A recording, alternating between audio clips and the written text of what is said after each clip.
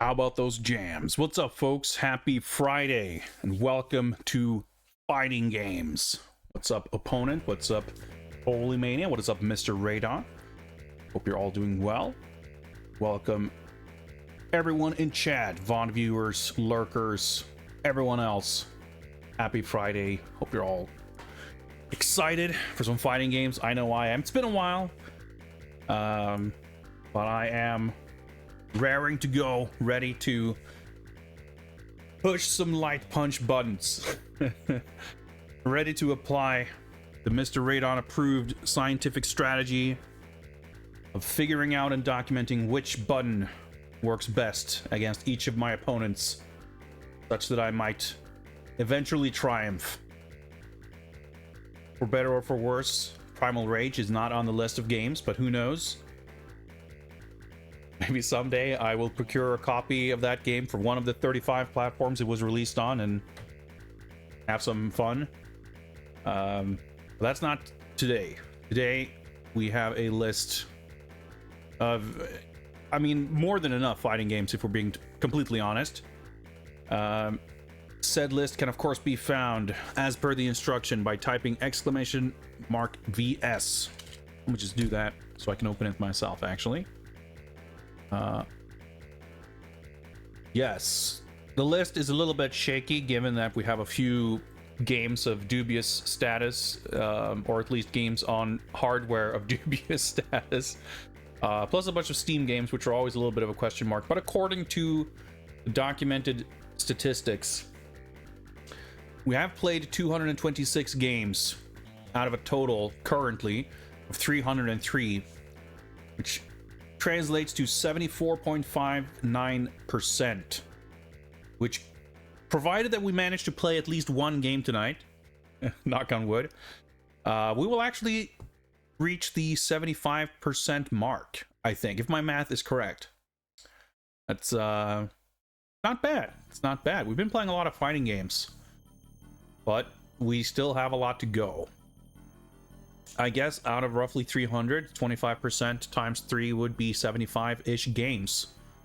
So we will be making a dent in that list. And then we're doing good on like catching up, in the sense that I have not been buying that many fighting games recently, I think. So I think we are playing more games. We're checking off more games than I'm adding new ones to the list, at least for now. Which is, you know, it's exciting, except I am, well, I don't know. I was going to say I'm dreading to see what games are left till the end, but truth be told, not as if people are picking the best games and leaving the shit for last. I think a lot of people are excited to see me play weird nonsense they've never heard of, or games that people know to be bad. But there's some notable stinkers still on the list, I would say. So I think, I mean, there's some notable gems as well. So I think we're gonna continue to be in for a treat doing these streams. If this is your first time around for these kinds of streams, let me quickly explain what we're gonna do and how it's gonna work. I have, as previously linked and explained, a list of games to choose from. I will be doing a raffle to pick a winner who gets to pick the first game of the evening. If a game has been picked, I will attempt to boot it up and hopefully it'll work. And we typically do basically one arcade mode playthrough or equivalent, depending on the kind of game it is and how it works. If I feel so inclined, I might stick with a game for longer if it's to explore other modes or features in a game that I might not be that familiar with, which there are a lot of those in my collection. I would say average, we tend to play maybe about an hour of each game. I used to say I want to give each game at least 30 minutes in the case of games that I beat in like 15 minutes. It's been known to happen. Lord Lamisar has subscribed for 45 months. That's almost 4 years. That is incredible. Thank you very much indeed for your continued support. I really appreciate it. And that leaves me the perfect opportunity for a little segue, which is, if you are a member of the Skull Club, if you are subscribed to my channel here on Twitch, you will be granted privileges in the form of triple luck. Subscribers have a 3 times chance of being picked in the raffle, but if you trust your rigging protocols to transcend the subscriber privilege, more power to you.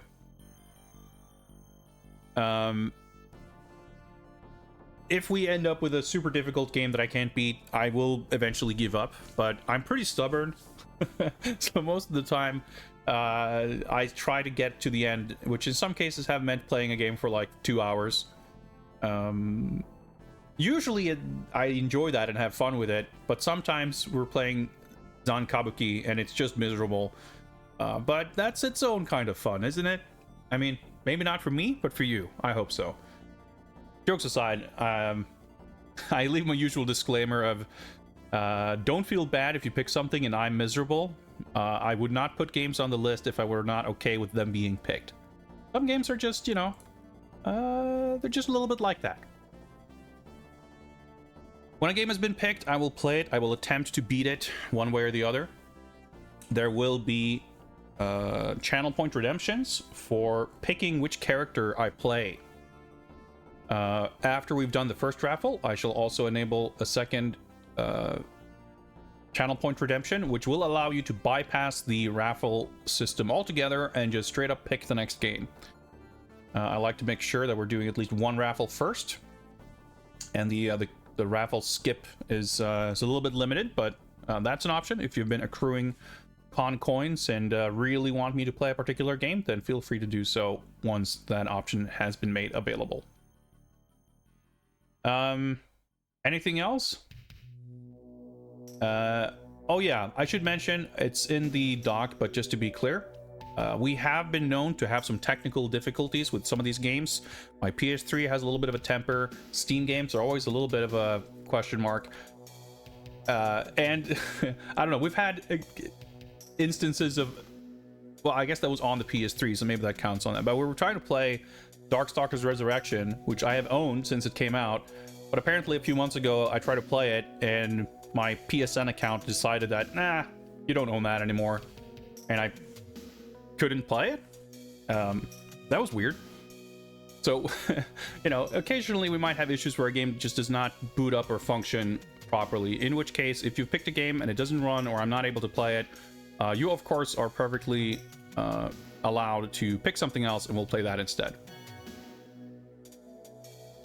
I would urge and encourage everyone to peruse the list ahead of time, see if you find anything of interest that you'd like me to play, so that in the event of your winning a raffle, you can have the game requests ready to go and we can keep things smooth and quick, and not have to sit around and wait for people to look through the entire list when, like, on the spot.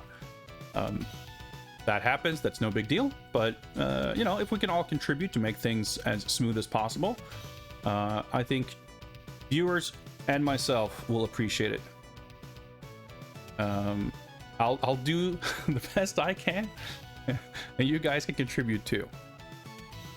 I don't really think there's too much else that we need to go over. I think we can pretty much get ready to start the first raffle. Mr. Radon with the heavy-hitting journalism. Would you rather play a Bat Family and Rogues Gallery fighting game or a James Bond extended universe fighter? I think it's quite clear to state that the Bat Family superhero concept is a little easier to imagine.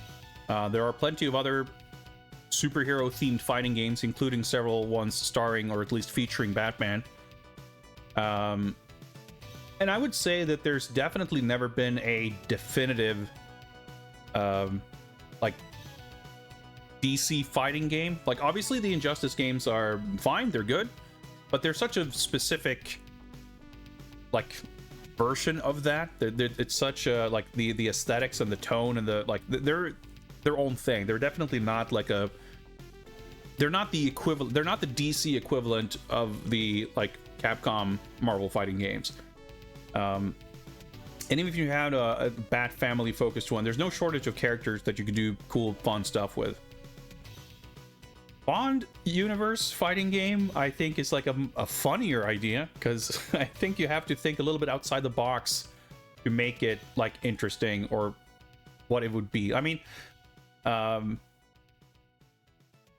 think was it on Dino's stream? I don't know. I posited the idea of a James Bond beat 'em up where all the playable characters are the different actors' versions of Bond. Chat seemed to be in unanimous agreement that among the different Bond actors, Sean Connery is going to be the Hagar, and I guess I can't necessarily argue against that. But I think that concept, I think translates to a fighting game as well. It's like the Jackie Chan Fist of Fire. There's like 3 Jackie Chans, right? If you have a James Bond fighting game with the entire breadth of Bond history, just having a singular Bond, it's a little bit of wasted potential, I think. Maybe maybe our dreaded nemesis Bond spacesuit from Nightfire multiplayer will make a new appearance. So I don't know. I think which I would rather have, which I would rather play. I mean, ultimately, it's gonna come down to execution. But I think in terms of like what would be the funnier, more interesting one to imagine, like which one would I rather design? I think the Bond the Bond fighting game is inherently amusing and interesting. So I guess I'd have to lean that way. Yeah, Adamantium Bond and Bone Bond. That's pretty good. Pretty good.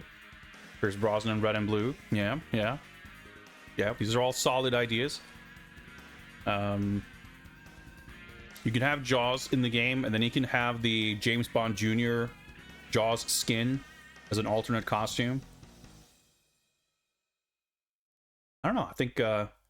I think we'd better move on, lest we get stuck talking about this all night. It's a wonderful topic, but I'm getting dangerously sidetracked before even doing our first raffle. So let me at least set that up first. Mr. Radon always with the stream chat sniping, just hitting with the incredible questions to foster conversation, or at least monologuing on my part, getting me entirely sidetracked. Love to see it. What am I looking for? Right, giveaways. That's what it's called. Let's see. Subscriber luck ×3. Keyword raffle. Lazenby would be a parody character like Dan. I don't know. I think he'd be like the elusive Bond. I mean, you could have. I guess you know the parody character that would be like Peter Sellers, right? The original Casino Royale. I mean, why not? Okay, I think we are all set up. That means I push this button, right? Boom. There we go. Raffle's open. Type the word raffle in chat, and you will have the chance of getting to pick the first game of the night. Bond Extended Universe means you can use characters from the books. Fair. I don't know anything about the books. Doesn't mean too much to me, but sure. I don't see why not.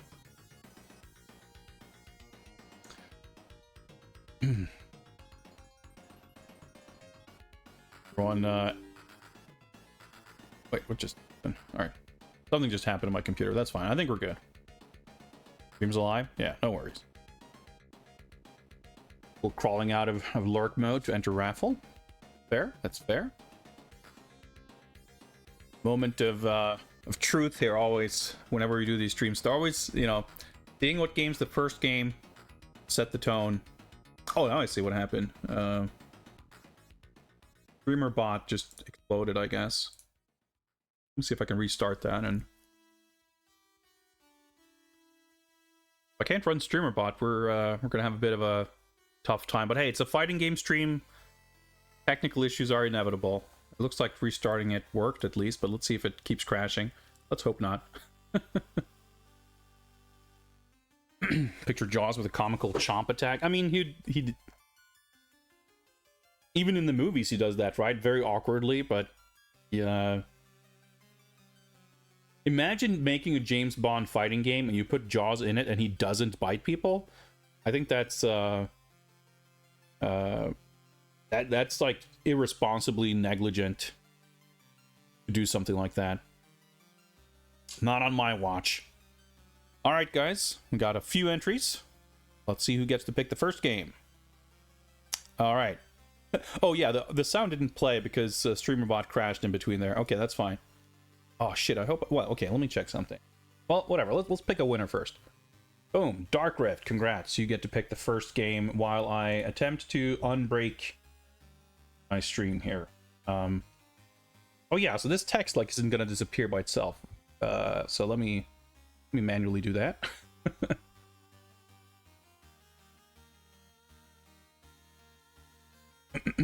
Art of Fighting. All right, so is that, let me check here, is that the arcade one that I have on the list? It is.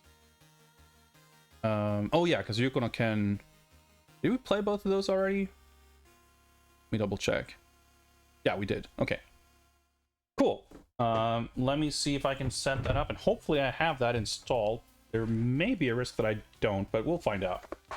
Just bear with me for a moment. I just want to double check that raffles are gonna work. I need to check.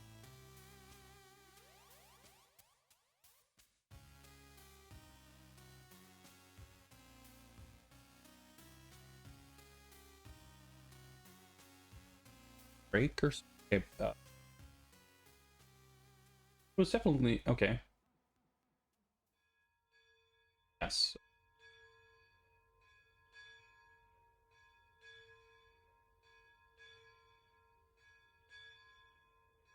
Okay. All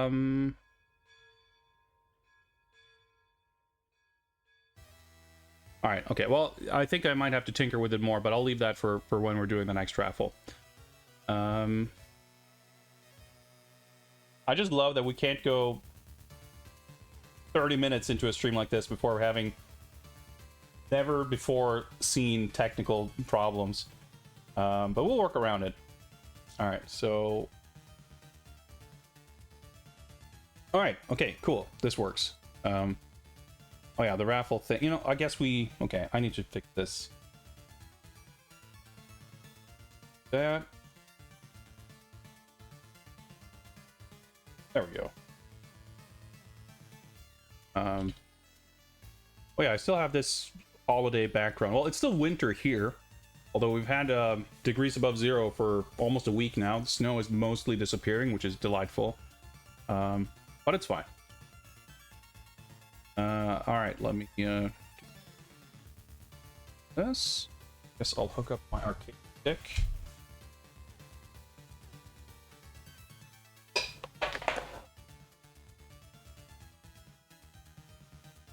Get rid of some of the dust.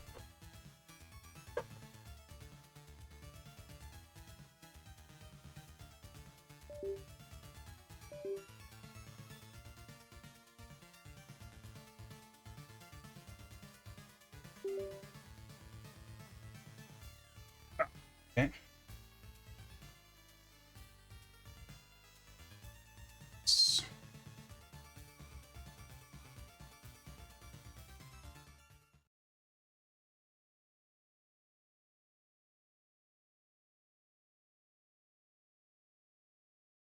This will be fine.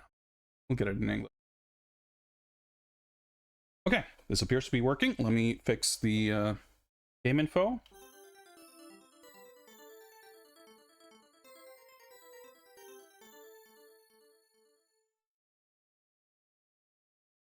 I think we can maybe... maybe not. I was gonna say bump the audio, but it looks like it's okay. Guys, let me know if you need game audio to be louder or softer while I fix the info here.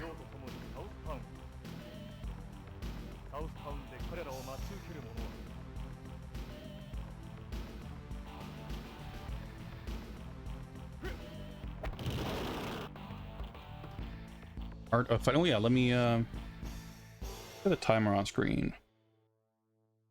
The timer is not like super crucial or important. It's mostly just to give me a vague idea of how long we're playing each game. Oh yeah, let me make sure the controls are all decent.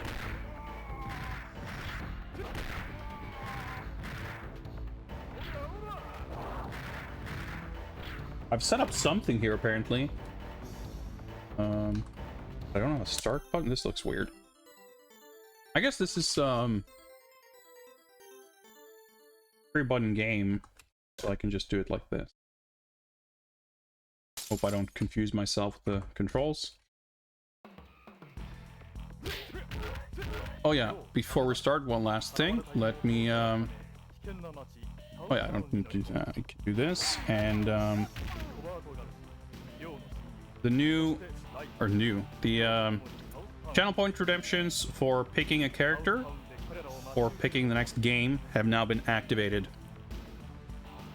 So if you want to pick which character I play in this game, you have 30 seconds to do so. Although you might want to save your points because you have a 50-50 chance of picking who I was going to pick anyway. There's not a vast selection of characters in this one. Let's start the timer.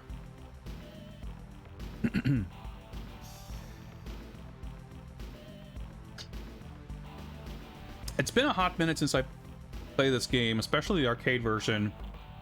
I know this is like kind of a difficult game, but not nearly as bullshit as the sequel. But I'm pretty sure the Super Famicom one is like a lot easier. But we'll see if I can figure this out. Am I picking Robert?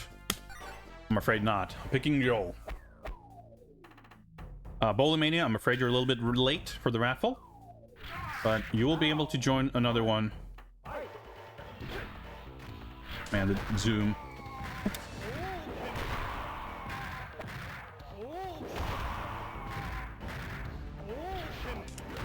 Heck.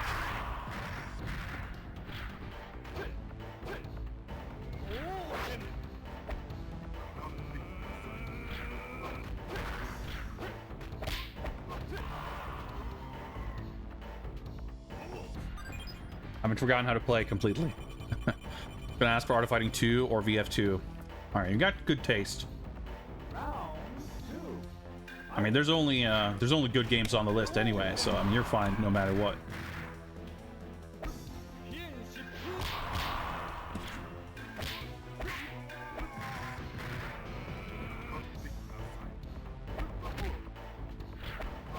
Try to do the Zanetsuken and it's not coming out. I'm having I'm having less than stellar success with my special move execution. See if we can do something about that. Oh, you're having stream issues. Yeah, I've been having a lot of weird stream issues lately. Kind of weird. But yeah, no sweat.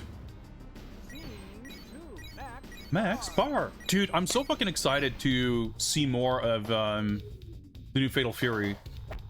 SNK World Championships is starting. I think it's actually started. They're doing the last chance qualifier tournament today.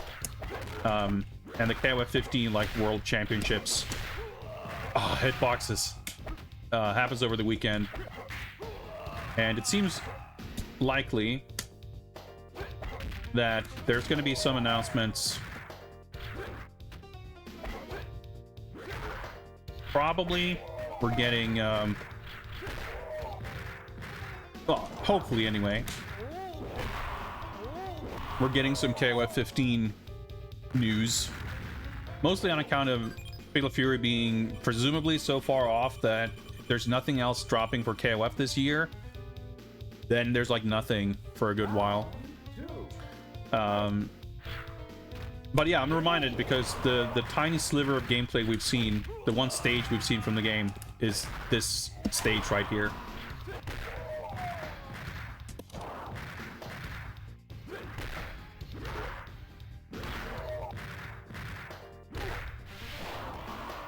Unsafe on hit. Just walk up and try to throw him. It works well. Most of the speedruns taunt to no stamina, then standing C knockdown into stun. Interesting. Yeah, the controls in this are a little bit funky. Like, this is an interesting game. I think it's awesome because the whole, like, narrative boss rush aspect of it is... It's like kind of a route that fighting games kind of didn't really go down. There's obviously a few games like Dan Da Dan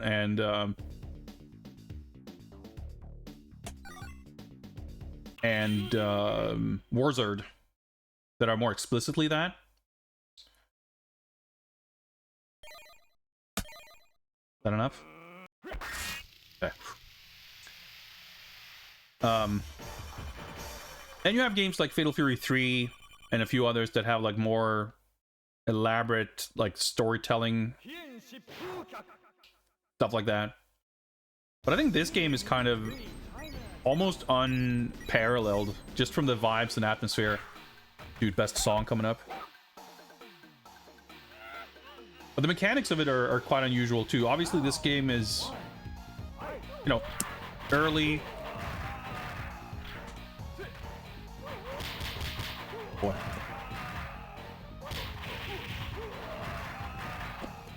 You know, it's after Fatal Fury, it's after Street Fighter 2.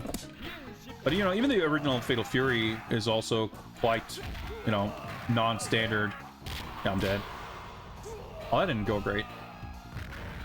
Non-standard in the sense of what sort of became established standard with Street Fighter 2. But aside from this, you know, the spirit gauge and the... Oh my god. I pressed the button there. That was not smart.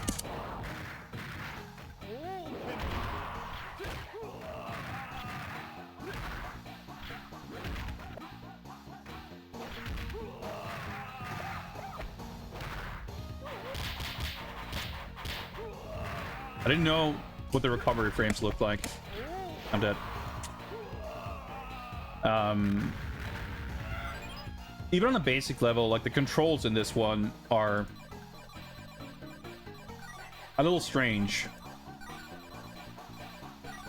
Obviously the Neo Geo is a 4-button system, but there's plenty of games that don't use all 4 buttons.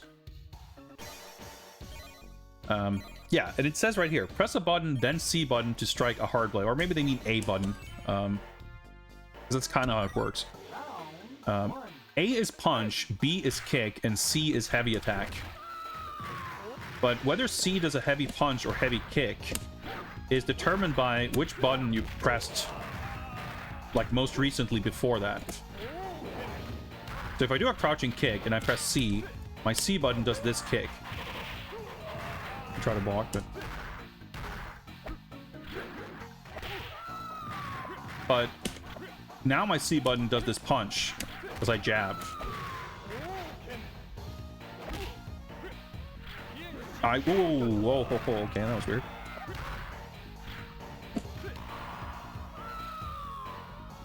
So you like load up your heavy button to do a punch or a kick with the respective button, and then you press the C button to do it. It's kind of weird. And then like in the air, you do a backwards attack.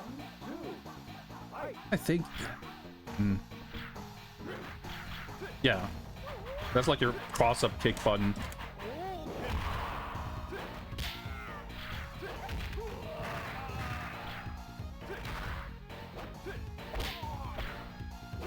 And the game doesn't have combos because you cannot get hit in hit stun.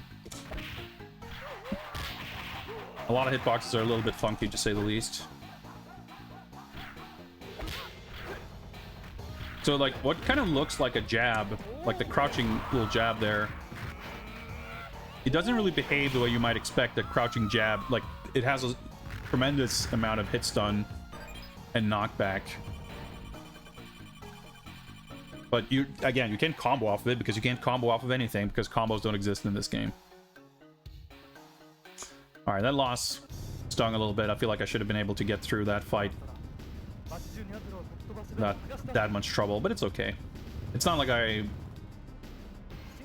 think I'm hot shit in this game or anything. In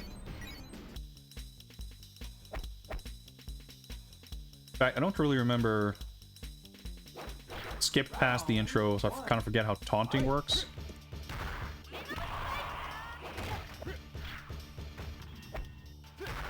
The inputs are like weirdly... I don't even know if they're strict exactly, but... Oh, okay. I got crossed up, so I didn't accidental Yenshipukyak. Wow, okay, that's interesting.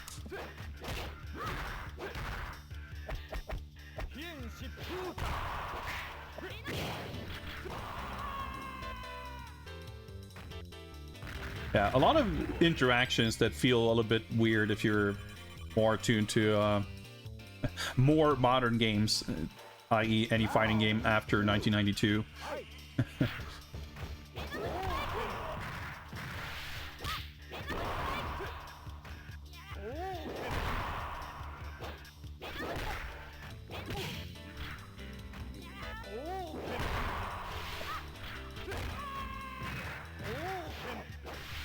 Immediate fireballs are not well timed. About to get shipped out. Oh, the anti-air. Okay, could still do this. I probably should have gone for HP boost before the spirit boost, but I always kind of forget which is which. Bonus stages. All right. Pick up throw. Nope, too far. Surprisingly, throws don't have like a million miles range in this. Fucked up.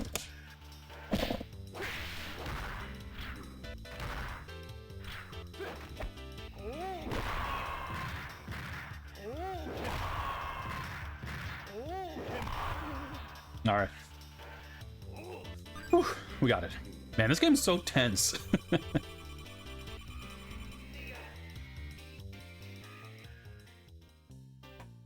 But yeah, in case you're not aware, the way the spirit system works is you expend spirit by doing special moves, and basically depending on the color of the spirit gauge, you get different versions of the move. So as your gauge depletes, you get a worse version of the special move. Alright. Nice pillar smash. I guess it literally says what you get.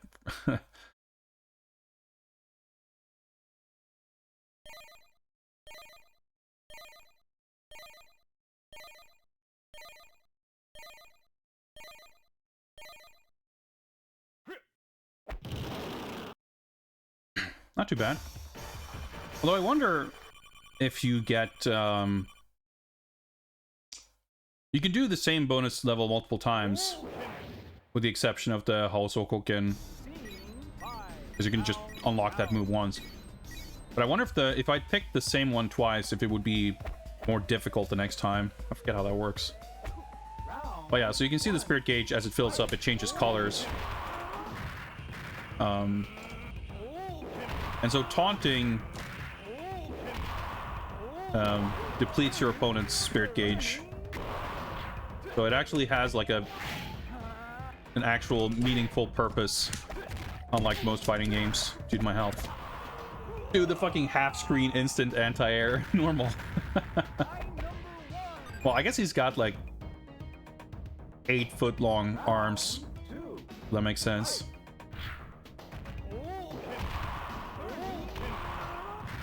And you can just hold a button and you go into the charge stance to fill up your gauge.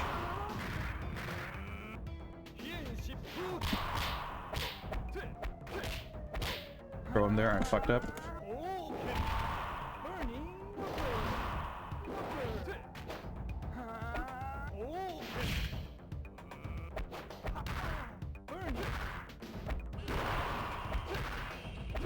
There we go.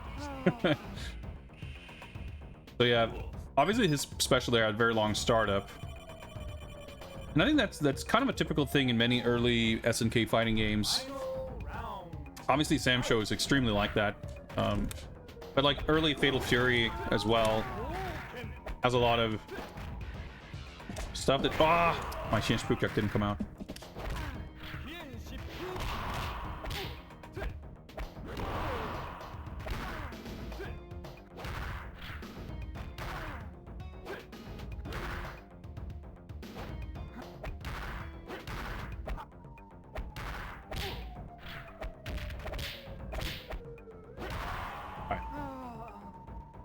Playing footsies.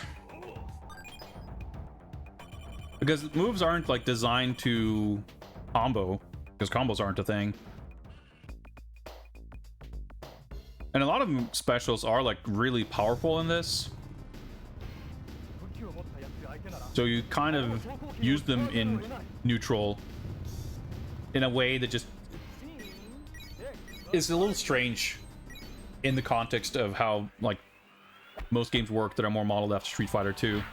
But it makes for a different flavor, and I think especially in the context of playing against the computer, it works well, or at least like it doesn't, you don't have to consider like the implications of kind of competitive balance.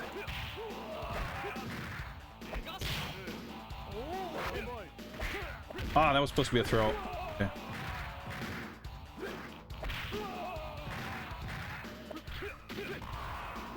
Oh no, you don't. I must use Haoken. Yeah, I don't know why the the translation. All right, it's not even a translation. They're just writing it out in English. I guess maybe it was like a character limit thing. They didn't want to write out Haoken because they felt it was too many letters.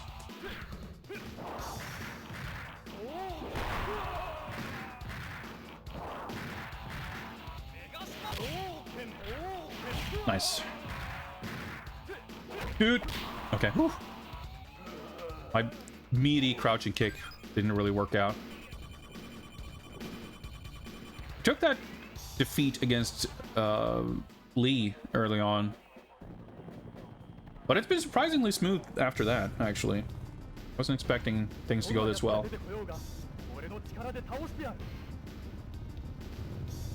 Beat him with my strength. Yeah, because I guess Mr. Big is up next. Or that seems to be what he implied. I forgot who he fought or not.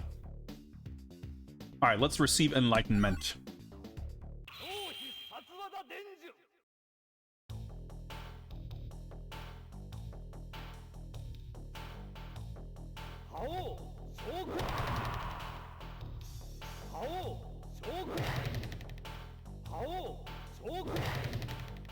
This is such a cool bonus game.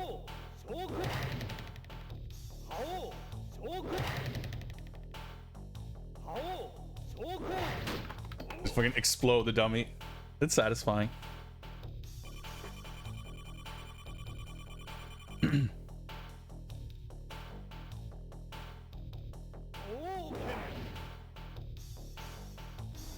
PC Engine versions initiate Super Death Bro. I guess that makes sense, yeah.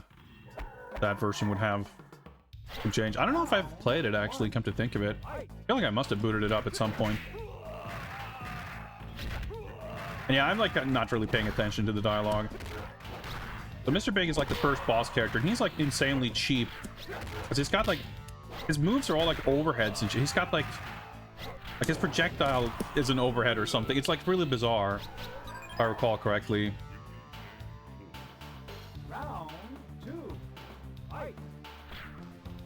Music in this game is really good. Like the sound design in general, of course, with the super chunky hit noises and stuff. Oh, dude, I knocked off his shades. I've tried to do a tick throw. Didn't really work.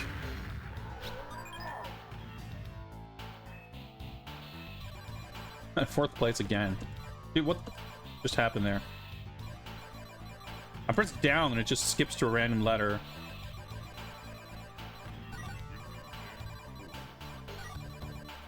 Ah! Dang it. Oh well.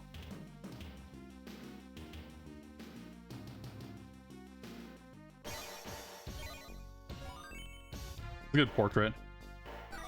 Round one. Fight. Oh shit, I thought I stunned him or something because he like got knocked down. Like knockdowns are a little strange in this also, like many things. No. I tried to jump over, but I was too slow. Ah! I keep trying to go for a throw, but it's not a good idea. Round two. Fight. Yeah, but that's like the entire atmosphere and vibe of this game is so cool. Press the button on wake up.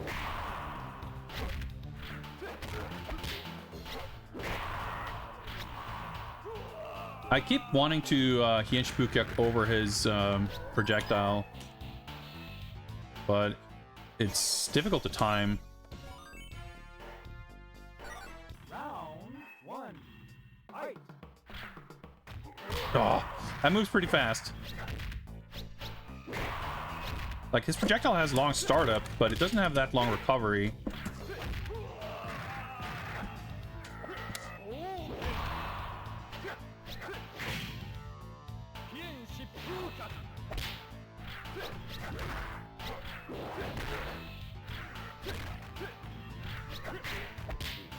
Ah, kept mashing.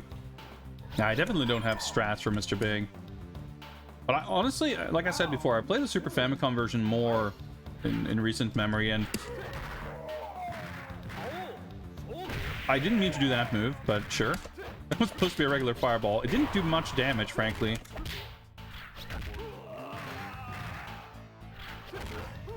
Okay, that's a trade I'm okay taking. And, but yeah, I think the Super Famicom version is easier. But in my memory, like, I feel like the most recent time I played this, the arcade version, I didn't do nearly this well. Granted, I guess I technically don't know what level we're on. We might not be on level 4.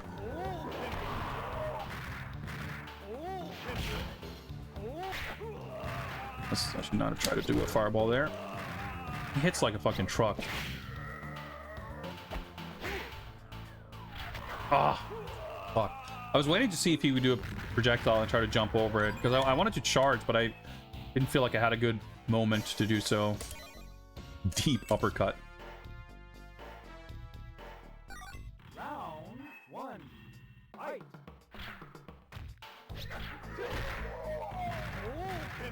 Early.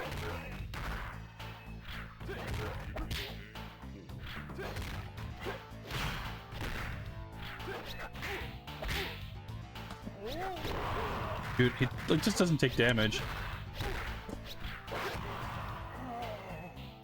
I like his knockdown animations, but it does seem a little strange when you do like a jumping kick and they just sort of just steal himself and sit down. Like, it's still cool, but it feels more appropriate when you win with like a small attack.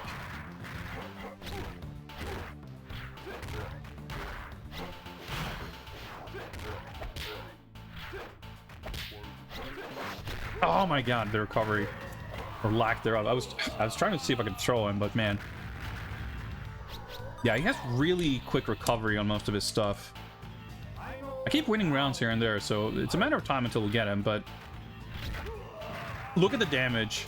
I mean, I guess that's a special, but yeah, he hit me 3 times and then I had like a pixel left. Fucking hell.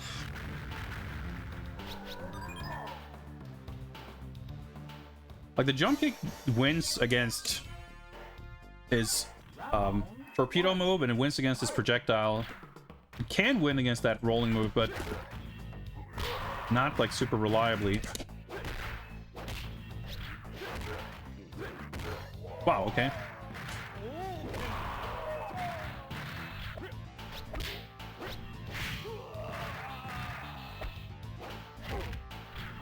Oh, and I'm dying. I don't think he got me in the recovery there, but he might have. Mashing a little bit, but he does so much more damage than me that I keep like instinctively sort of looking, or rather not looking at the life bar and trying to intuit like who's in the lead or how I'm doing or whatever, and it just like does not reflect reality whatsoever. I guess that does chip damage. That's a bit fucked up. Like, I'll hit him 4 times, and then I get hit once or twice, and I feel like, oh yeah, I'm still ahead, it's fine. And then I look up at the life bar, it's like, oh shit, it's not fine.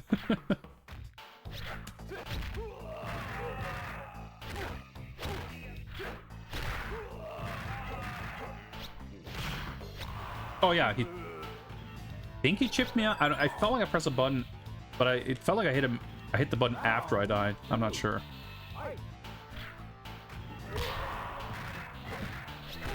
Oh, yeah, that's an overhead. I blocked low and I got hit. I think that's my worst attempt so far, unless... Oh, that almost worked. But it did so little damage, I'd need to hit him like 12 more times.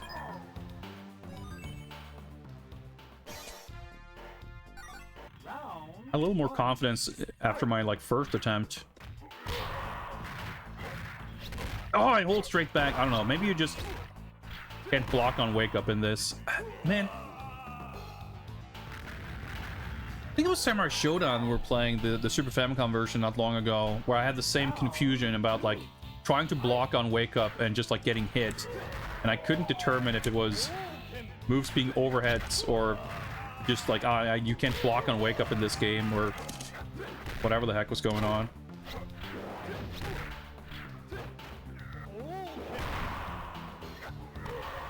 Yeah, that's an overhead. Or it's unblockable, who knows. I held down back and got hit.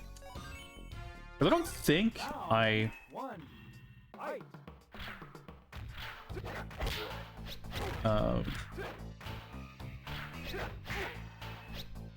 Oh yeah, okay. Yeah, so that's how it works. The projectile is a low, and like I think everything else is an overhead. So always like block high.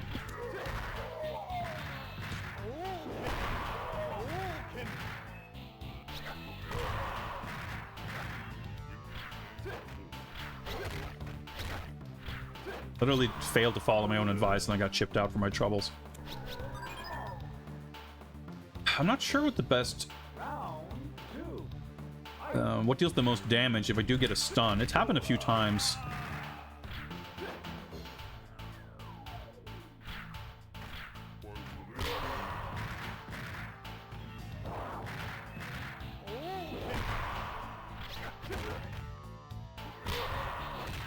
Okay. Definitely a punish on that.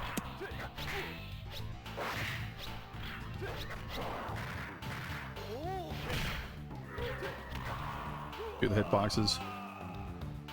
Super? You mean the Haosokoken? Or it's the Ryukorambu in this game?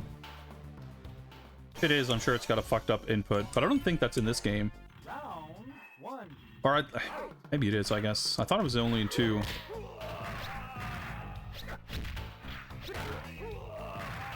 Yeah, because I landed the Haosokoken before, like, almost by mistake. And it didn't seem to do much damage, but nothing seems to do much damage against this guy, so... Yeah. That, yeah. Yeah, the problem is, because knockdowns are a little inconsistent or a little unpredictable.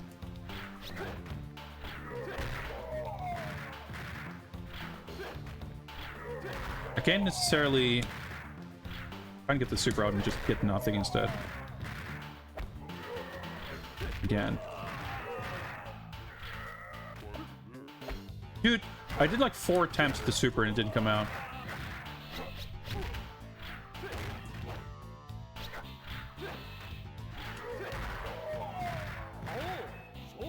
There we go. But yeah, what I was trying to say is, obviously, the play is to do the highest damage single move you can do when you get a stun. But it's hard to predict when you're going to get a stun, because in many games you'll just notice that like you do a move that wouldn't normally knock down, but it knocks down. That was chip. Okay. And like that's how you can tell. But in this game, it feels like everything can knock down. It's just a little unclear when or why. Ah, that was supposed to be a throw, but I didn't walk up properly.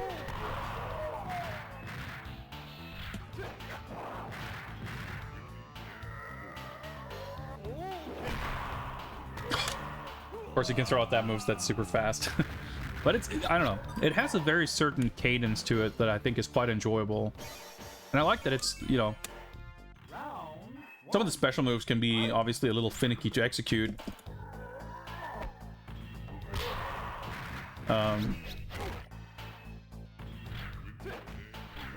But it's not like a high execution game. you know, you don't have to like practice combos to play it. Like any 90s fighting game, the more familiar you are with its AI, the smoother of a time you're gonna have with it, but it's still like kind of relatively easy to just pick up and play and jump in than many other games, new or old.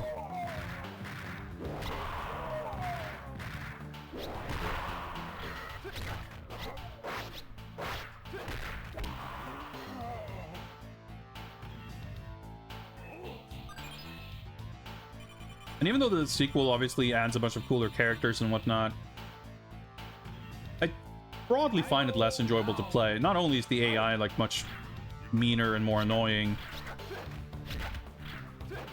like it's a cool game still, but it doesn't like the strongest aspect of this, I think, is like the atmosphere, the vibes. Nice. Okay. Oh, he actually got stunned by that. And I don't think the sequel is as strong in that regard. Oh, held down back. I forgot. It's so like instinctual to hold down back when you're on defensive, and yeah, I can't do that against this guy.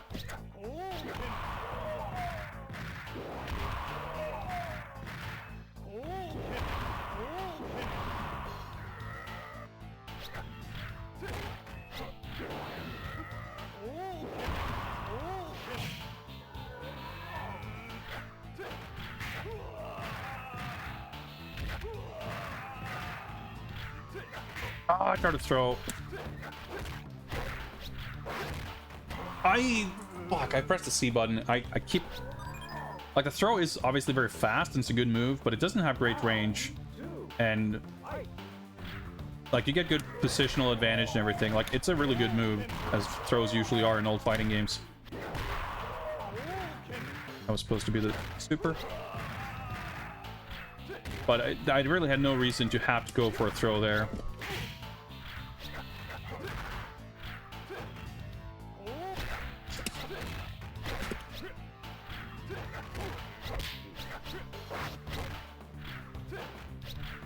That should be it. There we go. Oh, fuck. That was just third round. Blah, blah, I can't speak. First round. Also, I still took damage from landing on that projectile. I wonder if that could have knocked me out. If it could have, that was real fucking close. I mean, it was pretty close regardless. Dude, I held back. Didn't help.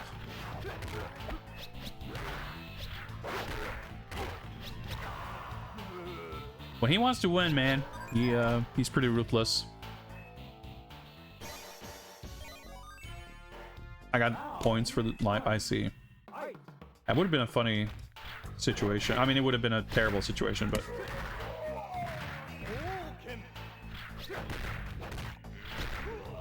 Hitboxes on Wake Up just seem a bit peculiar, I guess. Or just like Wake Up timings. Well... I don't know why I'm still alive.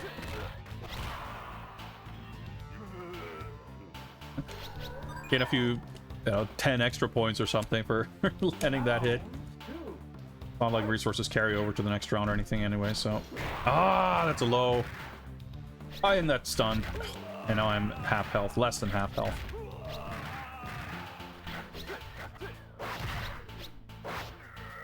Yeah, when you get cornered, it's pretty rough. Oh, that's punishable on hit. Or on block, rather. Which, you know, not entirely unfair. Dude, the fucking... He's got a fucking low, like, overhead low 50-50 by, like, throwing a projectile, recovering in 2 frames, and then walking up and doing pressing a button. That's so fucked up. That's pretty funny. See that? I'm jumping over him, and he's recovering before I land and can, like, still anti-air me.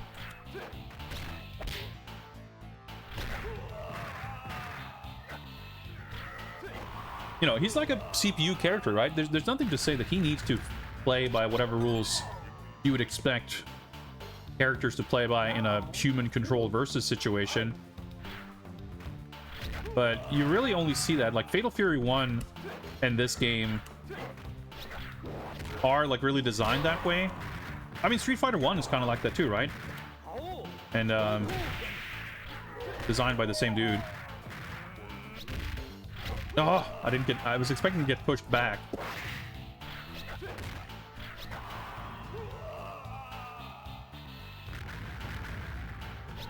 But like Street Fighter 1 is janky and weird to a degree where you don't expect anything in that game to behave like a post Street Fighter 2 game.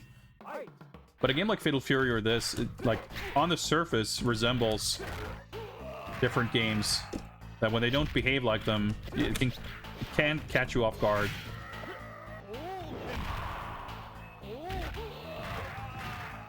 Getting cornered is not good. I wonder if that's a good strat.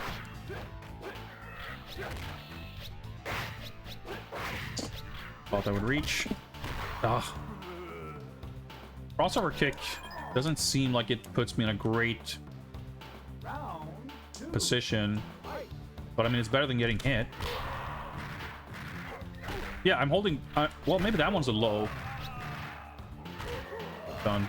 I'm gonna get chipped out before I can do anything. It's interesting that the timing on that seems... I was gonna say it seems inconsistent. That's not really the word. What I mean is his reactions seem entirely consistent. Oh yeah, C and B. Yeah, that's... Okay, that's right.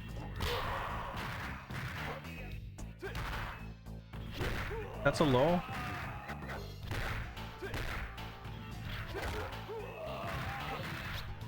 Oh. Hip damage is just fully out of control, man. I dread... I dread to think that we're gonna have to deal with Mr. Karate after this. But somehow in my memory, Mr. Big is more annoying than Mr. Karate. I didn't mean to do the...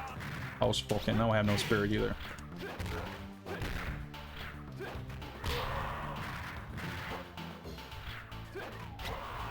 I blocked low. Like the thing is too, like his Mr. Big's moves don't all like they didn't need to be overheads. Like he's pretty overpowered as it is. Like even if I get stuck blocking,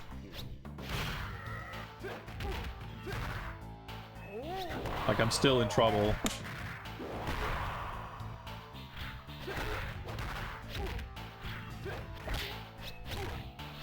I could have hit him out of that.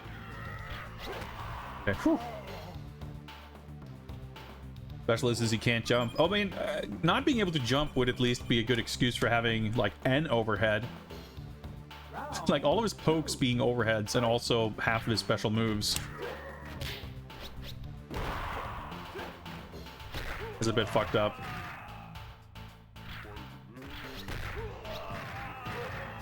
Throw. Fireball didn't come out.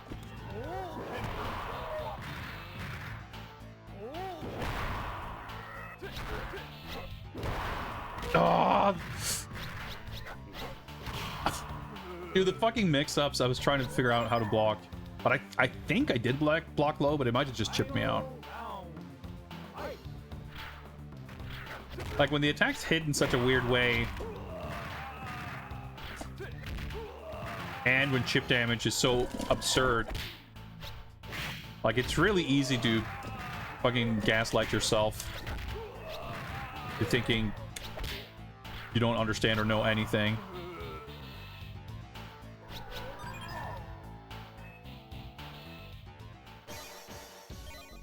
Because, I don't know, there seems to be some pretty heavy damage scaling going on too, because when I'm at full health and I block one of his specials, I lose like 10%.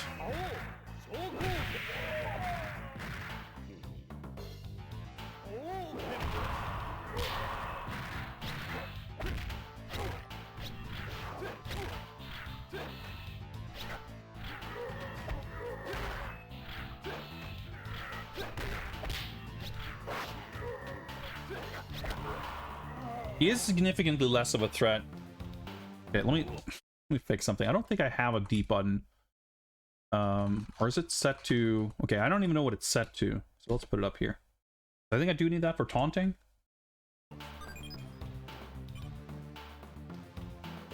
In my memory, you only use 3 buttons in this game, but that's probably wrong. I think the continue screen said something about it. Yeah.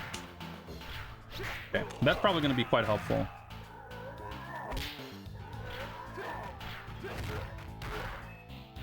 It might be that your normals are affected by it too. I forget how that works. Like your ability to knock down might change.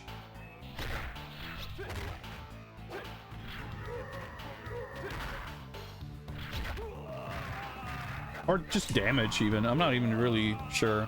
That's the thing, like in these old fighting games, there's so many things that are kind of deliberately obtuse and random that applying your kind of modern day sense of looking at something and being able to determine like how it works doesn't always apply.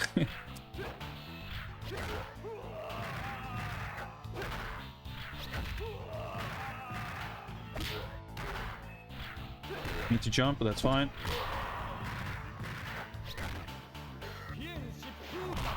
I'm gonna... Oh, no. There we go, of course. I forget that he can... Like, I expect some kind of pushback on when that hits on block, but it doesn't. And then he usually punishes it right away, and then he didn't, and I got confused. And I forgot that I can't block low, and then he hit me.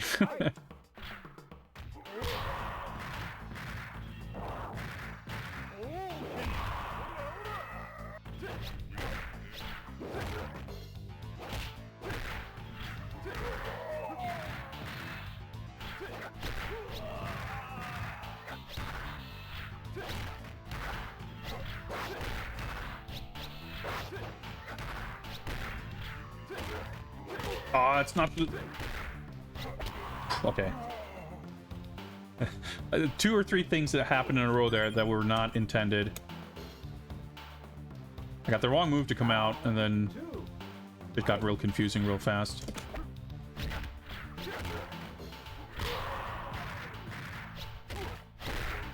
Ah, my health. That was like 2 interactions. No. Takes so much damage. Alright, we can do this. We can do this. Stun off special, almost guaranteed low stamina. Makes sense. That was a punish that I just missed.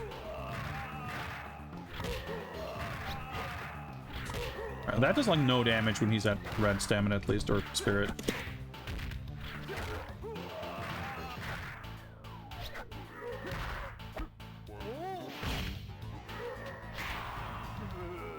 Figures. Man, I could never get like a round up and a good round 2. If I win the first round, he almost always like destroys me in round 2 super quickly.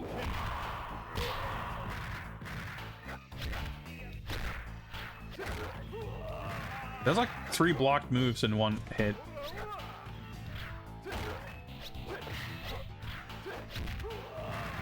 Supposed to be a forward jump.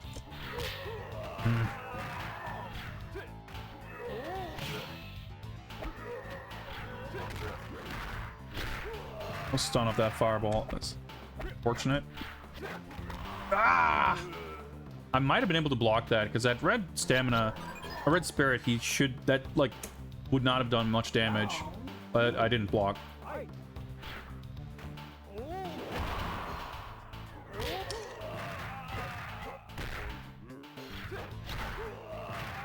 That rapid fire thing did actually not do chip. Just like killed me anyway. Yeah, that is so fucked up. You jump over his projectile and he recovers before you and like poke you out of the air. Alright. We'll get there. Ah! I don't know. Yeah, I held back. That was a low, I guess.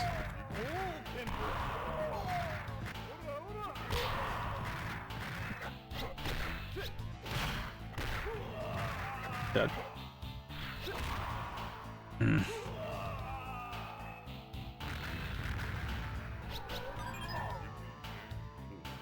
been trying to do the fireball at round start a lot of the times, and like it can work out, but he often just decides to do that move instead, which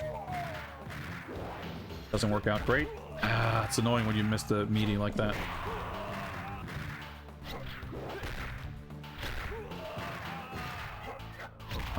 Yeah, that was stunned. Got insane range and speed. Round 1. Fight. It's thankful that the projectile is so slow, but it's even so, like, it's not the easiest to capitalize on. I didn't realize I was stunned. There we go.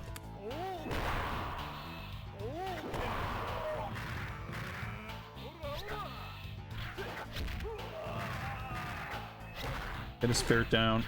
Good. Ah! Try to throw. Didn't work out. What's up, Dorky on TV? Mr. Big is a real nuisance. A menace to society.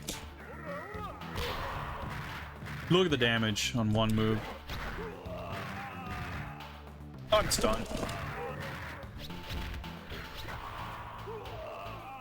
Even actually, him getting a perfect is pretty unusual, though. So there's that. Which, I mean, does mean that this was literally my worst attempt so far. Round 1. Fight. I'm usually doing something right.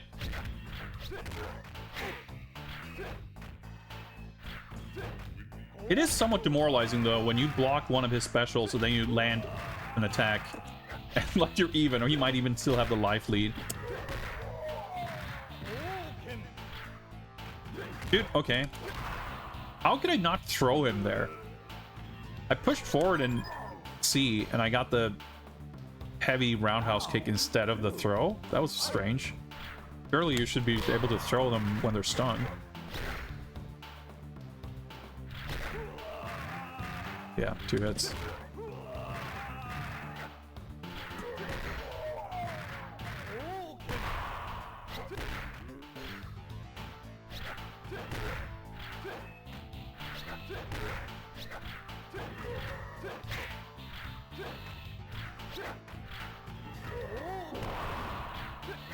Ah!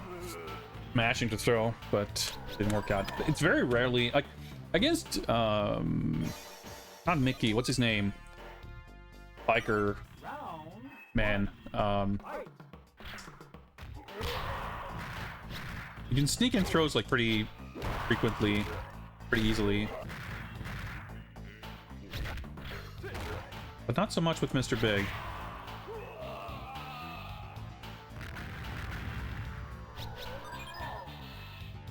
But I think it's mostly because in those instances, when I like land from a jump and stuff, like he's already, like, I'm getting hit meaty there basically. But maybe technically you could do a frame perfect wake up throw. But I don't know. I don't know if frames are, or throws are literally 0 frame. I would expect them to be, but I don't know that for a fact. Okay. We're doing worse here.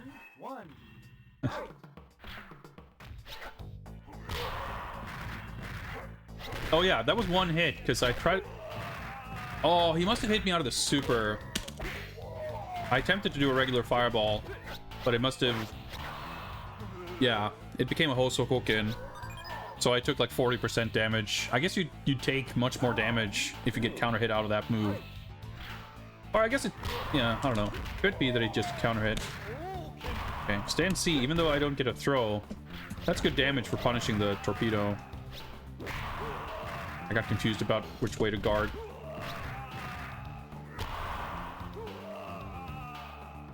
See if I can block that move. Just do the heavy punch, the close heavy punch, the elbow, whatever. It's a pretty good punish. I wonder if Zanetskin would work, but that move's like weirdly tricky to get to come out.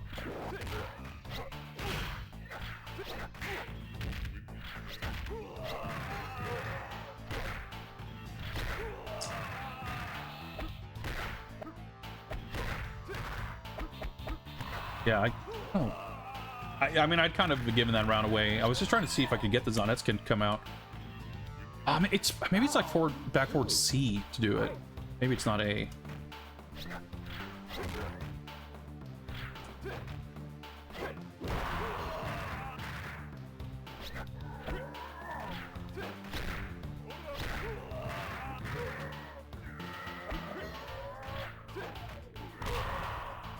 Ah, I gotta have the punch loaded in the chamber.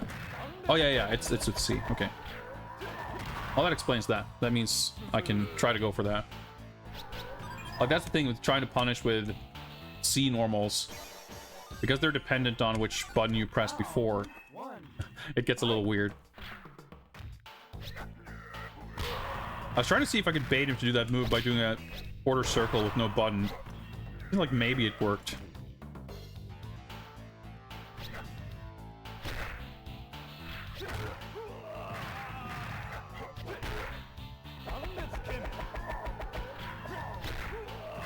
I'm dead. That was pointless because he was already at red spirit and he was able to punish me anyway. But if you can get a knockdown of a fireball or something, it seems like taunting is kind of the best move.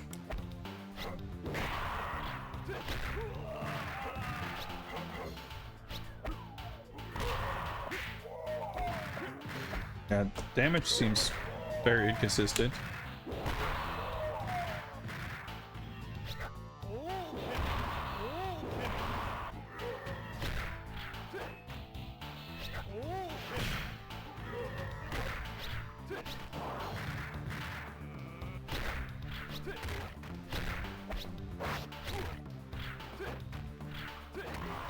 Alright. If you can get a big lead on Spirit, it's kind of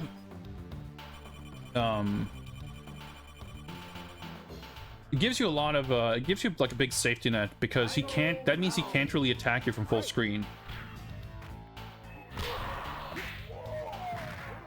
because that move all of a sudden has no range.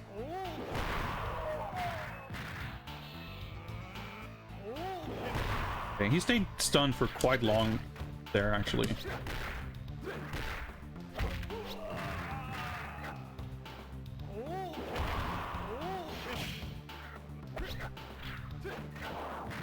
Okay, we're looking pretty good here. Nice. Okay, finally. Yeah. I realized soon enough that, you know, his moves, it's a big difference when he's in Red Spirit. But I think I was underestimating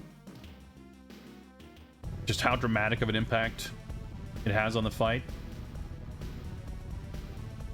Because it really neuters him to the point where you can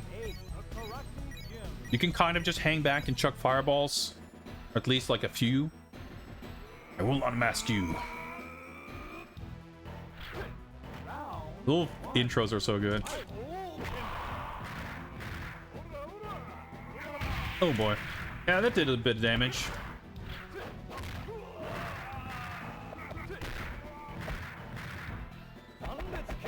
Yeah, he's not gonna walk into it, but...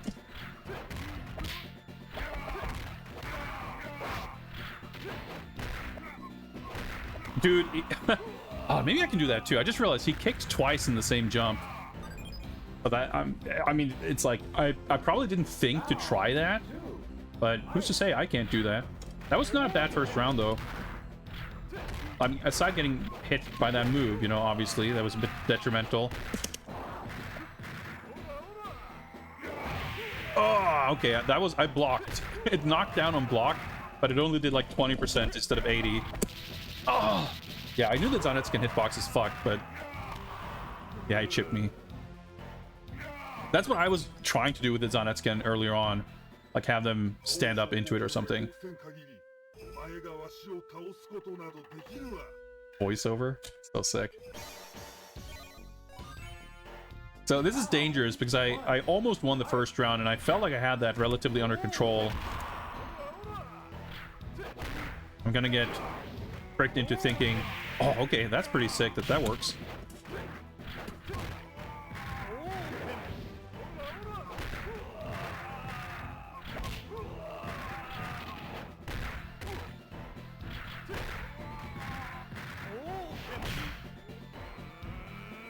Dude, his spirit recovery is pretty good, though.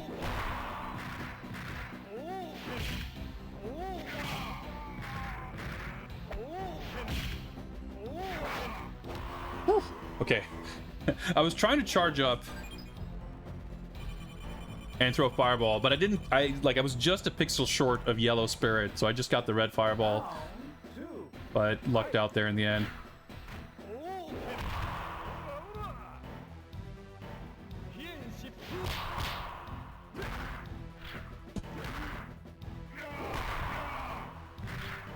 Fireballs are pretty fast. Ah, okay. Am I dead? Not quite.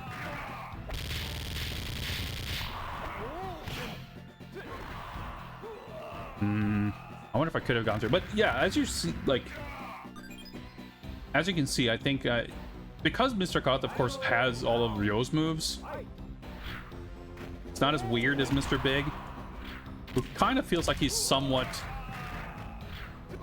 like balanced to, like, because he has such a tiny move list and he can't jump, he like makes up for that with his weird overhead normals and shit. And I think Mr. Kata, obviously he's got better frame data than I do, but he just feels a little bit more conventional to fight, which may or may not help me. Oh yeah, there's backdashes in this game. Okay, I'm in a bad spot now for sure.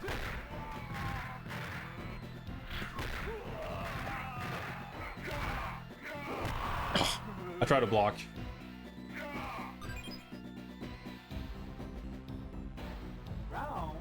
Alright, heading up on an hour. Can we get a sub-hour run? I wouldn't count on it. Ah, ooh, okay, lucky. I guess it's an overhead. Dude, the fireball traps. Oh, I got stunned.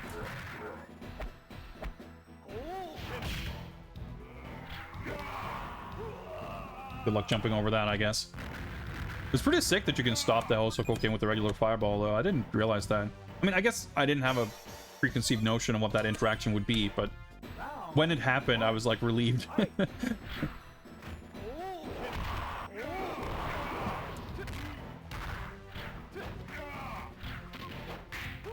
My finger slipped and I accidentally low blocked. I was stunned. Okay, I see.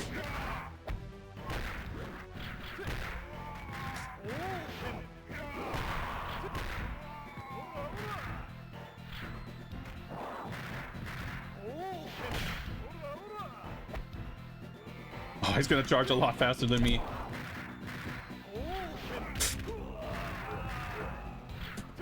Ah, I knew it. I mean, I didn't know it, but of course, in hindsight, that was obvious.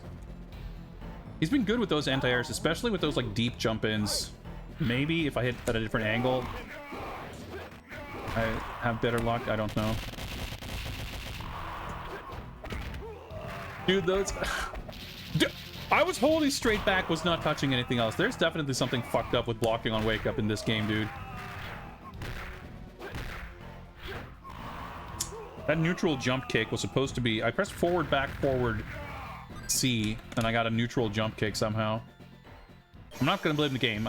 That's just my sloppy inputs, mind you, but...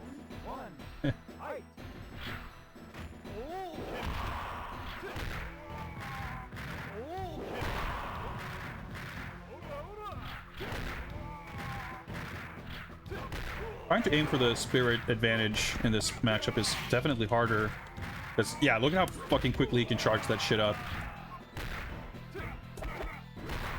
That's the move I was trying to do. It's B plus C. But kick plus heavy to do the low kick. But it's... I don't think there's any, like, buffer to help you get that move to come out. I reckon it's probably just sort of frame perfect.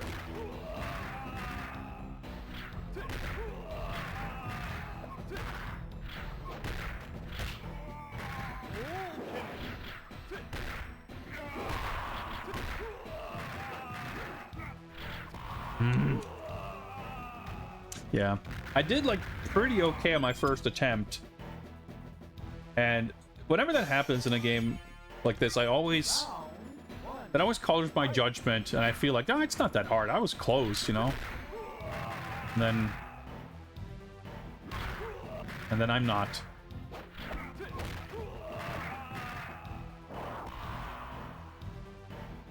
Let me hydrate. Round 2. Fight.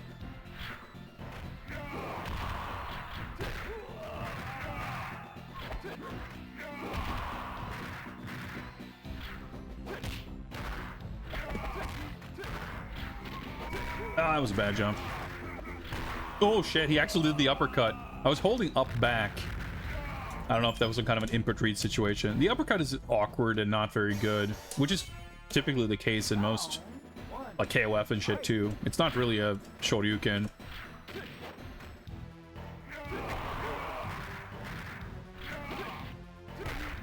Alright, cross up. He doesn't really spend much spirit to do those moves either. What I was trying to do. Wow, okay, that was extremely lucky. I counter hit him out of something. Because that's not, again, that's not even the kick I try to do. I wanted to do the low kick. Alright, got round 1, that's good, but now what?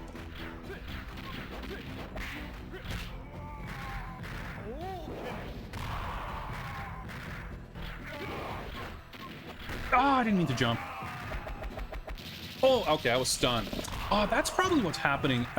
Okay, that makes sense. Like, if I'm waking up stunned and I don't realize, of course I'm not going to be able to block. But in that instance, he was out of range, and my stun animation, like, had me lean forward into his range. So that's what happened. That would actually go some distance towards explaining that behavior in a way that's like not really that much more satisfying, but yeah, try to go for the wake-up throw. Turns out he didn't want to lose.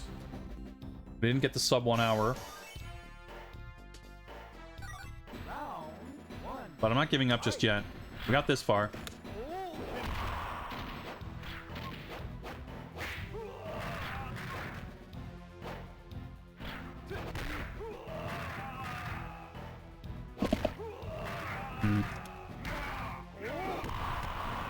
Dude, his fireballs are so fast.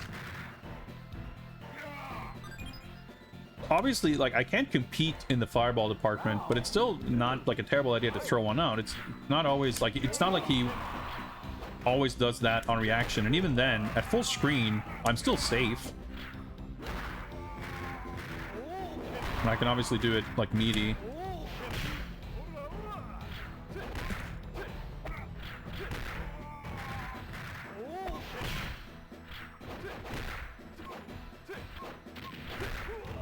Punch might have worked there. Nice. Okay. We're alive.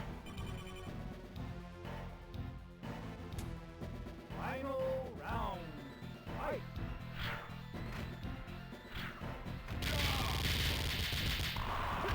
Yeah. Nope. He has no recovery on that. Should have known better than to think he might.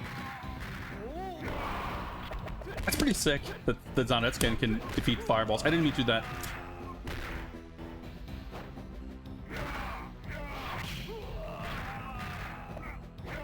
Ah, dude, the footsies. I thought he would be in range for that sweep, but alas. There's so much pressure.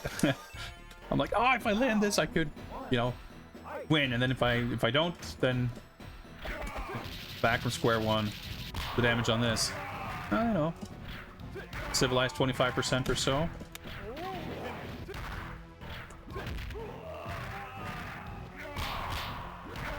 Yeah, I was gonna say I should have a punish on that at least.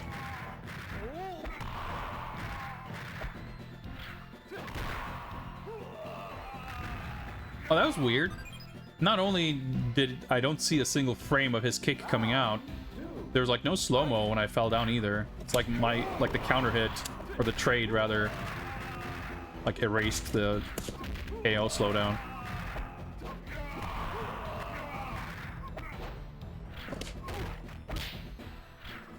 Ah! I'm trying to do the Zanetskin as an anti-air, but I'm not getting it to come out. I don't know. I mean, obviously, I've jump kicked over his Zanetskin, so there's certainly no reason to expect that mine would work any better.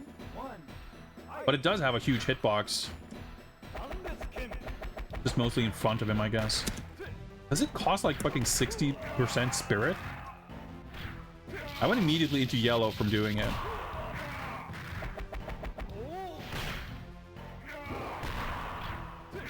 Oh, see, that's exactly what I mean. But obviously... the way he got, like, pushed back, very strange. Like, the Zanetskin could hypothetically be used as, like, a long-range anti-air, but at that range, the jump-in's kind of unlikely to hit anyway.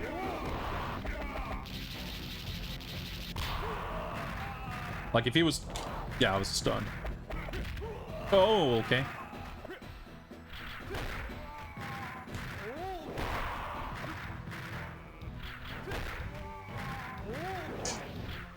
That was supposed to be a whole spoken, but... I should be happy enough that specials are as consistent as they are. For a 1992 fighting game, you know. Motions aren't excessively strange, and inputs aren't excessively strict. Like, at least the special moves. They're not, like... not as good as Street Fighter 2. But... not as troublesome. Not troublesome to the point where it's like, you don't even want to try to bother.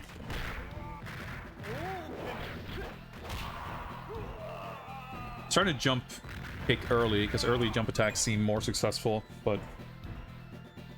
joke's on me. Oh, what?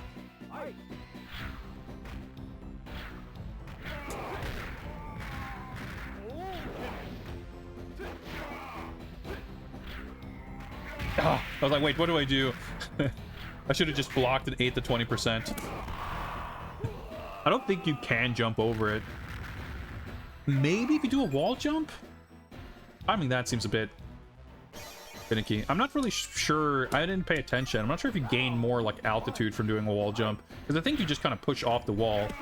Yeah. Well, yeah, I mean, maybe. Stay up there a little bit. Boy, the input reads there. Can I score? Oh, there we go. Did you get... okay, that's interesting. I was going to say, can I score a single point this round? And then I threw one fireball that he blocked, and I got 1,030. So I guess you probably get 1,000 points for doing a special move, and then 30 because he blocked it? No? Maybe it's just calculated from damage or something. Okay, never mind.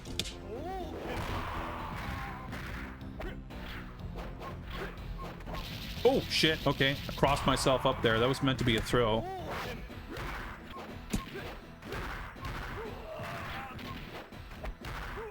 I'm at risk of being stunned. Oh, whatever. Well, I'm at risk of death off of whatever as well, I suppose. He was in startup there. Okay, that was so lucky. Although, I guess if we do like a meaty jump kick... I guess he probably wouldn't have time to do his anti-air normal. He'd probably have to... because even if he'd have, like... moves with, like, invincible startup... maybe the uppercut could cut through, but otherwise I feel like generally... on Wake Up, like, his option would be to, like... be to block, and that's it. Okay, that was a peculiar interaction, to say the least.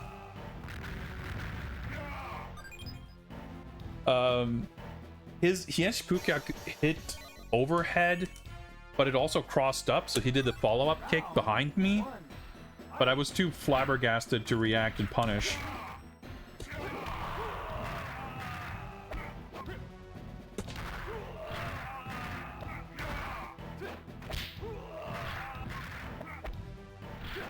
Ah, I literally just wanted to see if I can do... I was like, let me jump here and see if I can do multiple normals in the same jump. I just keep forgetting that might be a thing.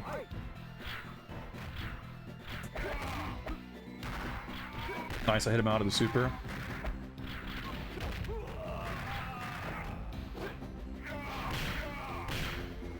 Try to jump over to no avail.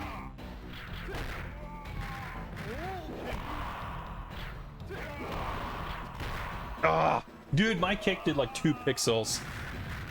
The damage in this game is not fair. That's alright. Alright, at this point I'm like, can we get the sub 90-minute run?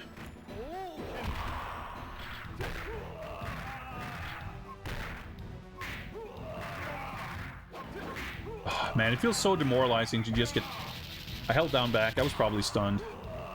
But that's probably also an overhead, if I had to guess. Feels demoralizing to just get touched by what feels like it should be just a little jab, and you get knocked down.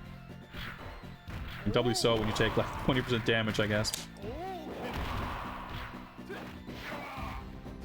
Yeah, I should realize that if he's crouching like that, it is the Yench Pukyuk startup. I counter hit him out. Oh yeah, he did the pulse poke in there. He tried to anti-air, and I hit him out of the startup, so that's promising. But like the thing is, if I do a jump kick on his wake up, it might be that he will try to anti-air, but he won't be able to, and I would like counter hit him out of it.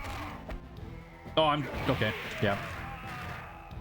I got out relatively unscathed by just blocking.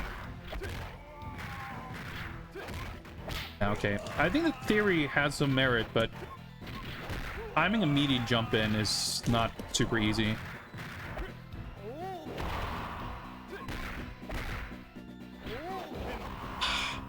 I knew that was risky, but I didn't know what else to try. Any other thing I could have tried there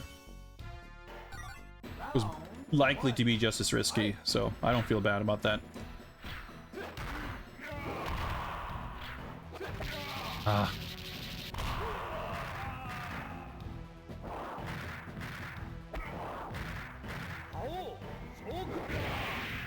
Yeah, mine's slower than his, of course. That was meant to be a regular fireball, by the way, which if it had come out, would have probably hit him out of the Halsokoken startup. Oh well. And yeah, I feel pretty confident saying the Super Famicom version is significantly easier than this. Oh yeah, he was in startup. Ah. Stunned. Yeah, that's fucked up. I get like stuck blocking too. Oh man, the active frames on that. Well, that's a hitbox.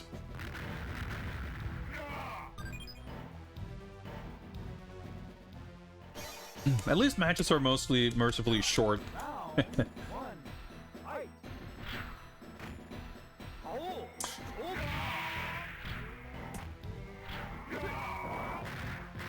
Alright, this is still a bad situation because of my spirit gauge.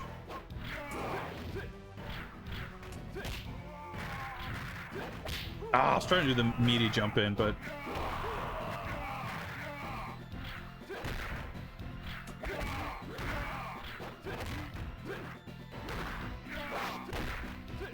we have red, but can change at any moment. Yeah. I was really living on borrowed time there. The fact that that round went for as long as it did is kind of miraculous, really. I mean, like, you know, shouldn't give up, but...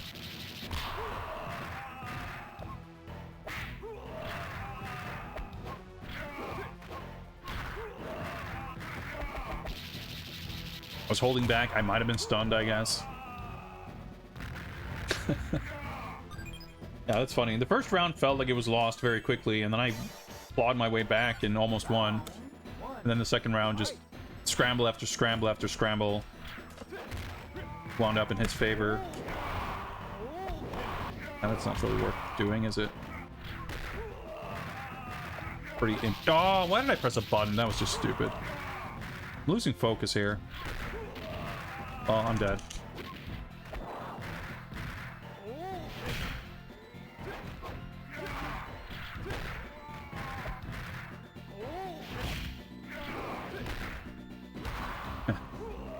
I should probably say that more often, like, oh, this round is lost.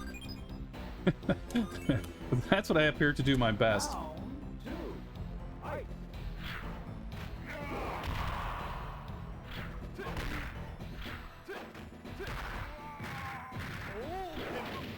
Oh, that was a bad jump. Okay, he's 0 recovery. Yeah. In fact, he's probably plus after that, because it seemed like he could jump while I was still in box stun.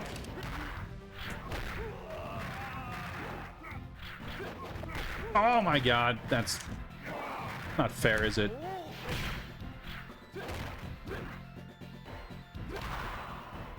Oh, of course.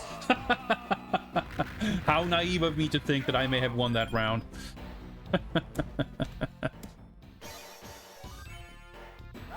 Well, you know, I probably would have lost the 3rd round anyway, so it's better we get to continue sooner.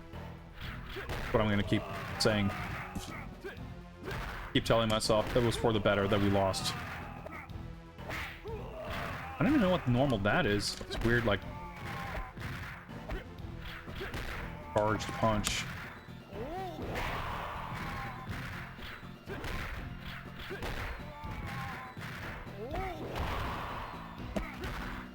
Oh my god!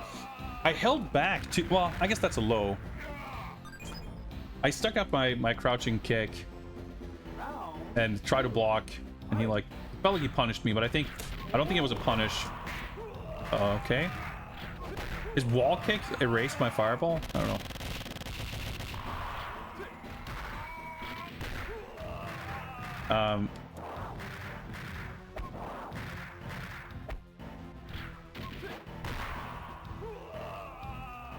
What was I saying? Everything is moving really fast, so it's hard to do running commentary on what's going on here while I'm trying to play. But yeah, when he hit me with his low kick right after my crouching, like my sweep, felt unfair. Alright, you just jump through the fireball, sure.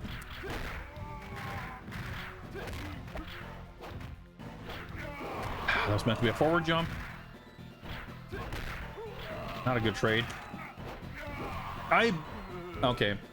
I crouched just as it hit, and every time that happens here, I'm like always gonna second guess whether something is an overhead.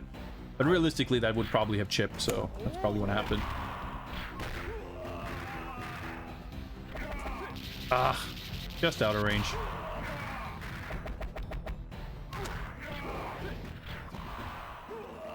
Yeah, that's a wash. All right, we're at 116. We've been at this fight for what, 20 minutes? Something like that? Round 1. Fight.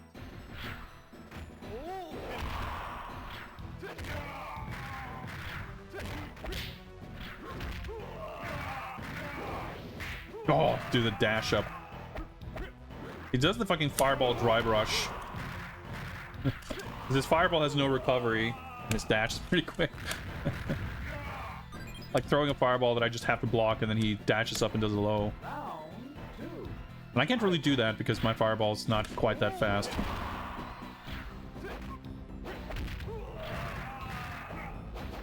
Ah, that was meant to be a low kick. Probably wouldn't have worked anyway. Yeah. I'll just die and redo this fight. Being cornered at that life deficit when he's got green spirit up around. I'd rather restart the match. 1. Fight.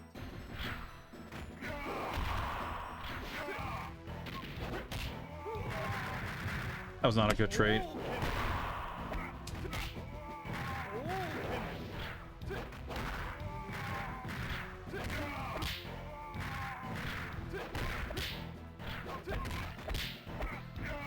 Ah, okay.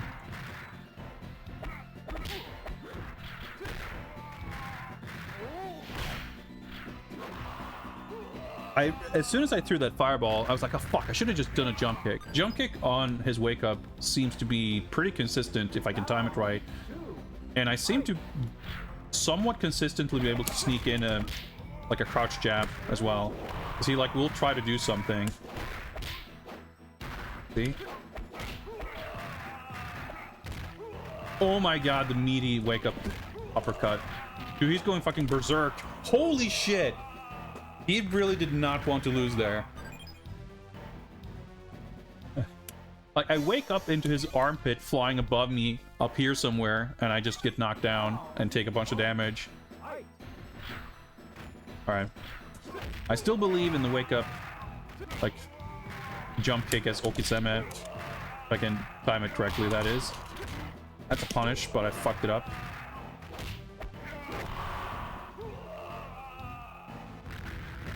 But I wonder if I can follow up. I have so many questions. If I do the jump kick, the crouching punch seems like it generally will hit something. But I wonder if I can replace that with something that will deal more damage. Or more consistently knock down, or just something better in general.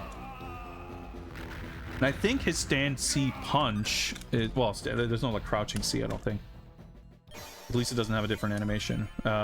His C punch, the elbow is quick, but I think it's like close range only. Well, I guess the far stand C is quick also. But off of a jump kick, I don't know if...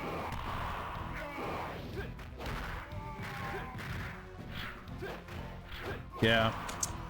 I can't buffer. If I press B and if I do a kick and during the animation I press the A button, I'm not gonna like chamber a C punch or having pressed the punch button. I have to actually execute a punch.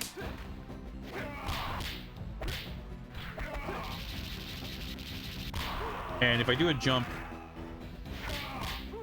kick, the C kick is gonna be a terrible follow-up. Because that's what's gonna come out.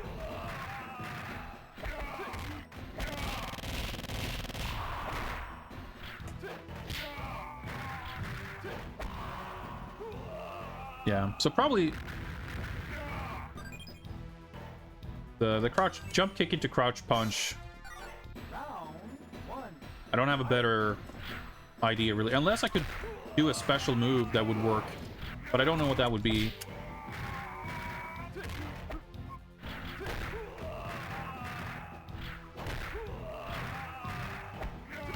Yeah, I shouldn't be so just throwing out jump kicks in neutral like that, because he does hit me out of them enough that it's probably not worth the gamble. Like, I should try to get a knockdown first. Oh, well, I didn't do much damage actually, so that's okay. You know, these fireballs are so fast, they're so difficult to jump over. I didn't even have the wrong read, really, to jump there. I mean, obviously I did, because I got hit and died. But in terms of... he might still be doing stuff that I could jump over. It was sensible. Except... the fact that you can't jump over the fireballs like that is not sensible. The fireball didn't come out, but if it had, his would hit me out of it anyway. Man, I was looking forward to, like, you know what? My last few fighting game streams like this have been a little... like, I haven't been entirely satisfied with the amount of games we've played. Like, we've not covered as much as I would have liked. But I always have this feeling going in, like, man, I want to be, like, efficient. I want to get through some games. And here we are, coming up on an hour and a half for game one. At least we did start a little early today, so... But man, giving up always feels bad, and it's gonna feel extra bad if I give up after... I didn't mean to... After spending like half an hour on the final boss. I'm holding back. There we go. Just took 3 attempts before I was allowed to block.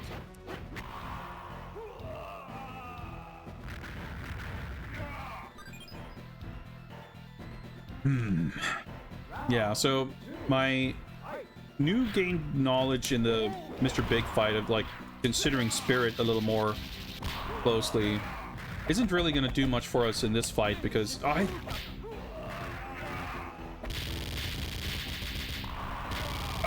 okay, sure. That's so fucked up. He gets a fucking 50-50. When I block his Zanetsken, I'm holding back because he's plus after it, but he can throw out his like instant low, which is what happened there. At least I think it's... I don't think it's safe for me to block low after it, but maybe it is. Oh, the cross-up jump jab.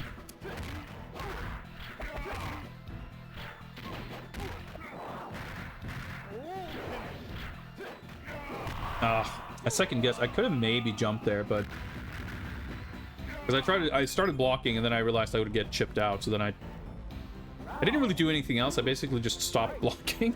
I had time to think that I should jump, and then I didn't jump.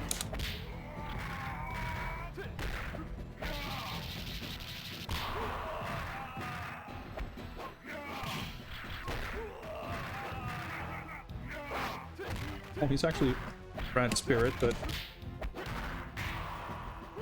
doesn't protect me against his instant low kicks. All right. Round one. Fight. Ah, that feels so aggravating. The way he does it like so instantly. I knew him. Oh, well, at least I didn't get juggled. That would have been something.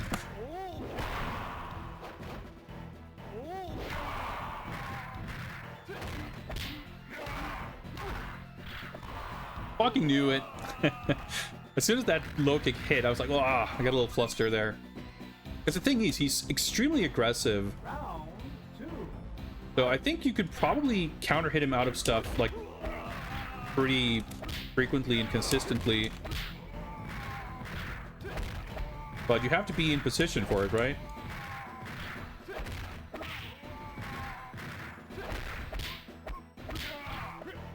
Maybe that's a strat. I just need to delay my buttons. Say just, as if it's going to be trivial.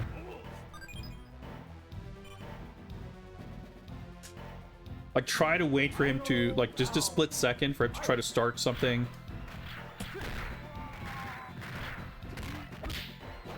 But he won't have time to block it like that.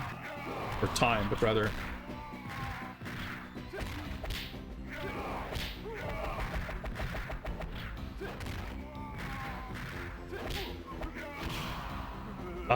Getting crossed up in the corner like that was pretty bad. I mean, I still would have had to land multiple hits. It was far from a given that I would have had that, but Round one.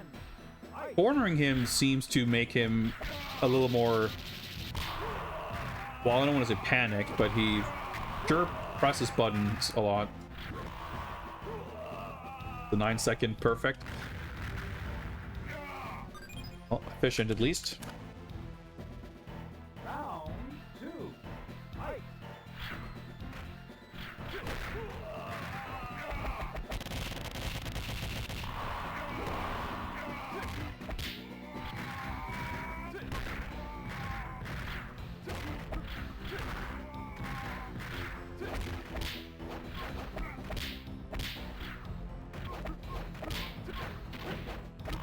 I feel like at that point, like I was gonna have it, but I still whiffed like 4 attacks. Final round. I definitely gave him more room to breathe there than I should.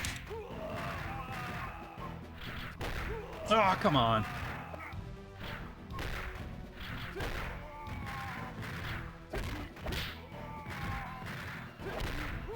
Oh, that's not good.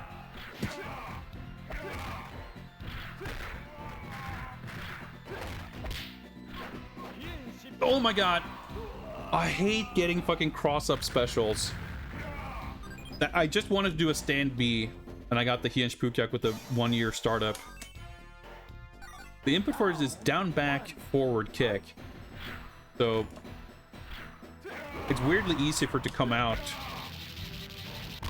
when you like go from crouching to standing and you get like a straight forward input. It's happened multiple times, and it's never really good. There was that one time I got an accidental cross-up Zanetskin, which actually connected. That was pretty sick, but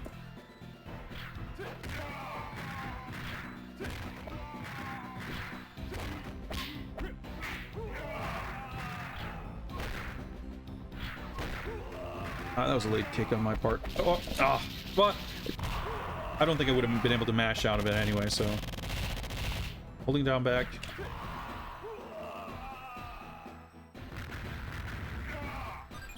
I don't know, I just need a little bit of luck.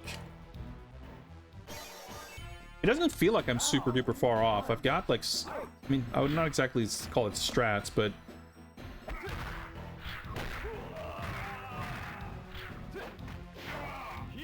Ah, see, it happened again. Like, the input buffer is, I don't want to call it generous. That's not really the right word for it, but it's wide.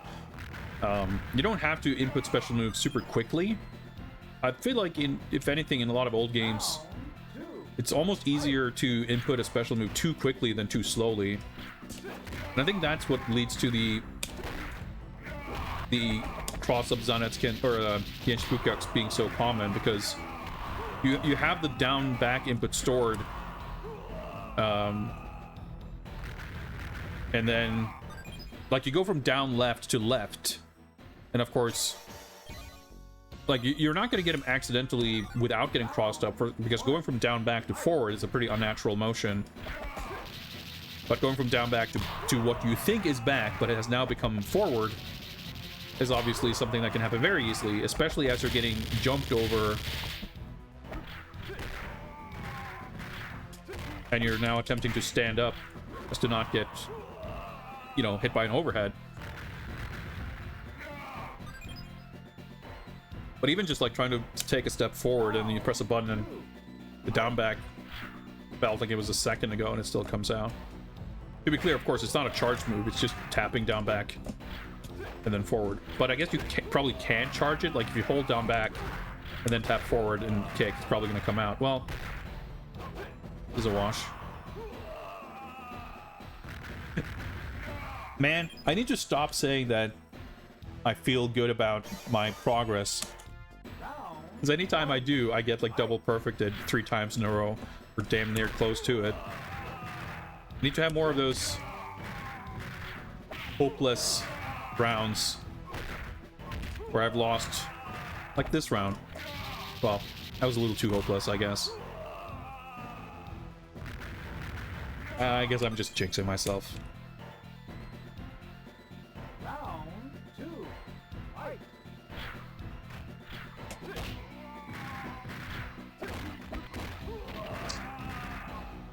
Oh, I was stunned.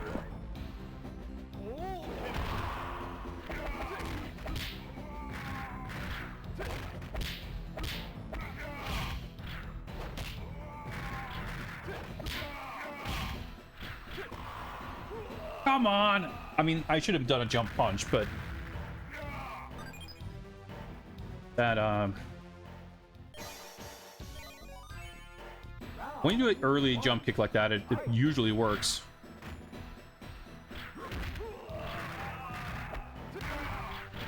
Chunky 25% normals.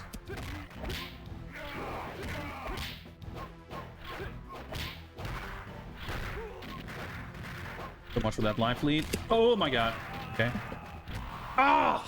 I was trying to do the wake up throw, but that is his like best meaty. When he throws out that uppercut, it's I can't do anything, but obviously I can't like react to it. So I just basically have to hope that he doesn't. But it could also be that he's doing it on reaction to me pressing a button. No better than to try and jump there. Of course. At least, you know, the rounds aren't... Round 1. Things are kind of going different every time. Like, he's not doing the same stuff that I just, like, cannot deal with or anything.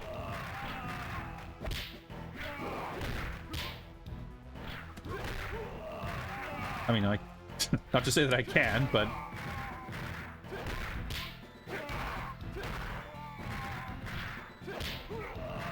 Could just fireball there. Oh, there we go. Okay.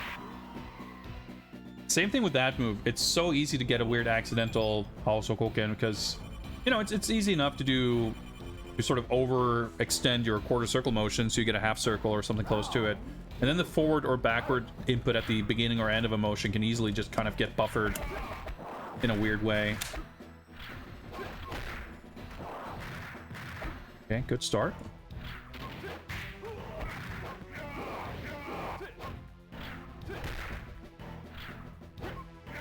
Ah, I pressed it. Try to sweep in, but at a very bad time. Yeah, so much for that life lead.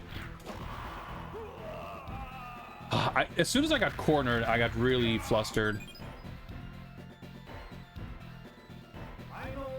trying to stick out those little sweeps to interrupt his fireballs is a little tricky. Dude, that jab just whiffing. I'm stunned. Okay. Oh, he could have done something way worse.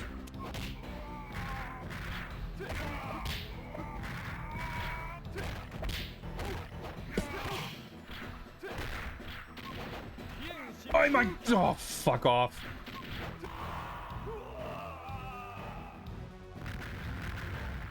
I realized when I jumped there that I could have fireballed and it would have been relatively safe. But getting that accidental Hienshpukak just threw me off.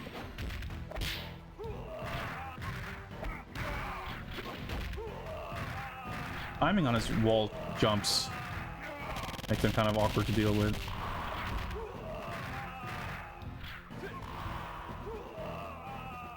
That's what the third, fourth time we've been like 2 pixels away from winning. Oh, it'd be nice to get like a landslide victory. Those matches being so close, just so tense. Doesn't help with my ability to perform. Jumping over fireballs is annoyingly difficult.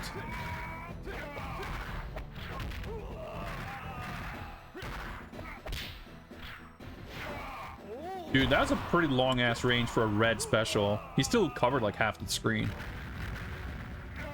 I was thinking, like, now that he's in red spirit, is a rare occasion. You know, I might be pretty safe to jump back and throw some fireballs or something. Bit of crouch jab. But seeing how far you could still travel with the Hienshpukak had me a little bit freaked out. Okay. I held back.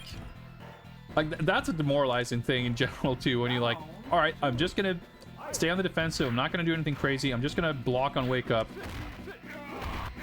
And... Nope. Oh, yeah, I was stunned.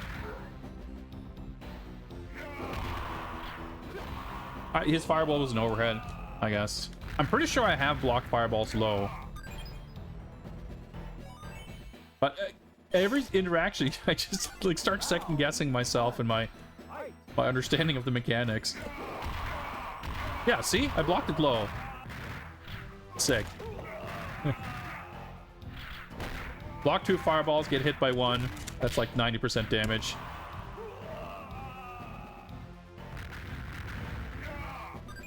Frankly, he could just backdash at the start of the round and start throwing fireballs, and I'd pretty much be defenseless.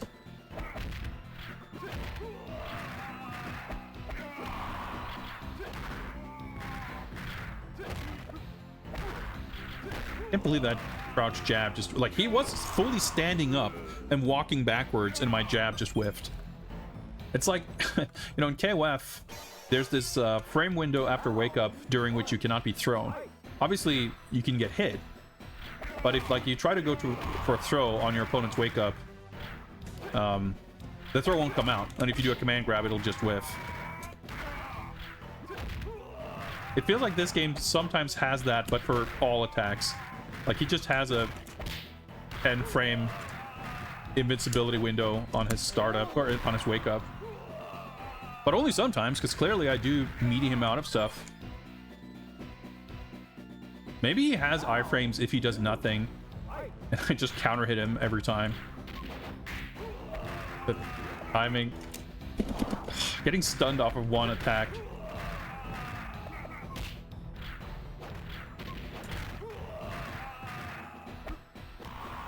Trying to do my up. I've not done the uppercut once. And I want to say that that move has like a weirdly... I mean, it's a Shoryuken input. But it's like the one special that's weirdly difficult to get to come out, I think.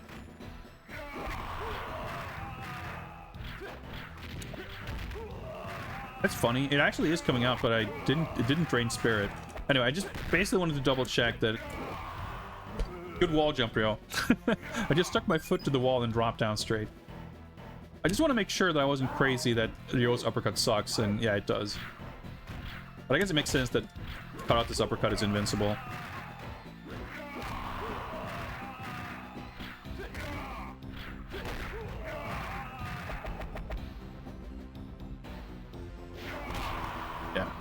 Chip. I feel like, oh, I was gonna say, I feel like I can crouch under it, but I think it actually hits overhead. I just wasn't sure. If I could have reacted to him doing that, maybe I could have thrown a fireball, but being slow makes it kind of tricky. Dude, I gotta stop trying to anti-air like that. I tried to delay the anti-air kick, but I delayed it a little too long. No, whatever, fuck, just get it over with. Now that I'm not trying to attack, he didn't do anything. I mean, I guess he's input reading pretty heavily, so I guess he gets confused when I don't press buttons.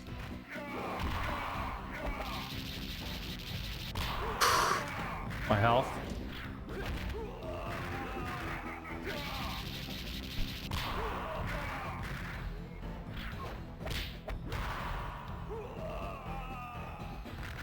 When I deliberately try to lose,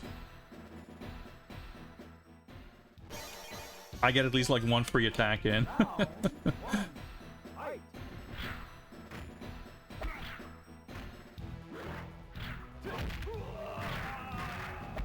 Oh, getting fucking stunned off of one normal at the beginning.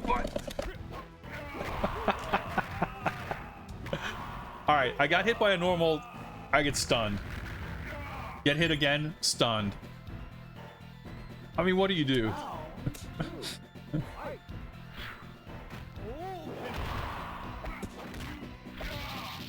Gotta jump.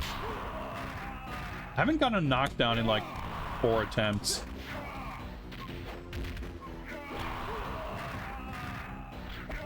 Without getting a knockdown, I really can't get anything started. Okay. Fuck, I was too close. I was pissed off that I got the Hinge Pukyuk, but then it actually connected. So I was like, alright, I got one more shot here. I can do an Oki jump kick and a jab. But I was too close, so my jump kick, like, overshot. Fuck, I think I get a throw punish off of that. Definitely some kind of punish. But I don't know what happened.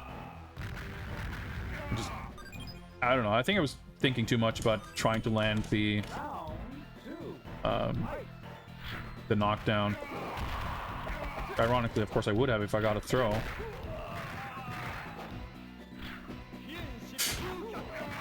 Do you want to guess if that was a deliberate special move? Spoiler alert, it was not. I want to beat this asshole.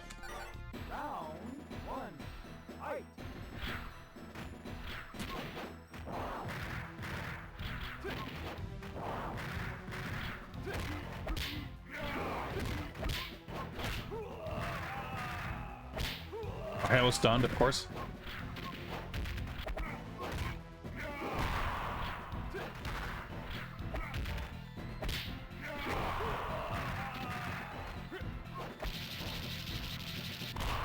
Of course. Should have done jump up. So of course my special move does like 4 pixels of damage. So that Zanetskin was accidental. And when it lands, I mean, I technically am at plus frames, but you're doing that like pose afterwards doesn't help matters.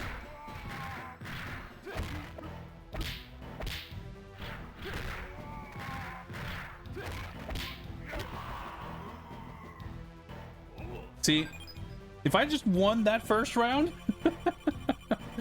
and then I get this round, that would have been nice. That would have been nice. All right, please let me get a knockdown so I can get something going.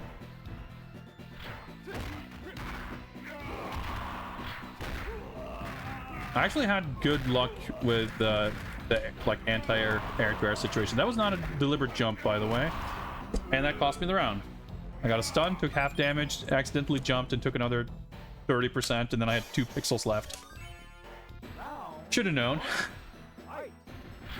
Not gonna let me off easy after getting a perfect.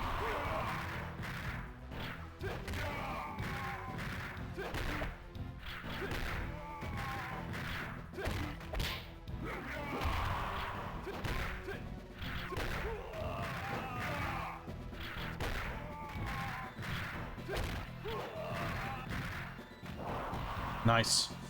Okay, it's a rare first round win. I mean, it's not a bad thing, but it's a little frustrating that my air-to-air anti-air jump kicks are like successful enough to like warrant trying to go for it. But every time it doesn't work, I'm like, fuck, I should have just jump punched instead.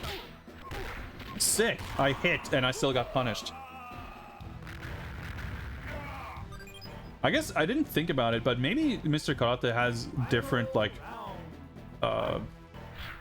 hit stun rules. Like maybe he gets like shorter hit stun. Yeah.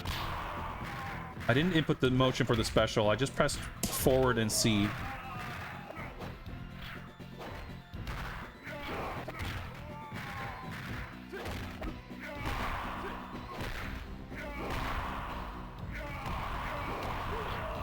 Can't fucking jump through there.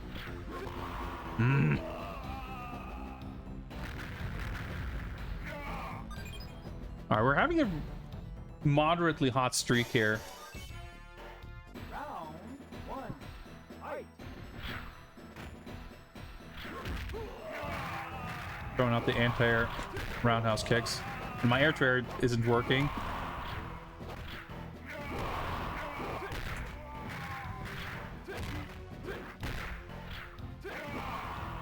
So that's interesting. And I noticed that with other opponents too. When I throw out the C kick, even though it's got long startup, they don't tend to try to interrupt it. I wasn't trying to go for that kick. I was trying to do the B plus C low kick.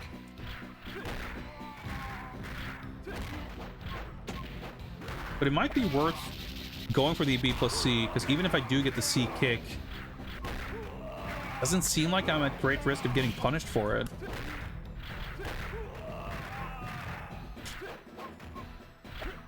Yeah. See, that's what happens if I try to preemptively go for the anti-air jump punch. And if he doesn't jump, then I'm kind of screwed. Because if he doesn't jump and I do the jump kick, usually like not as bad of a thing. Because I don't know. I'm trying to think of, like in my mind, I'm doing the air-to-air kicks preemptively. But when I think of it, like, maybe I am doing them reactively, in which case I should be able to react with a jump punch. But, like, I can't even keep it straight in my head. So much of it is just going on instinct.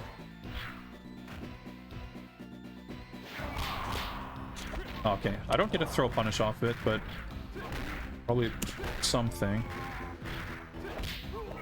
Fuck. It might be that I'm like preemptively, like I'm not reacting to his jump, but I'm like recognizing the situation.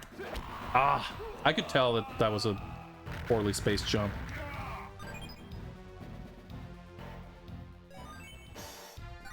All right. I do kind of wish the round intros and win poses were skippable.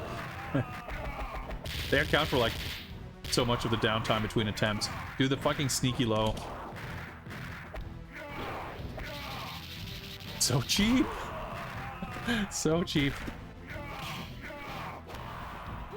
I'm thinking maybe if I land a throw, I'm better off throwing the fireball.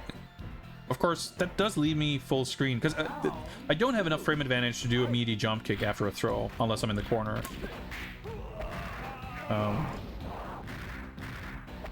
But I'm not sure. I don't have a great sense of. I pressed up back because I can't walk back because I'm just stuck blocking. But I try to jump back to create space, and I got hit by the hitbox. Like jumping backwards, going from block to jump back extended my hurt box forward enough to get hit.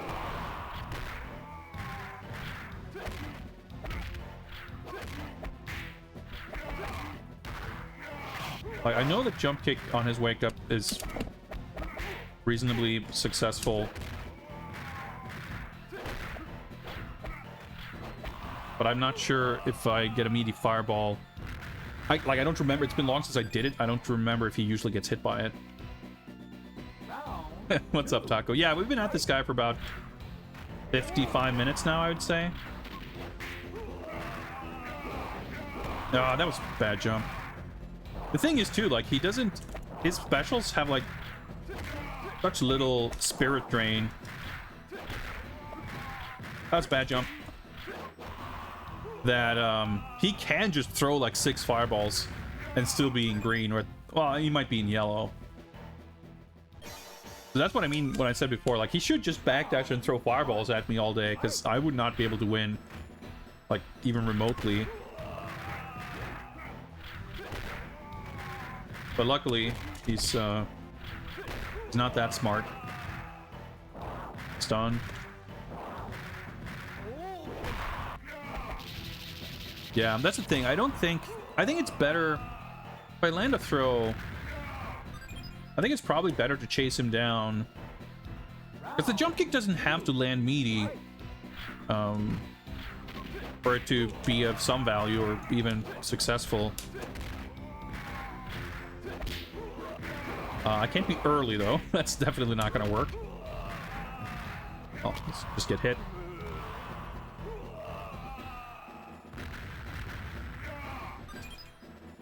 Man, I long for the days when I was able to just hit him out of startup on his Haoso Hoken multiple times.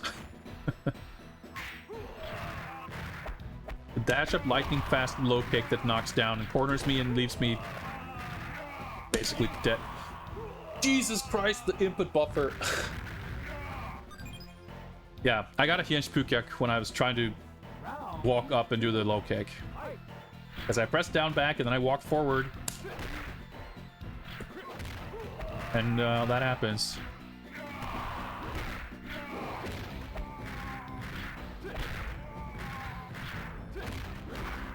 Oh! That's right, I keep forgetting it's a low.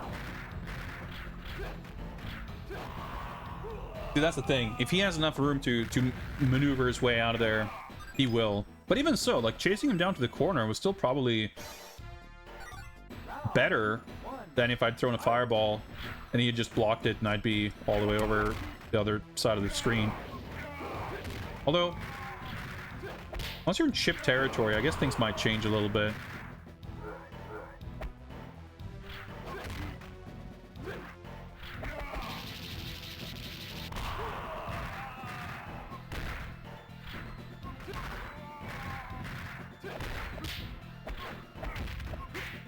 Okay, I tried to do a throw, didn't quite work, but...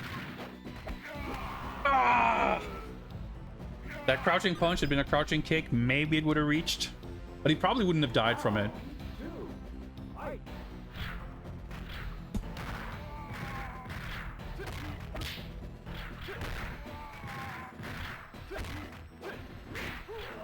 Yeah, so that was supposed to be a B plus C, but yeah, I didn't quite get punished for it. See, that can happen, right? Even if the jump kick isn't, like, successful per se,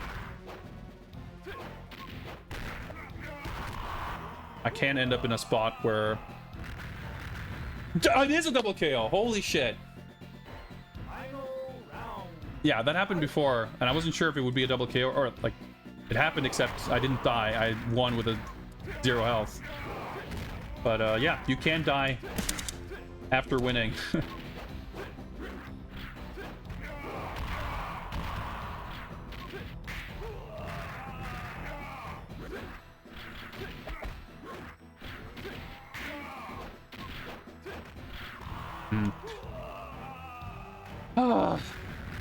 I should have had that round, but I got hit after. So, I mean, that's good knowledge, though.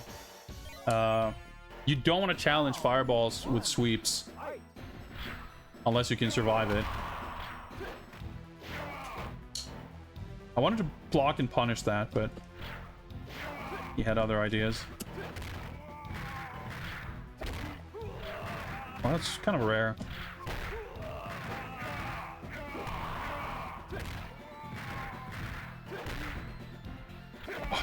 That I hit the really deep jump kick, and then I did the low kick too quickly. He was still in hit stun, so it just whiffed. I wanted to meaty the follow-up. Although, in fact, I actually don't want to meaty. Because I want to give him a frame or two to start doing a move, so I can hit him out of it. timing it is tricky. I mean, especially off of a jump in, because I'm dead. Because the hit stun is going to be variable. Well, not the hit stun, but your frame advantage is variable, because it's going to depend on when, like, how deep you hit it.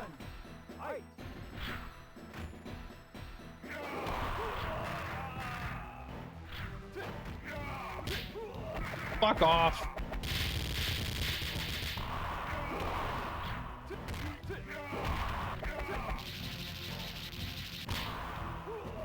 I like the part of the animation. So obviously, Mr. Karate is just Ryo's sprite, right? And then they lay the Tengu mask on top of his sprite. The Tengu mask has like a bunch of poses and angles drawn for all the different frames of animation for Ryo. And for whatever reason, when you do the Zanetsuken, like at the end of the animation, even though Ryo's head is static, the mask like wiggles. I don't know, it just cracks me up every time. It looks a bit funny. It's such an awesome effect though, like creating a, like, it's a clever, cool thing, and like a little bit of a hardware flex. I try to jump back like an idiot. That they have these, I mean, like, it's a graphical powerhouse in general, but it's a cool thing to like lay the sprite on top.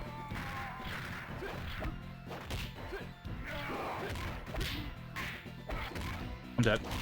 Yeah.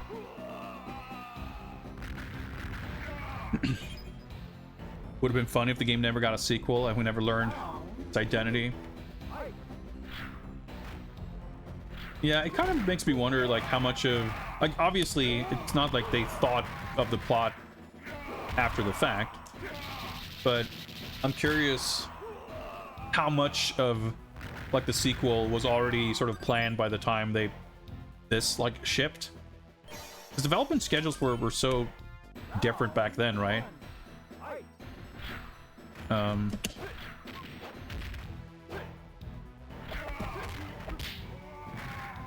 hit him out of something. Oh, I could have thrown him there probably. I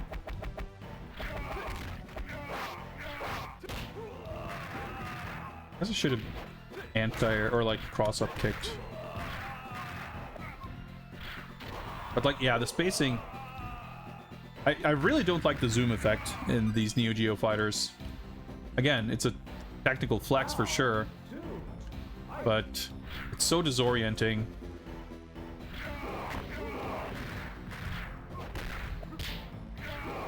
Like, specifically the fact that, you know, it doesn't zoom smoothly.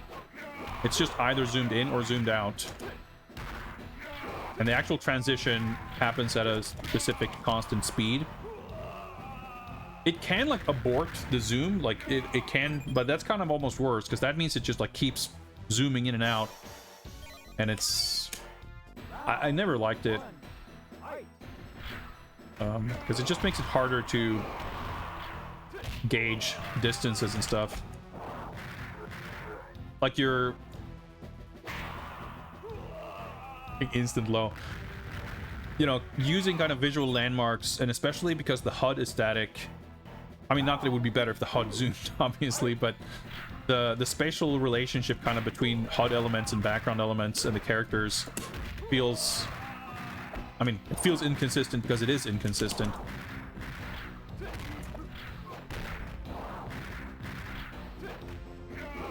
And it gets real weird. Oh yeah, actually was stunned. Unbelievable.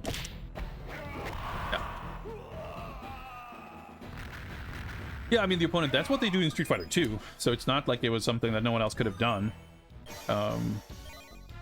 Like Claw's mask is, because he can lose it too, right? It's the same thing as like Captain America's shield.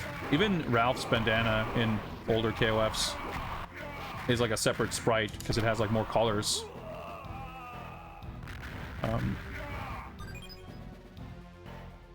So it's not necessarily something that the Neo Geo was like the only thing that could have done, but you know, it's one of the many things that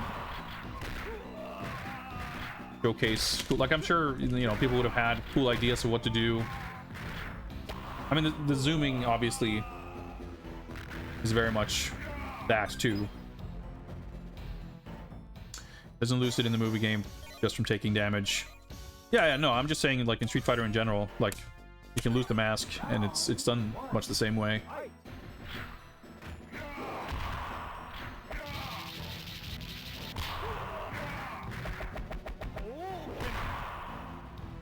Alright. Well, I didn't punish, but I tagged him at least. Up Celestial Knight. We're very much fighting here. We've been on this fight for over an hour now. And that's the thing. An hour deep. I don't want to give up. We've been very close multiple times. Alright, I held back, so I guess I was stunned. That was supposed to be a forward jump. I'm stunned again. Did not mean to do that special, but that's fine.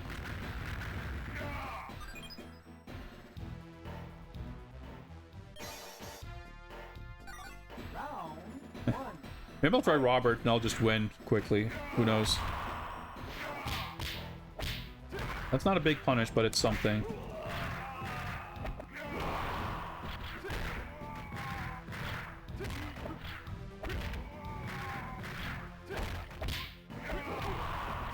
Ah! Man, getting hit with the Zandatsuken, like, on your way up in a jump. Like, if you get anti-aired by it, that's, like, perfectly reasonable.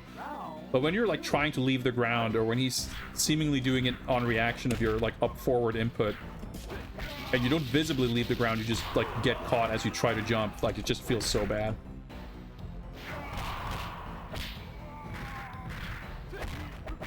Ah!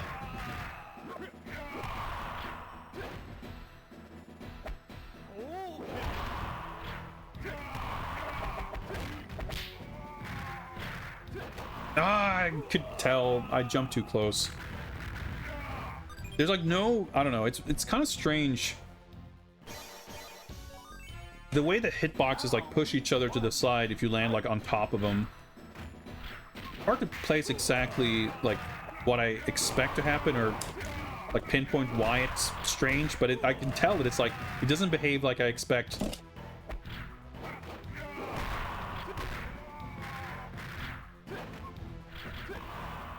And I mean, it's obviously exacerbated by his ability to punish with like incredibly fast normals. So if I overshoot the jump, like, I'm screwed. But the thing, yeah, okay, I got stunned off of one hit, and I got stunned off the stun.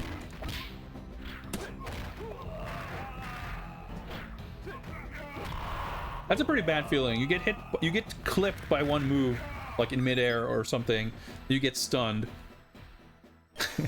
He attacks you once during your stun, and you get knocked down, and you stand up and you're stunned again. Dude, come on, that's not fair. That was badly timed, meaty. Stun. I guess he had iframes on his heavy punch. Is that A plus C or no? Okay, that's a different punch. I don't know what that's going to be good for, but you know what? That chip's not nothing. I'm not really using my spirit meter for much else, and it's not as if I need to worry about getting stunned from having red spirit, because he'll stun me at full spirit with one hit anyway. Because if it were at like full screen, okay, it's not a great trade, but he can't really do anything to punish my attempt at the fireball. I might not land it. He could like throw a fireball to cancel it. You can do it on that skin, whatever. But it's not really any skin off my back if my fireball fails to connect. So like the odds are kind of in my favor, because it more often than not, at least that one time, he seemed to mostly just block. Being cornered and having like being at this like Tootsie's distance is terrible, because obviously his normals are way better than mine, but I also have awkward. Like we have the same normals, except his are much better. So there aren't really any angles that I can hit him when he can't hit me. Yeah, I just laid on the bottom there. Every goddamn time, like, he gets stuck in the air just long enough for my normal to whiff.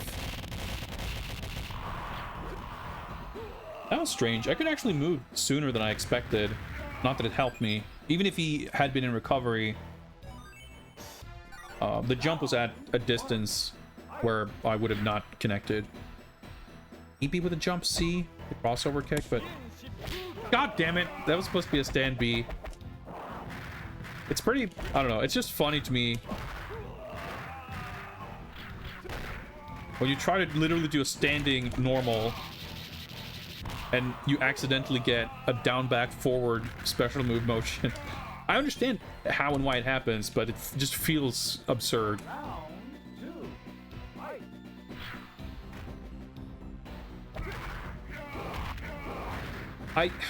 Okay. Maybe the transitional frames of going from standing to ducking, like, maybe you can't block. Because I was literally holding back, and then I went to down back, and the fireball hit me. I mean, I guess it could also be... That was a theory, something I was thinking of during the Mr. Big fight, if you remember, about an hour and a half ago. Oh yeah, look at my life. That, it could be that attack properties change, of course, by other moves. Like, that's definitely a thing that have happened in some fighting games where, like, you throw a fireball and then you do, like, a sweep at full screen, and, like, the properties of the sweep being a low gets, like, applied to the fireball. If some stuff like that happens in this game, like, it could... Some stuff could make a little bit more sense. I don't think that's necessarily what's going on, but the kind of jank and strange rules governing properties that I wouldn't be shocked to see in a game of this vintage. Every goddamn time I get baited so hard. Such a goddamn idiot.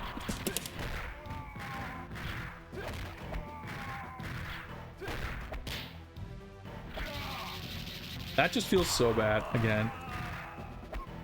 I don't know what that move is. A weird wind-up punch.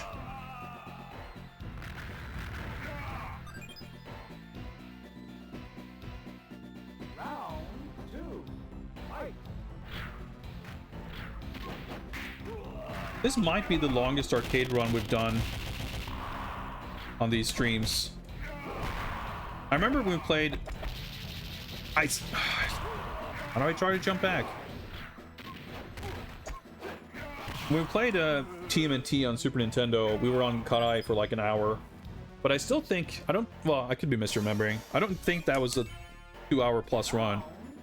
But it might have been. I'd feel bad if this was like the only game we played tonight. So I think as much as... Oh yeah, I got stunned again, of course. As much as it pains me, I think we will have to... I'm not saying we have to give up, but we'll have to... At some point, if I don't win, I will reach the point where I will probably have to give up. Or at least put it up to a vote or something. Yeah, I can use the memory card to save. Yeah, I mean, obviously I could save state it, whatever, but at that point, like, it's not... that doesn't really matter. The point is more about A, leaving this unfinished tonight, and B, if we weren't going to finish, we could have done something else for the last hour. Like, if I eventually finish, at least the time's going to feel more justified. But having spent the time essentially for nothing, I think that's the part that feels the worst.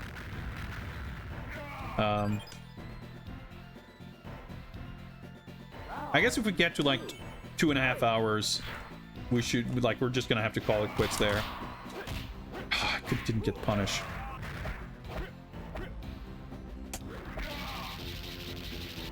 Whiff punish.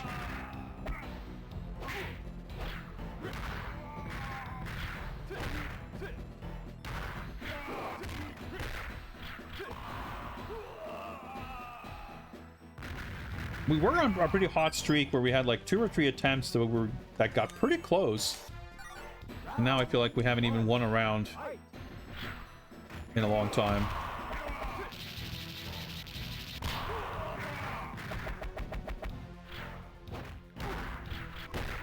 How did he hit me? I literally crouched. Oh yeah, that just chipped me out. He did a low kick and I crouch blocked it and I still got hit low. I guess it's just unblockable. Yeah, I need to use fireballs more for sure.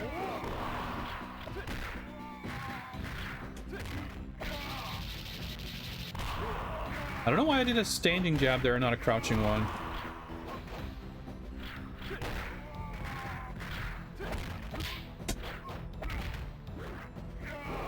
Well, that's a good low kick there after. It's a very non-committal. Nice. Okay. Well, there's our first round win in a while.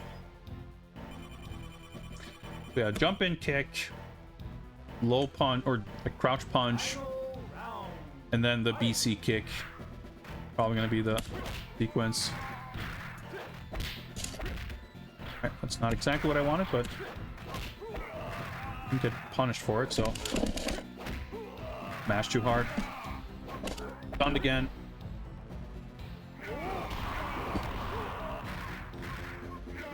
Yeah. What do you do?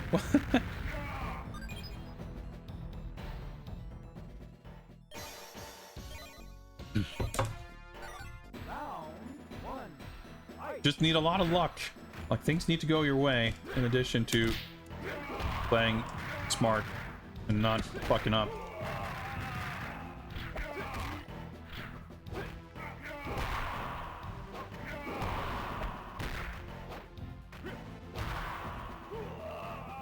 Does he even have startup frames of that move, man? It's just like, it's just out there in a single frame, it feels like. Round 2. Fight.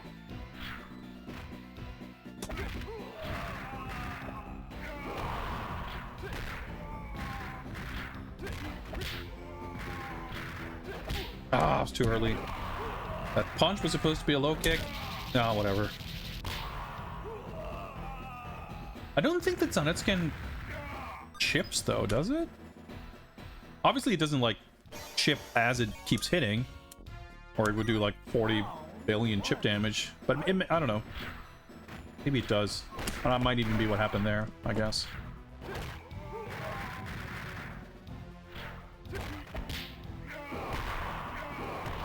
Bad fireball. Like, I can't throw fireballs that close, but from this, well, I was about to say from this distance, and then zoop, a second later he was up close anyway. Round 2. I don't really try to dash myself though. It feels a little, kind of gives up control over positioning, or at least like I'm not in control of where I am.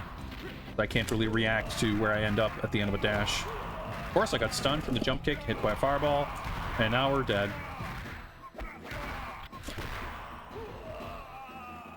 Got a little panic there. Like, you get knocked down once, and if he wants to bully you, that's can likely be the round. Dude, I swear to God, I should be able to punish that. But, like, what do I do? When I blocked the Zanetskin, I like, or the Hienshibukyuk, I mashed the jab. Maybe I punish it after the first hit, because he has definitely done that. Not just Mr. Kota, I think Mr. Big. Like, I've had that happen, so there probably is, like, a gap there. You're probably not, like, locked down and block stun.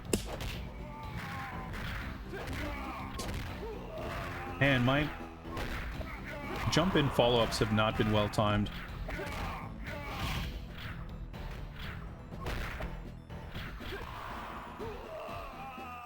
I've in trying to delay the jab after the jump in, I keep delaying it too long, so I give him time to jump out. But I can't do it too soon either.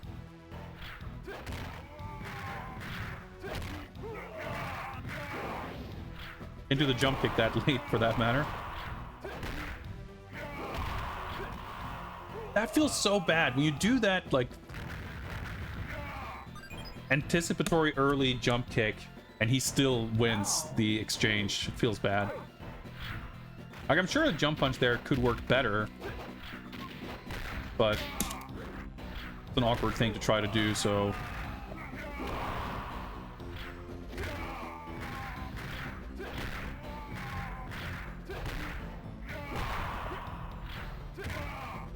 that's right. Brain fart. I thought I had the heavy punch loaded, but then of course I did a jump kick, so then I didn't. I tried to throw him on his when he landed, but it's 1992 and think of nothing better. No one's gonna have recovery frames after landing on an uppercut. That's a broccoli donut. This game has 0 issues. That is true. That is scientifically accurate. I mean, this game is sick. This guy's just a bit of a nuisance. Okay, I masked jab. I could not stick out anything in between.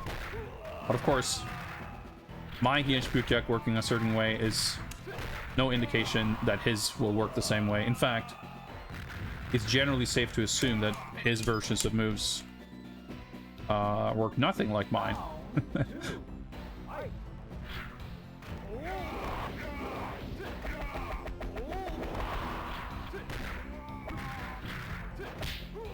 Jump too early.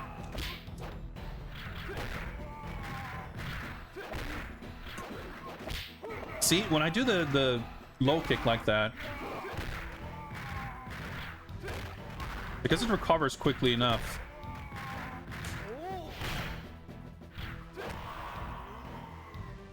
if he jumps over me or something, hypothetically, I should be able to punish him with a jab or something. But I don't really have my wits with me enough to actually execute that, but it's still a solid idea. Of course, you have to have the low kick actually come out, which isn't always the easiest, because you can get at the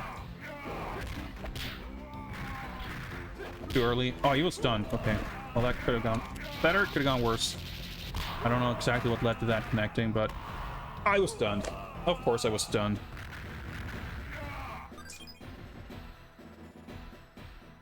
I mean, that's the thing. In a situation like that, it's at the very least, there's nothing you could have done. I didn't lose. I mean, obviously, I could have done things differently earlier in the round, but whenever you wake up, you feel like you are in a situation to make a choice, and that's not always true. What could I even have done there? I could have done immediate fireball, but you can't really, like, pressure with multiple fireballs. Once he blocks one, pretty sure that's kind of the end of it.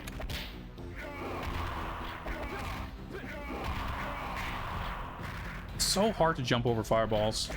Ah! I'm hydrated enough. I'm doing okay, but thank you. Ah! Of course, he hits me with the low. I was just about to say, all right, I could fireball from here.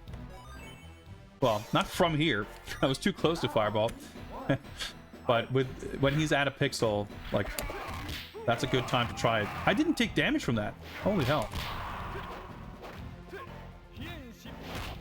I didn't mean to do that fucking move. Everything falling apart instantly.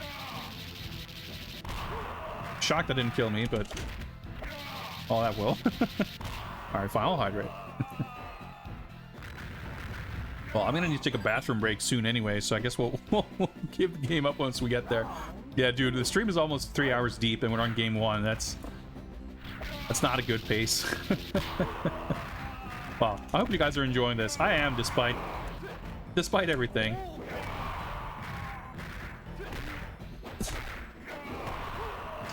But I sure would enjoy beating the game more than giving up on the final boss.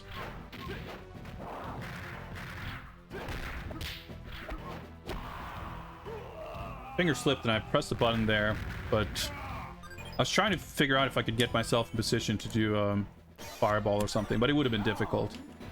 Obviously, I have the backdash, and that's something I should use more for positioning, but the recovery on the kick, I keep thinking I can throw out a kick and recover in time, but it's literally never happened, so I don't know why I think that. But I try to dash to chase after him after I landed the throw. That might not be the worst idea. Round 2. Taunting is useless because, well, not useless, but I don't drain his meter that much, and his meter rebuilds super fast anyway, and his specials take very little meter. So, I mean, I guess it's worth... I tried it early on and I dismissed it as being a viable strategy. But it's a fair point that I haven't even tried it. But yeah, like his meter, like if you look at how quickly it comes back and how little it costs him to do a special, like normally when you taunt enemies, obviously the taunt itself, yeah, that's the problem right there.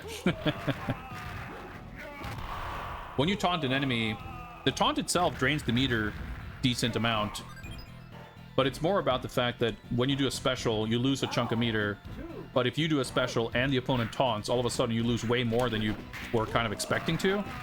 And even one special and a taunt can easily drain the special meter like really far, to the point where you're likely to go into a different like go from green to yellow or from yellow to red. But yeah, as you can see there, it doesn't really apply to him. One very interesting thing happened there, though. I landed a jump kick and then I throw him. I wonder, I don't really know how throws work, but I wonder if that's something I could, like if I'm in position, not there obviously, but like I wonder if I could essentially do a tick throw. Ah, it's gonna be tough. That's what I tried. I walked forward and pressed C. But interestingly, he didn't. I did the heavy close kick, and I noticed before that often it doesn't get interrupted, but it did in that instance.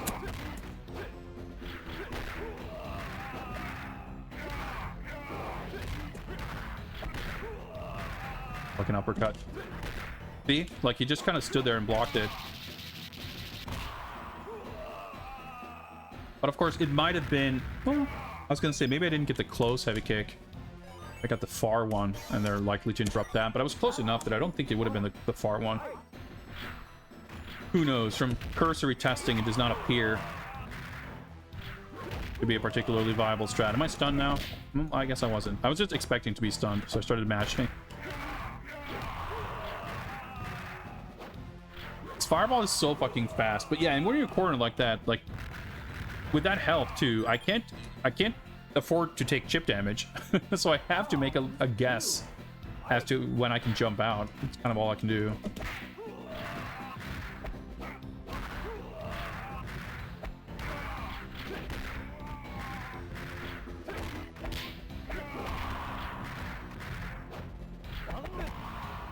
Alright, well, I can't complain because I've jumped over his Zanetskin 50 times. I just thought it would be cool.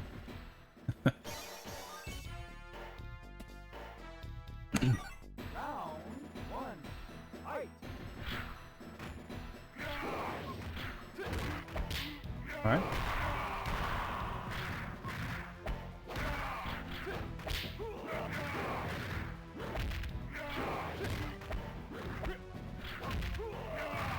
Yeah, I'm in like, yeah, I was just about to say I'm in chip territory. Reminds me of Justin Wong's Street Fighter 6 level 8 Zangief videos. Yeah, Street Fighter 6 difficulty level AI is pretty cool. Not like this.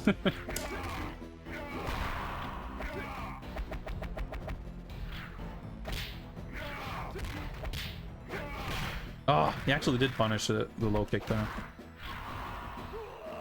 instant air to air.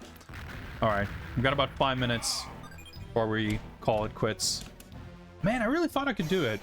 I was certainly not wrong about this version being harder than the Super Famicom one, but I delayed the kick. Oh yeah, I got stunned after one. First it does this invincible meaty. I'm gonna get perfected.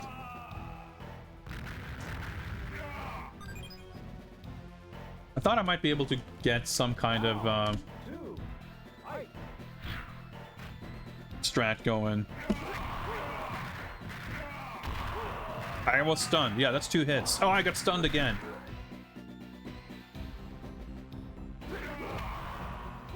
Yeah, of course he can whiff punish. Oh yeah, that's a double perfect. I don't think that's actually happened before. We game overed with 0 points. We can't end on a double perfect. Dude, even the fucking jab is punishable.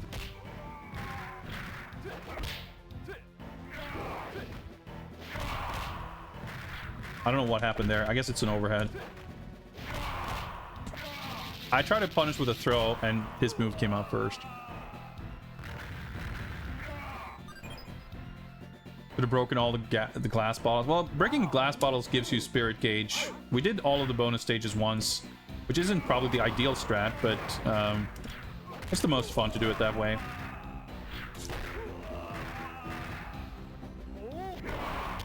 Oh my god, his Hiensh Bukyak erases fireballs?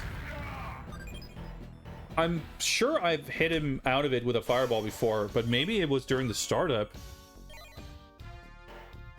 That's insane. I mean, it's the fucking final boss. It's Mist Karate.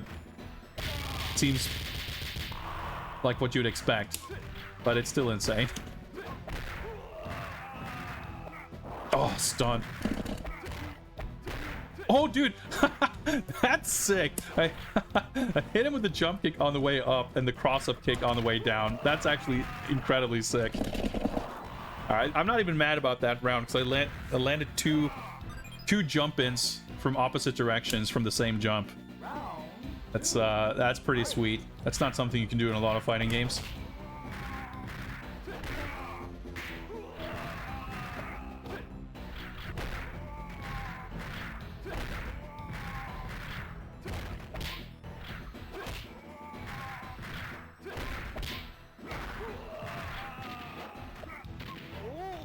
There we go. I figured at that point I might be able to chip him. But I was trying to backdash to get like full screen distance, and he was still basically point blank by the time it connected. But it worked. It worked. As close as we're gonna get here.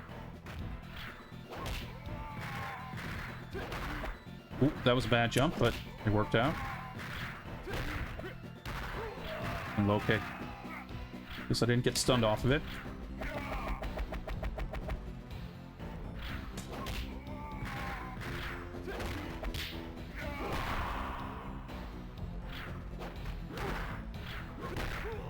Why did I jump? And I get fucking chipped out. Oh, man. I got... That one jump was... That was the match right there. As soon as I did it, I was like... Ah, why? I couldn't stop myself from... Wanted it so badly. But I was able to, like... Oh! Fucking... Anti-air... Or a... Overhead fireball. Fireball that's... It's like if I'm standing when he throws it and I then crouch, then it becomes an overhead. Oh man, it just threw me off so bad. Because I had pretty good luck in that one match with waiting for him to jump in and anti-airing. Oh, that's a bad jump. So now I'm like, man, I want to see if I can do that. Yeah, but at that point, like when I have like 2 pixels of health, it's a pretty insurmountable challenge. Because even if I do everything right, it's almost impossible for me to not leave him a gap to do a fireball or something that's just gonna chip me. Great trade.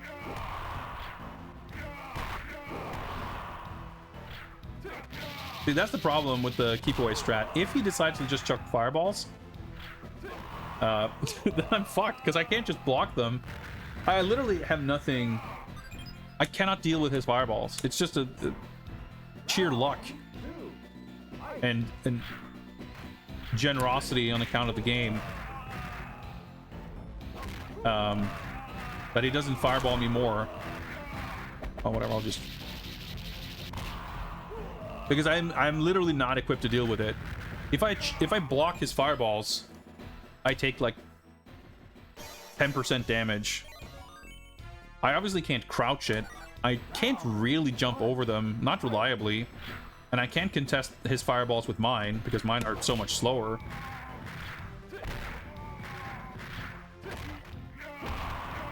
Yeah, look at the damage. That's 2 block fireballs.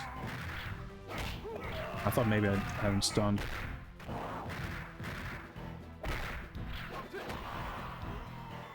I guess this is it. We've been playing for 2:30. I really got to go to the bathroom, and we were 1 round up. It's now or never. No pressure. Round 2. Fight. Okay.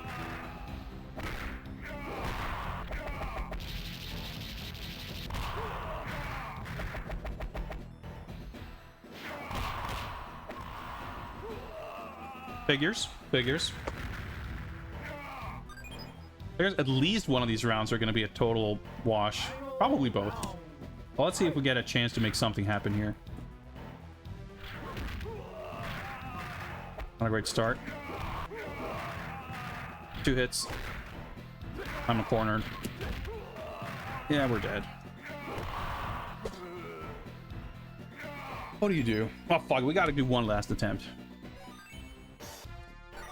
Round 1. Fight.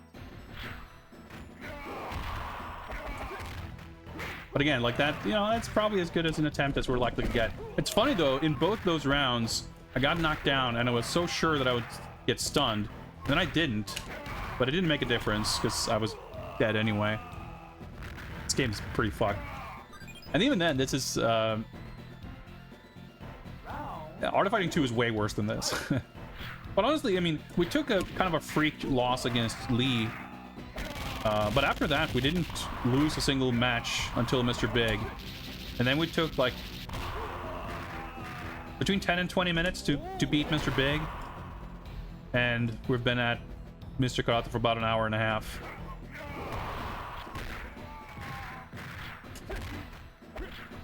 With, frankly, you know, we've been close many times. We've been a lot closer than we were in that last game. We've been down to the final round, and he won with, like, 2 pixels of health.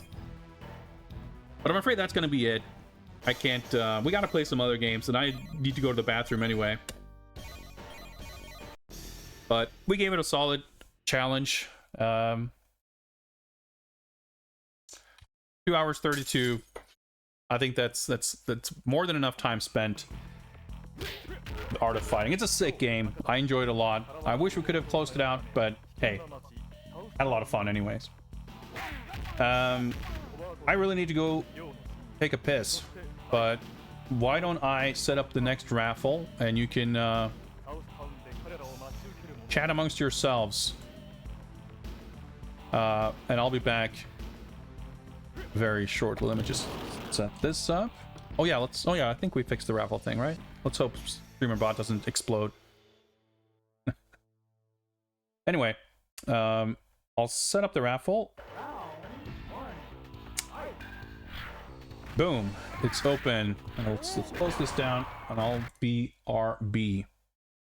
Get some other jams going here. All right, now this won't close. Oh, there we go. All right, be right back.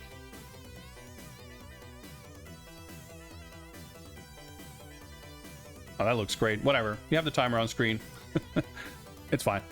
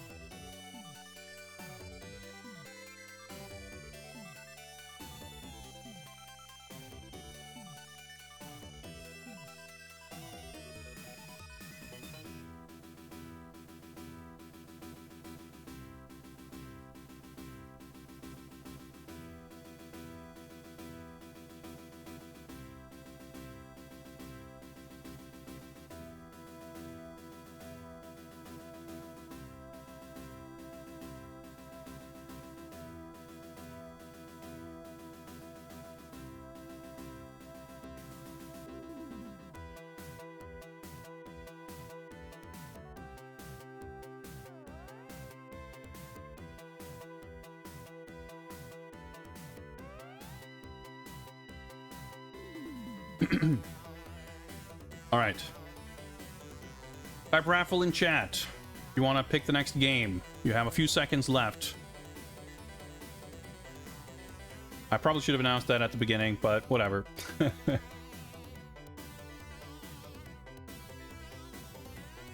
Well, no matter. Let's go! Cute little Oshawott sneaking in right before time's over, but let's do it. Let's roll it. Boom. Well done. Well done. Congrats for sneaking in right at the very end. Oh yeah, I should update the spreadsheet. While I do that, please let me know what you want me to play. And we'll get that sorted in mere moments. That's the wrong color. Today is 2024-03-15. Another game done. It turns out my math was incorrect. I said at the beginning of the stream that if we complete at least one game, or play at least one game, we didn't even complete it, we would be up to 75% completion, but we were actually only at 74.92%.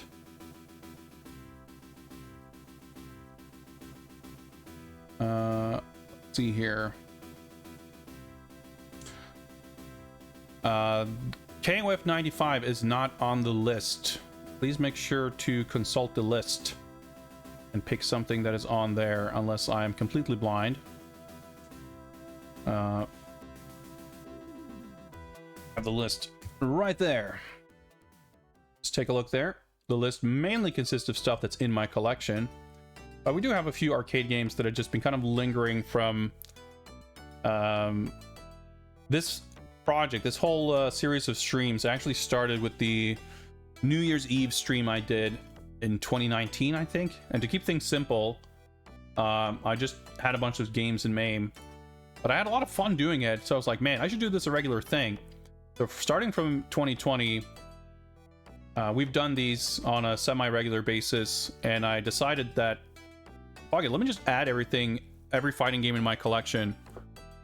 But I didn't want to remove, I mean, in hindsight, maybe I should have, but I didn't want to just remove all the arcade games that I had on that initial list. So any emulated arcade stuff that's still on here is basically a leftover from that one stream a long time ago. But otherwise, basically, I just populate the list of games with stuff from my collection, and whenever I add something to the collection, well, it gets added to the list.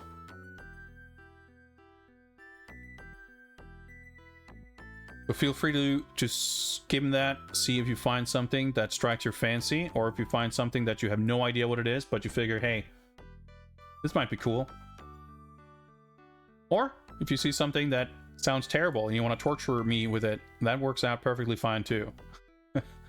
I think most things are going to feel like somewhat of a relief after what we just went through. Even though I had fun. We just got mauled by Mr. Karate for an hour and a half. You know what? I just realized I'm all out of beverage, so I'm just going to go refill this. Meantime, if you can find a game, and let me know.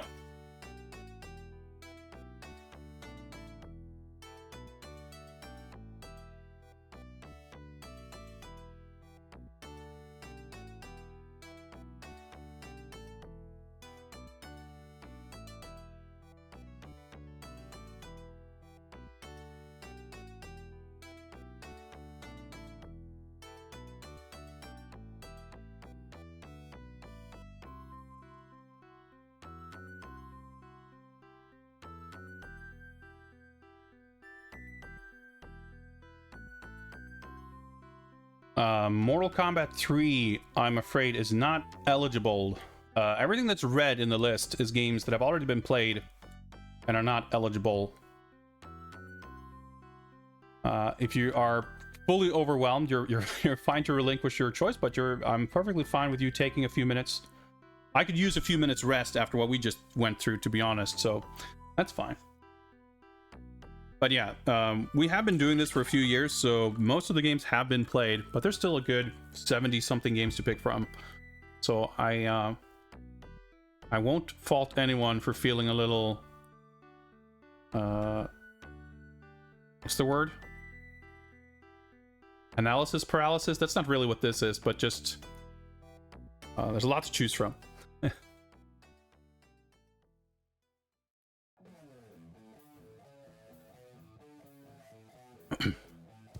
Fortunately for everyone involved, Broccoli Donut, Human Killing Machine for the Amiga is not on the list.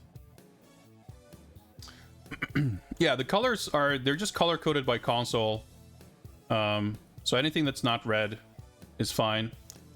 Some of them are like have a strike through because they're like on PS3, or there's some other technical reason why it's not likely to function. But otherwise, anything that's not red, basically. Anything that doesn't have a date and it's red. Street Fighter Alpha 2. So I guess that's probably on the anniversary thing, yeah. Sure, we'll do that, no problem. Let's see if we can... yeah, I'm gonna change sticks.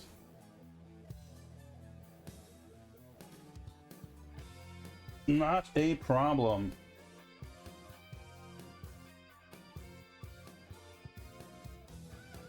All right, let's get some dust off of this arcade stick. I haven't used this in a while.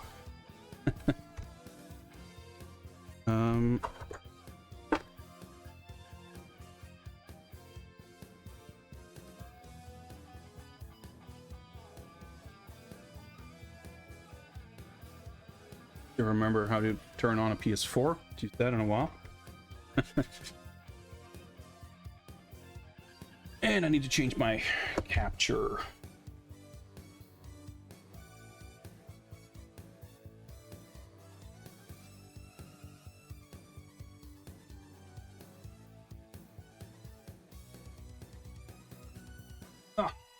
To dig out this my cable.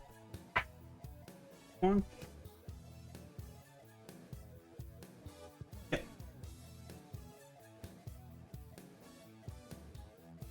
Yes.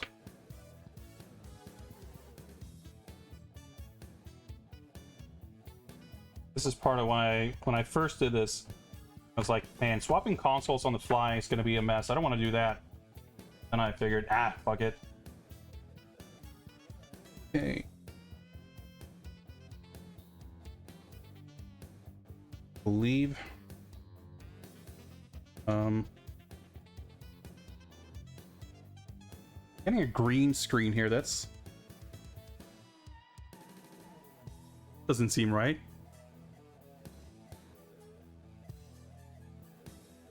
Let's try this again. Wouldn't be one of these streams without a little bit of technical hassle. I'm not even sure. Oh, man, the power light's like, okay, I think it went into rest mode.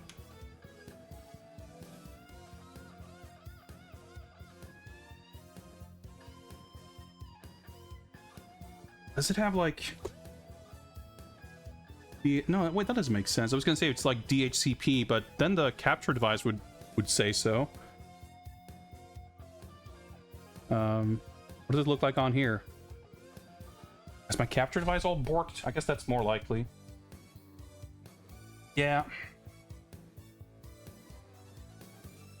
Okay, yeah, my... Did I bump the cable or something? Let me try to restart my capture device.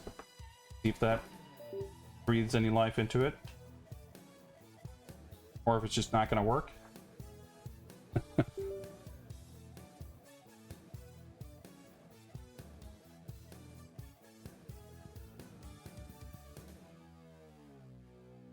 Something happening? Hey, it's working. Okay.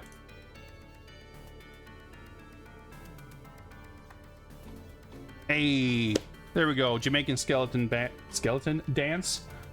Can't even speak. All right. Whew.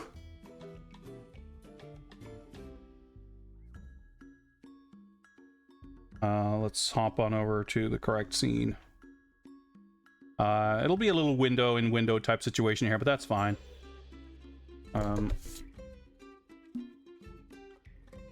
This steak is all dusty. All right, that's fine. That's fine.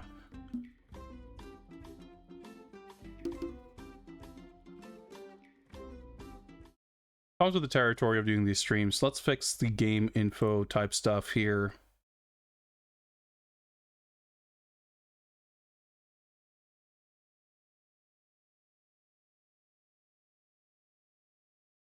Cover to him.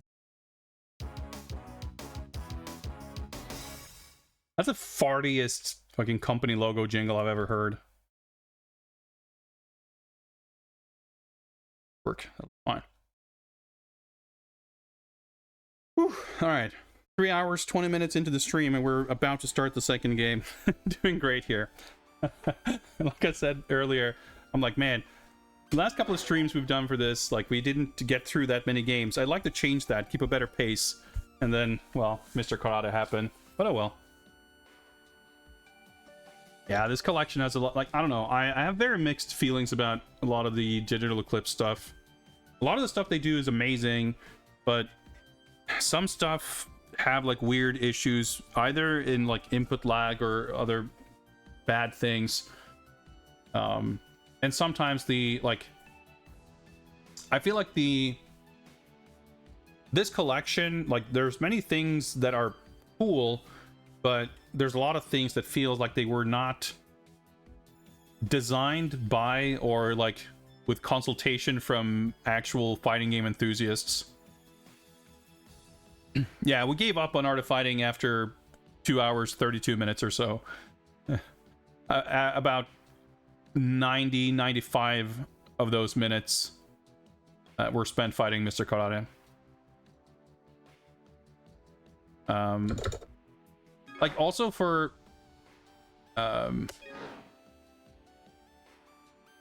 like, for a collection like this, I feel like it's incredibly fucked up. I mean, this whole thing too, that it, like, these modes are, you know, sort of emulator hacks, which is fine, but why would I pick train? Like, why can't I just boot into the game first? Like, I want to boot up a game, I want to watch the attract mode, I want to be in the game, but no, you can't do that. I have to pick mode, and then I pick, like, you know, options or whatever, and I boot it up.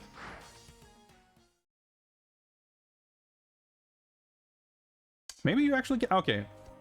I know in other modes you boot it up and you're in the, like, the character select screen. It's kind of fucked up. But the other thing is, like, you don't get a choice of language or version of the game, which is, like, extremely fucked up, given that a lot of these games are, like, very different. And, like, there's a lot of regional differences aside from, like, just localization, just with, like, game speed and difficulty and whatever. And I feel like people who are, like, hardcore into Street Fighter and arcade games, and, like, the kind of people, well, not the only person, but certainly your most sort of loyal hardcore audience for this kind of product, would have been able to tell you that, like, hey, it's actually quite important, you know, that you include, you know, the collection is not going to feel complete if it's just, you know, the parent ROM in the main ROM set, which happens to be the, you know, the final Euro version or whatever, or the latest American version. With, you know, alongside many other things, it just annoys me. Anyway.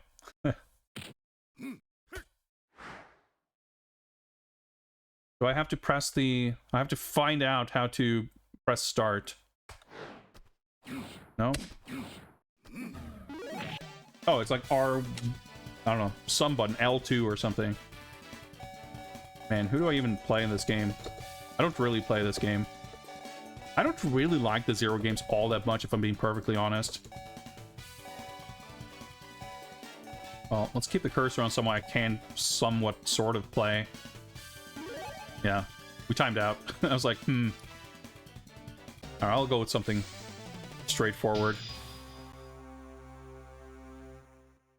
All the buttons are, like, dusty and sticky. Not great, but oh well. Okay, buttons are correct at least. Feels so weird after Art of Fighting.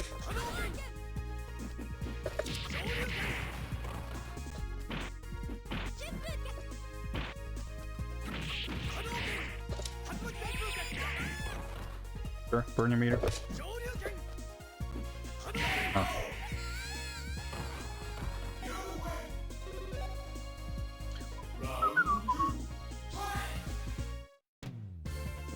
Ah.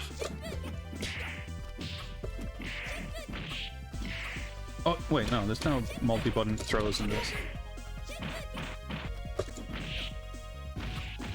Ah!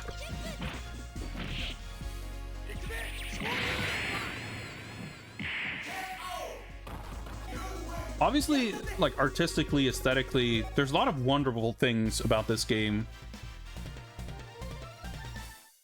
But broadly, you know, the kind of systems and everything in these games, like, of the Zero games, this, I guess, is my favorite by default, because I don't really like the systems in the third game. I would never, you know, play this, like, seriously or anything, so I don't have to concern myself with custom combos being, like, a very dominant aspect of it, so I don't really like those, so that doesn't really affect my assessment of the game as such. Oh, that's weird. Far. But even so, like, I guess that shit's even crazier in the third game. Ah, I'm being called into work. I'll show that. I'm sorry to hear that.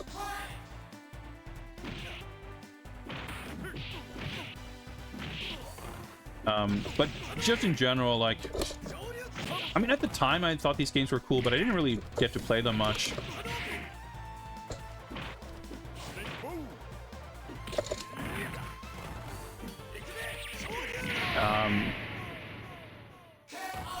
Because I got to play X-Men vs. Street Fighter when it was new. Because my local, like, laser tag place had the arcade version. It was a Japanese cabinet even.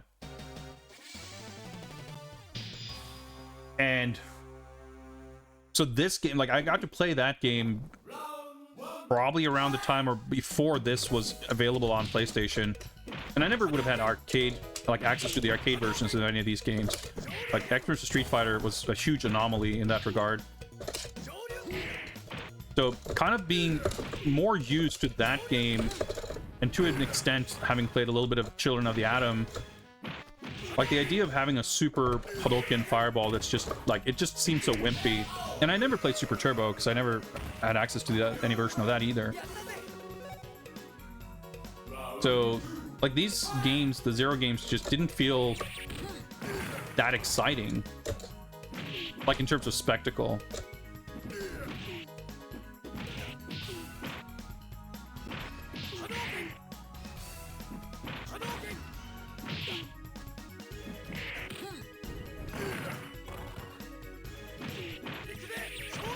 Well, at least I didn't burn all my meter. I mean, yeah, the console version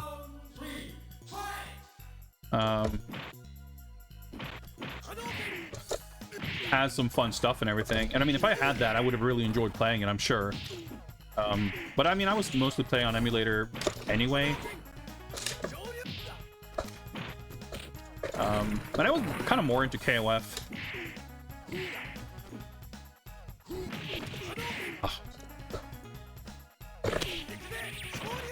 Ah, I was hoping maybe I could chip him. Alright, worked out.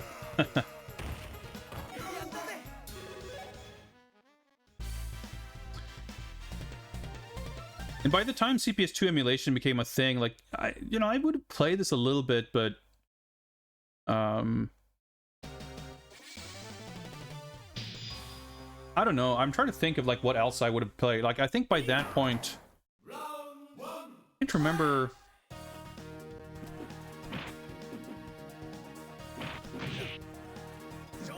Like, I was probably at least playing, like, DOA 2 and Soul Calibur on the Dreamcast.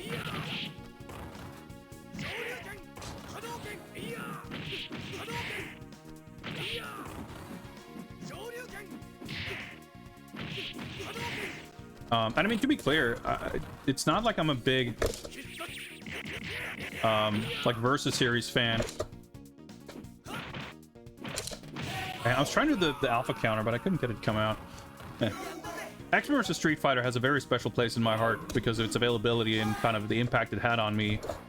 And that's still kind of my favorite of the Versus games on account of that. It's obviously like a broken mess, but I think it's easily, you know, you could maybe make an argument for Marvel 3.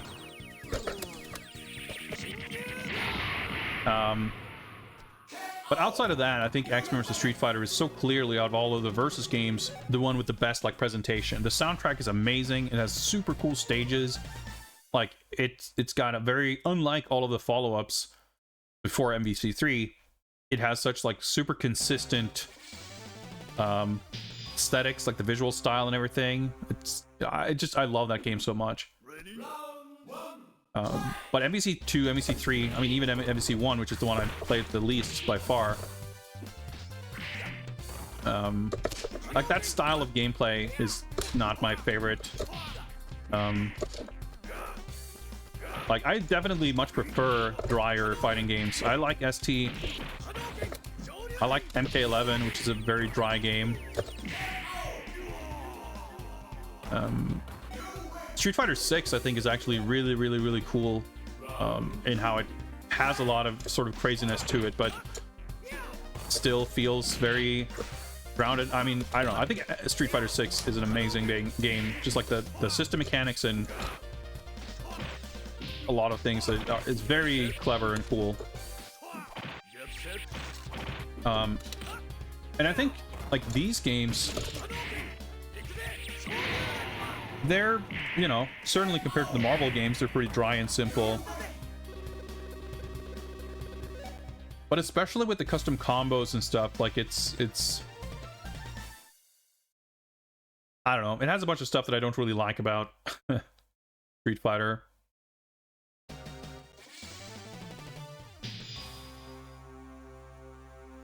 And 03 is strange because the aesthetic, the music, everything is super different, and I appreciate it for it. Like, it's got such a unique vibe to it that it's like just not like any other Street Fighter game, and I can really appreciate them like trying to go for something with that.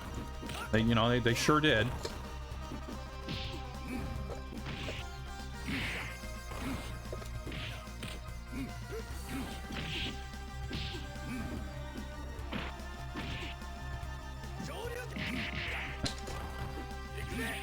Oh, do the iframes. Of course, he's got more iframes on his uppercut than I do on my super.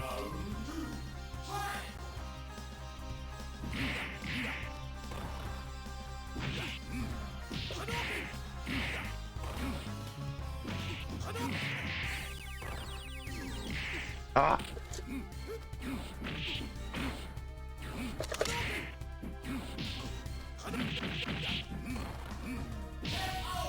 Trying to combo into the super, but it's difficult. Imps are pretty strict here.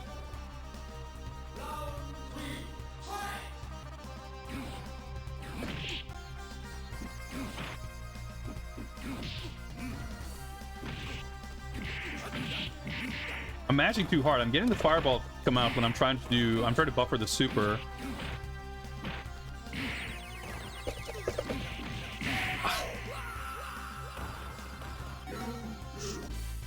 This is a Street Fighter I spend the most teenage years becoming a basement king at. Yeah, I mean, that's the thing, too.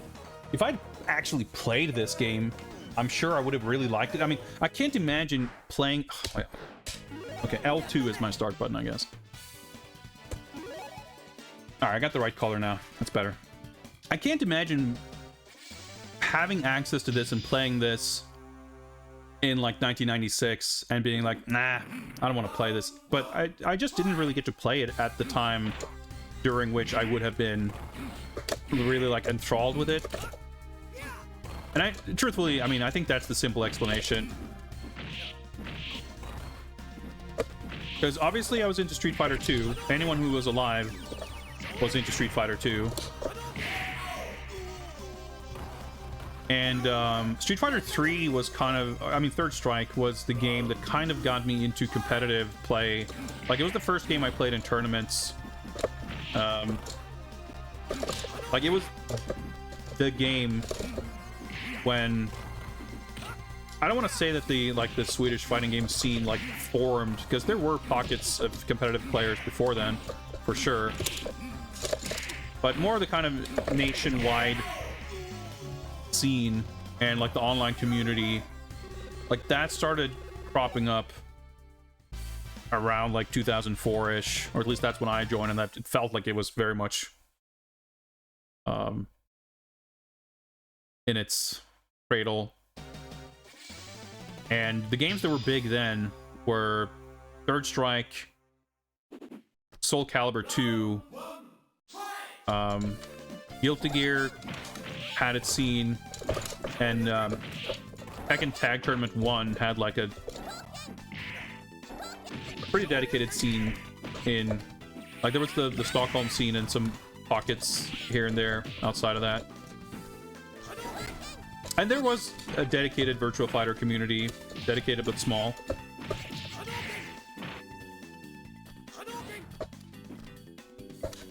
Nice. But out of those games, Street Fighter 3 Third Strike was like the one I had access to and had friends who enjoyed. So it was what I was into, and I was really into that for a while, but after a couple of years, I just really soured on that game.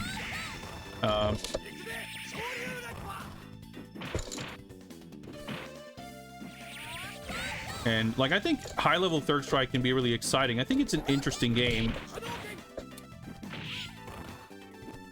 in several ways, but I don't like it.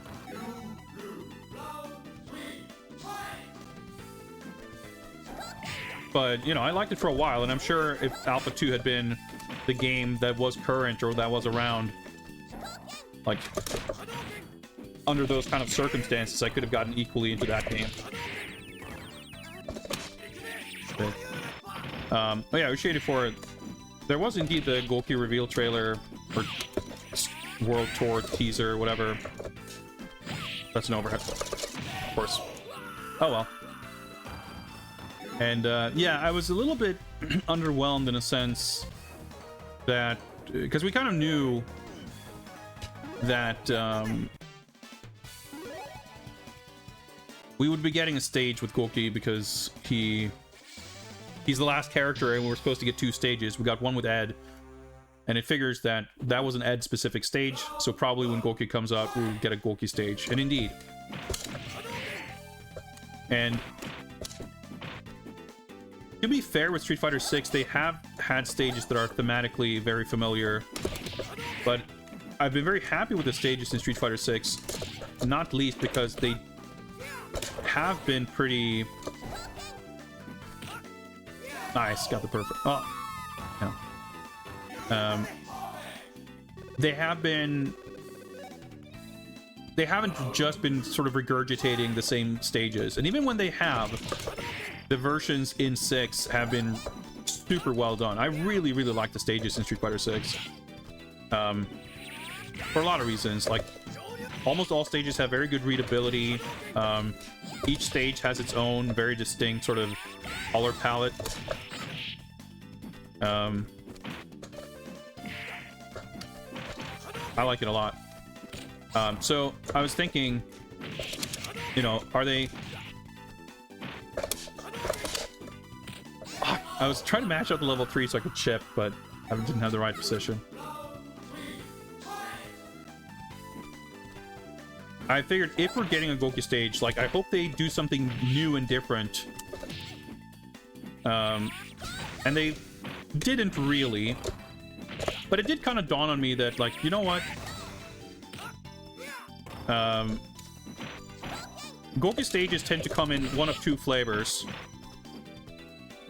They are either a hermit island cave, or they're an old temple. And as far as, like, actual Street Fighter games go, in 4 and 5, he had basically the same or very similar old temple stages. So the hermit island cave, we kind of haven't had since, like, Third Strike. So it's like, you know, fair enough. Even though he has a stage like that in Tekken 7, I believe, right? So it's okay. I would have liked to have seen something that felt brand new. I think the emphasis on the statue gives it a little bit of a different vibe. I don't know if it's meant to be the exact same location as in this game, but this is the version that I instantly thought of too. Man, this funky ass elevator music version of this song is so goofy. I don't think the music in this game is bad by any means, but they're certainly not my favorite versions.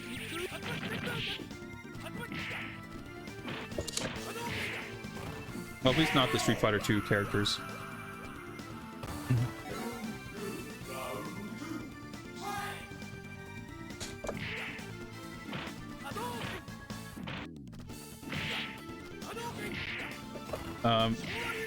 Because the name of the stage in Street Fighter 6 is what was it? Gokuento, I think.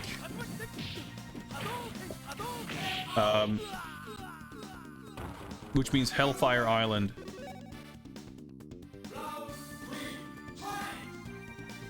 And it's entirely possible that that's the name of this stage, but it could also be, you know, just very similar locations.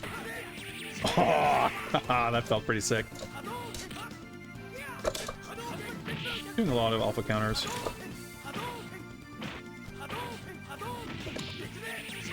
Finally, I'm actually managing to combo into the super. That's not gonna... Oh, wow, it actually did reach. Alright, got him.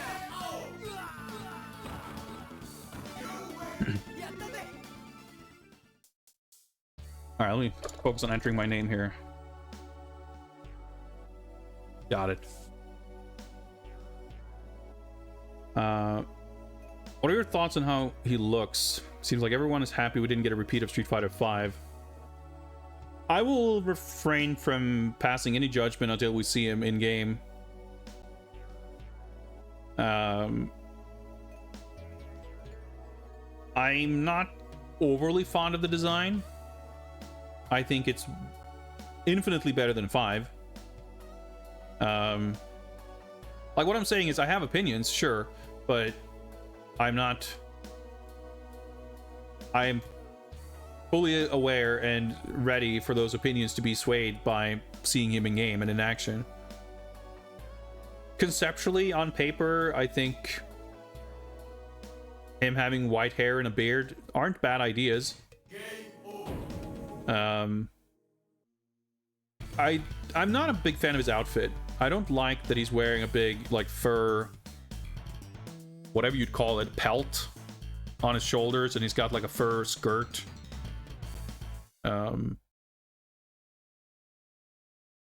That was nice and quick.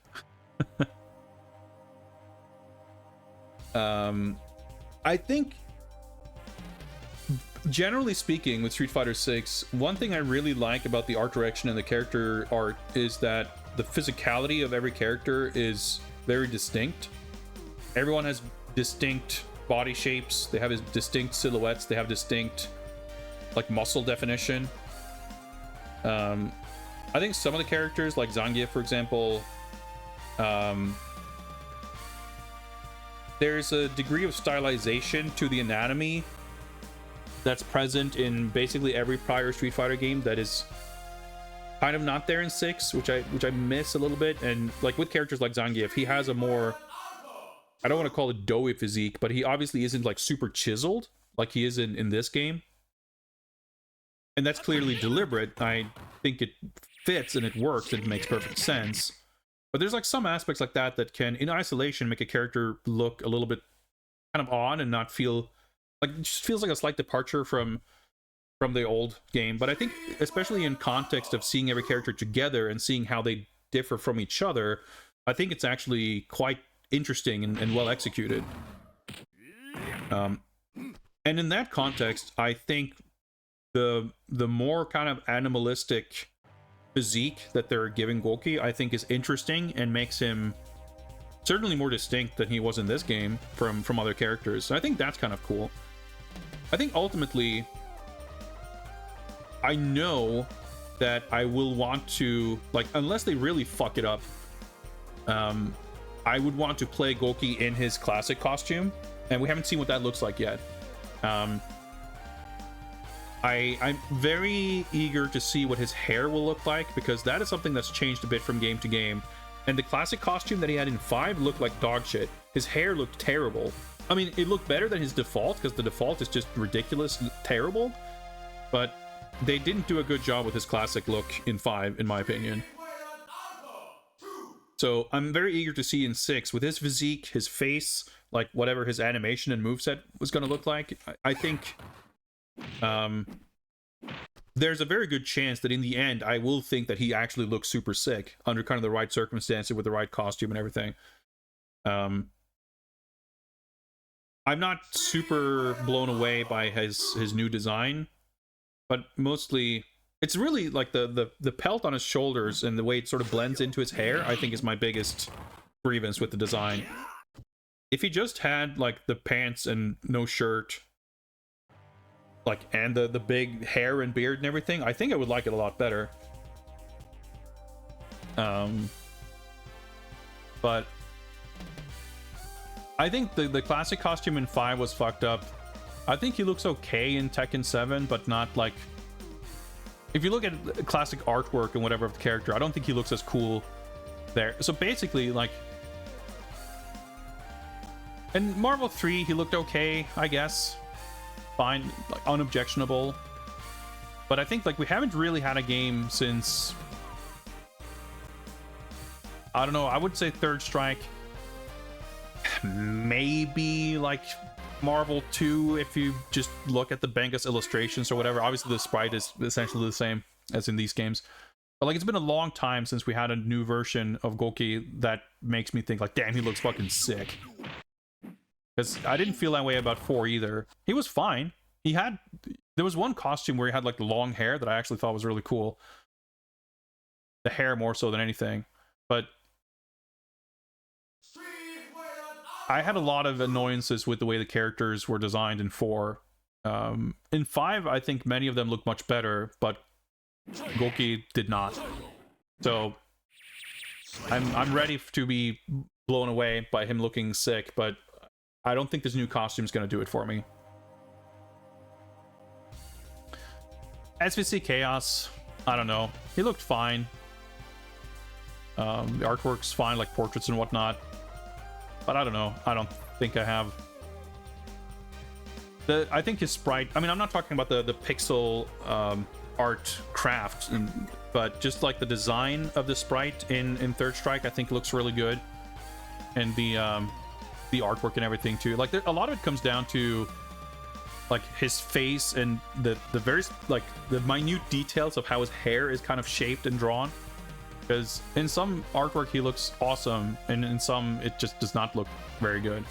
So I'm eager to see him, but he was never like a big favorite of mine. So I'm, you know, from day one, Ed was the character I was looking forward to the most in year 1 of Street Fighter 6. So I'm always, you know, looking forward to seeing new characters and seeing what it's going to look like. And I'd rather he be cool than not, but he's not a character I'm like dying to see in the game. Do I like any of the new characters from the Alpha series? I mean, I like everyone in Street Fighter to varying degrees. Back in the day, I mean, I did play the first game more than this one. I always thought Guy was really cool. Even though, I mean, he's not an original character, but back then I think I thought Nash was pretty cool, but I don't really care for him. I'm glad that they made him different from Guile in 5, even though I fucking hated the whole Frankenstein thing. I'm just ignoring that entirely. Rose, I used to hate for the longest time. I thought she was the wackest Street Fighter character. I'm, you know, cooled off a little bit on that, but I still don't really care for the character. I mean, I can appreciate that thematically she brings something a little different. But she's not a character for me. I mean, I always have... She's not the kind of sort of witch magic character who doesn't seem like a physical presence, but I still dislike her. What I mean is, like, I very much tend to dislike characters that are of an archetype that's, like, not a fighter, whether they're, like, a child or an animal or, you know, someone who just, like, accidentally punches the opponent while sneezing in the other direction or some shit. And she's not that, but she's like, you know, with the whole sort of magic fortune teller aspect, it's like maybe triggering some of those things in me. I'm not sure. But yeah, aesthetically, like, it's just not my thing.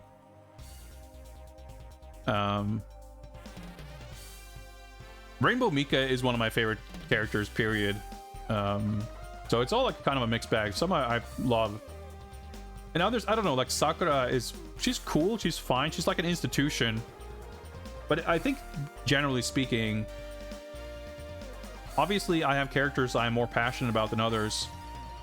But it's hard to say, like, liking or disliking. The Street Fighter characters exist on a plane where, like, the base level of liking is, like, pretty high.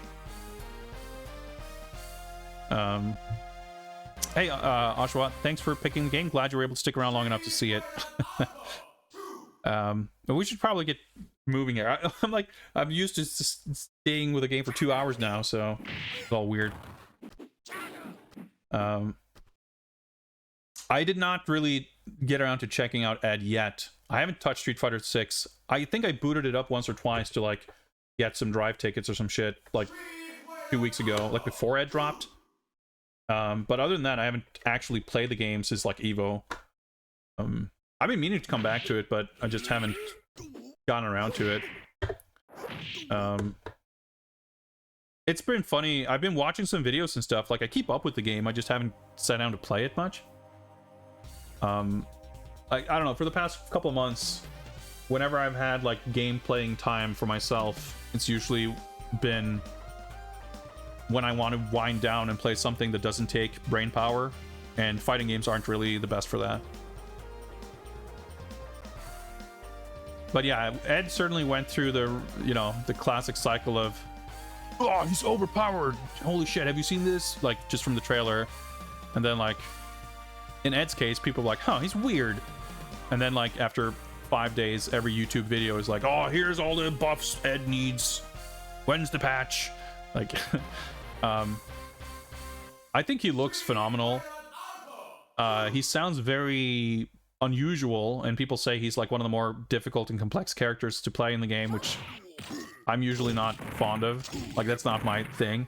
But if it's a character I genuinely like, that might, you know, persuade me.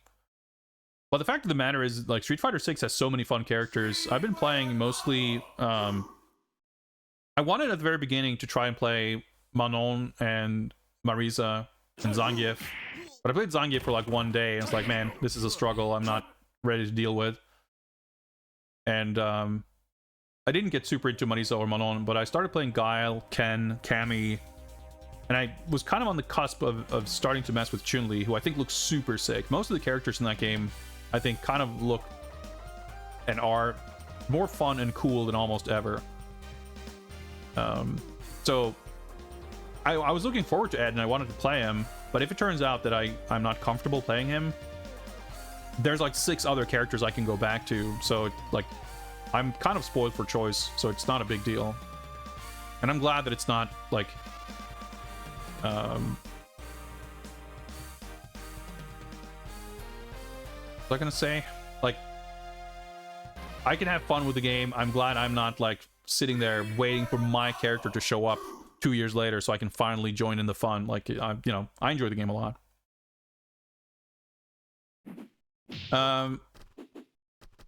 Let's set up a new raffle, why don't we?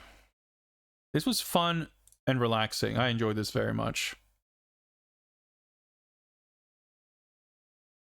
Well, Conductor, I'll let you in on a little bit of a secret. I'm not looking for new games. I have more than enough on my plate. And I will say, I don't know that much about Deep Rock Galactic Survivor, but anything I've perceived about what that is makes it seem entirely uninteresting to me. But, you know, different strokes. I'm actually currently working my way through Like a Dragon 7, which I'm also like halfway enjoying. I'm enjoying parts of it. I'm not getting super into it, but at first I was like, well, it'll just need to get started. But I'm at like chapter 7 or something now, which should reasonably be like around or close to halfway through the story. And, you know, it's intriguing enough. I like the characters a lot. And I'll probably, you know, get through it, but I'm not feeling like super enthralled by it like I have most of the other games in the series. But I'm enjoying it, but it is, you know, eating up a lot of time. Anyway, boom, there's the raffle, finally. Type raffle in chat if you want to pick the next game. Or at the very least have a chance of being able to do so. Need to go back to Street Fighter 6, try Ed. Tekken 8 completely consumed all my mental space. Yeah, I haven't really looked at Tekken 8 much, let alone played it. I don't have it. I pretty much decided that I'll get Tekken 8 at some point, because at some point it's going to be 10 euros on Steam. And I won't feel too bad about like missing out on it until then, because I know I won't take it seriously. I don't like Tekken that much. I'm glad that there appears to be more effort into single-player offline stuff that's actually not miserable this time around. That's good. I mean, by all accounts, people seem to enjoy Tekken 8 a lot. I played a super tiny amount of it in one of those like beta test things they had online, and like I said, I already don't really like Tekken that much, and I found all of the new shit in 8 made an already overwhelming game significantly more overwhelming. And I don't know, like looking at the roster, there's not really any characters that really jump out at me as like characters I really want to play. I think Azucena is probably the closest. But you know, I'm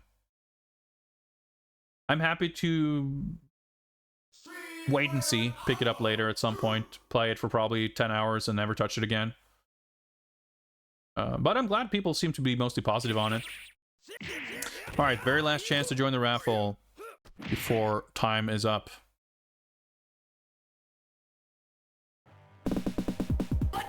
Alright, it's working now. Okay. Boom, Ushi84, congrats. You get to pick the next game. I just remembered also that, hey, spreadsheets a thing. Let me update this. And let me know what we're playing next.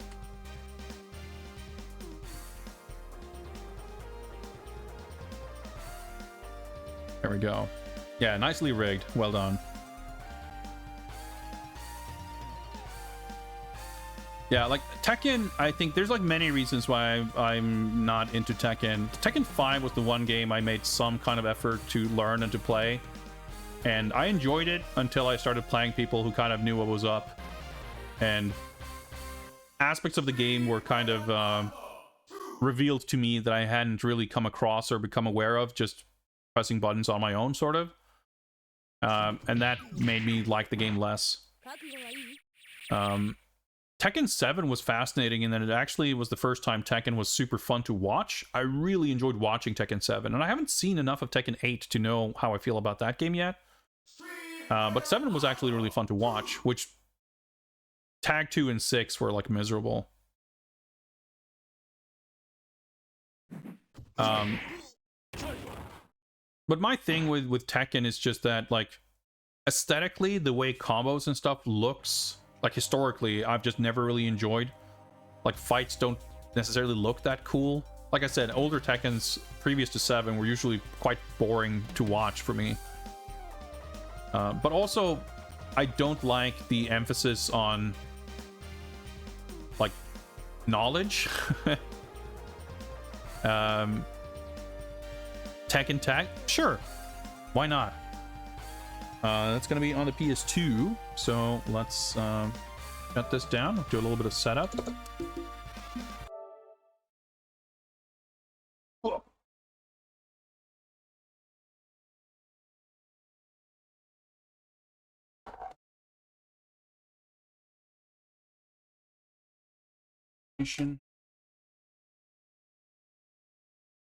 Table here. Change the capture and see if my capture device explodes again.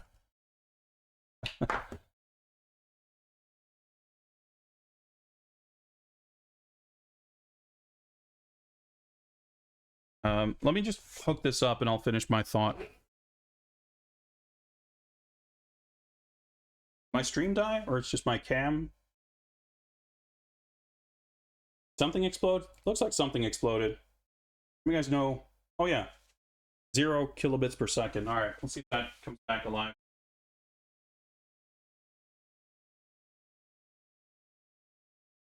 Oh yeah, I'm streaming at 15,000 kilobits per second. Apparently, I don't know what the fuck happened there. Probably my hard drive exploding, or my SSD rather. Yeah, it looks like it. Yeah, my D drive is at 100% activity again, like it's likes to do sometimes. We'll see if it calms down.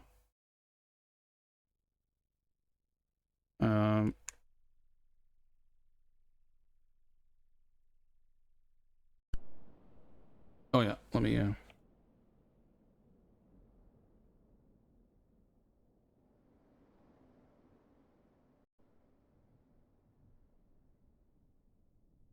oh yeah, let's try this. We have a minute or two of setup here. Hopefully things will calm down. Things are looking fine again on my end, and bitrate appears to be more stable. But I obviously can't quite tell on my end if things are still fucked up on the stream, so do please let me know if that's the case. I'm gonna paint. Well, obviously, if everything is dead and you can't hear me, that'd be difficult, but I think audio usually was fine even when freezing stuff would happen.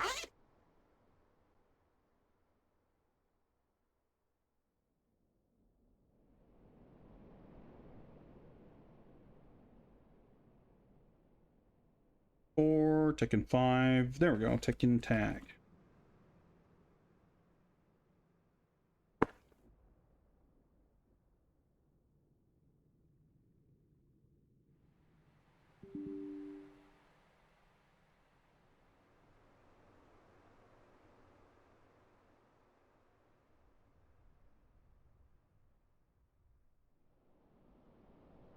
Third game, third arcade stick, third the dusting.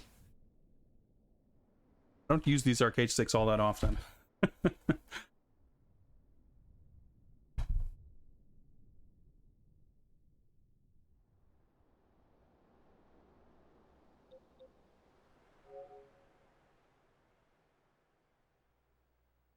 Okay, disk activity dipped for a few seconds, then it went right back up to 100%.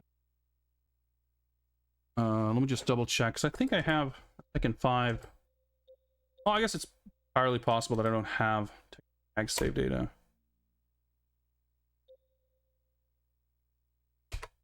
Fix the...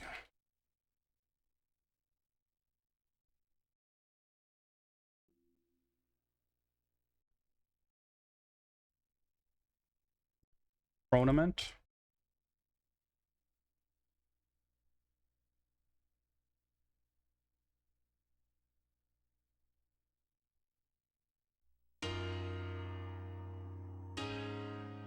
All right, OBS is exploding.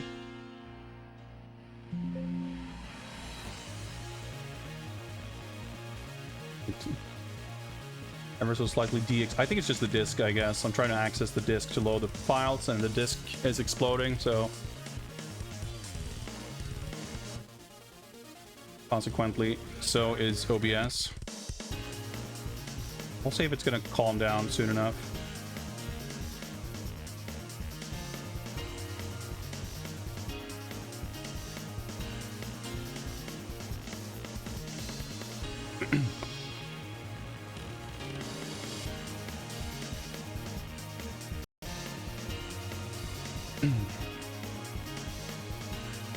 Yeah, it's a very unfortunate issue I've been having with my SSDs over the past several months. Of like, they just explode into 100% like file system activity, and just like shit grinds to a halt. and they just stay like that for minutes until eventually it's just like, oh, never mind, and it just stops doing it. Okay, disk activity dropped to 0%. It's no, back up to 100. It doesn't usually do that. Yeah, it's bizarre, but I've been trying to do some troubleshooting, and I can't for the life of me figure out. Like, I've tried to Google around and research, and any like info I've found on this kind of issue, it's like it's more typical that it happens like, you know, it's in an instant or like for a very brief moment. Like it's not, I mean, even when using the disc, even if I'm like playing 4K video or something, like it shouldn't cause the activity to spike in that way. But you can't even call it a spike because it goes up to 100 and it just stays there. And it's not like nothing is being read or from or written to the disk. Just it's I don't know. It's entirely puzzling what it's even supposed to be. And then like unrelated to actual disk activity, it just eventually tends to calm down. It's actually very unusual what it's doing now, where it's like actually dipping back down to 0 for like 3 seconds and then going up to 100 again. Usually it just like it stays at 100 for a while and then eventually just, you know, goes back to 0 like normal and it stays there. I'm looking at the like disk activity graph in the task manager because whenever stuff starts freaking out, I just want to try to keep an eye on it. But obviously I don't do that all day every day, so I, you know, sometimes I'm sure this happens without me realizing because there's no like immediate symptoms. Because it, you know, I can tell like screen just froze on stream again. I can like it froze in OBS. And my bit rate's like dropping down because it's like not.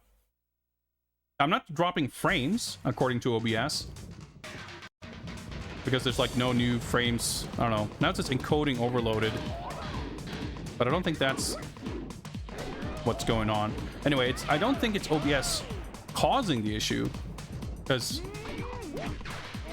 the video encoding is not happening on the SSD. But I think OBS is getting a little confused because it's not like my GPU is fine, my CPU is fine, like neither of them are even remotely like overloaded, but it's just the D drive, and when that's, you know, overloaded, it's kind of preventing other stuff from working properly. No, Uchi, this has nothing to do with the game. The game's running perfectly fine. It's not the capture, it's nothing like that. It's just my one of my SSDs is like haunted.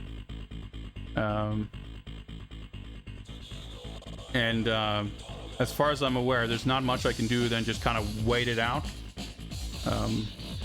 But yeah, it's been very inconsistent. Like, I'm sure some of you have seen this happen on my stream before, and I'm whining about it. And then I can, you know, stream for like a month straight and not have this issue show up at all. Or maybe once, like, it happens for 5 seconds and then it's gone. And now it's, you know, for as long as I've been talking about it, since before I booted up the game, the disk activity is at 100% with the occasional dip down from 100, which is unusual. It doesn't usually do that.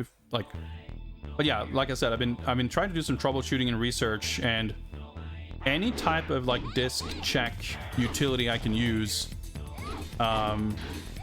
nothing has been able to find any fault. Like, the disk is fine. And the thing is, like, I have 2 identical disks, and I noticed this issue kept happening on one of them but not the other. And then I had the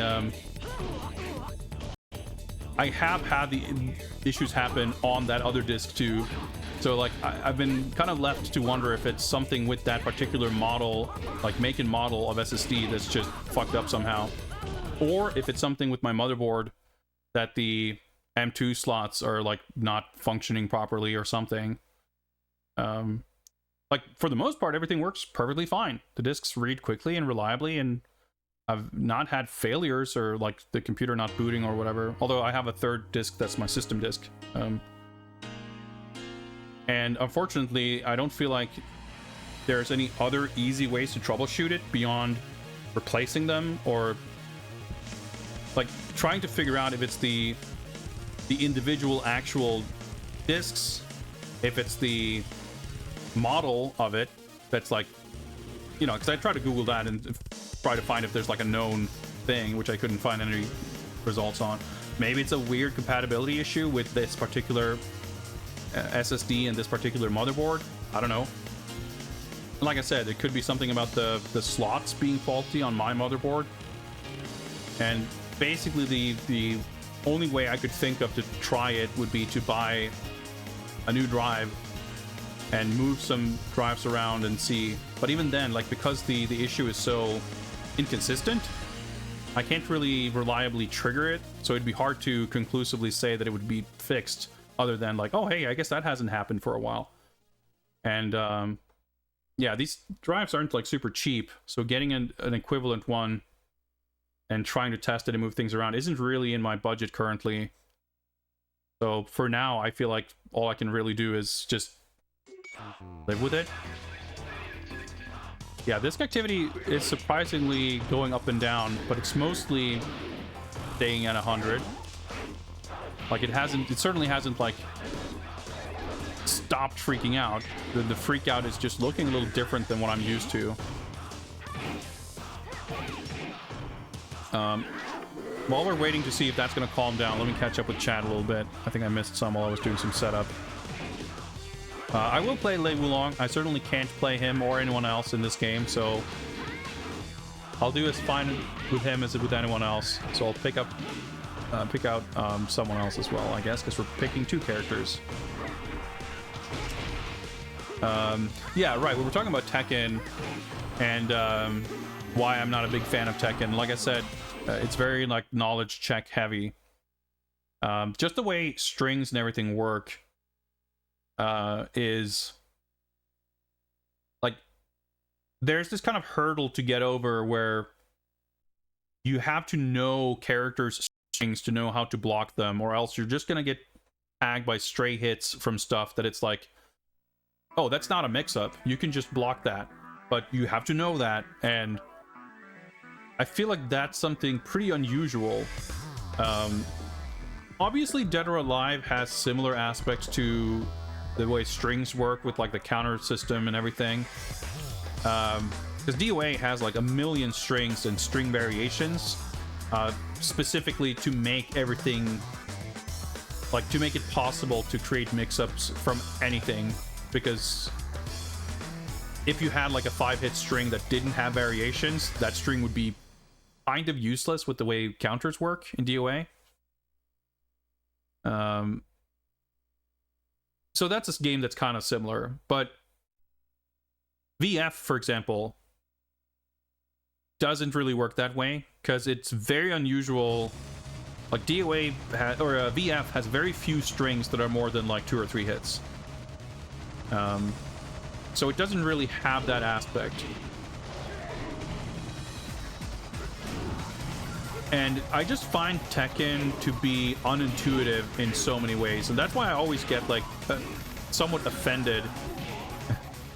All right, it's spiking up to a full 100% extended activity here. That's unusual. I think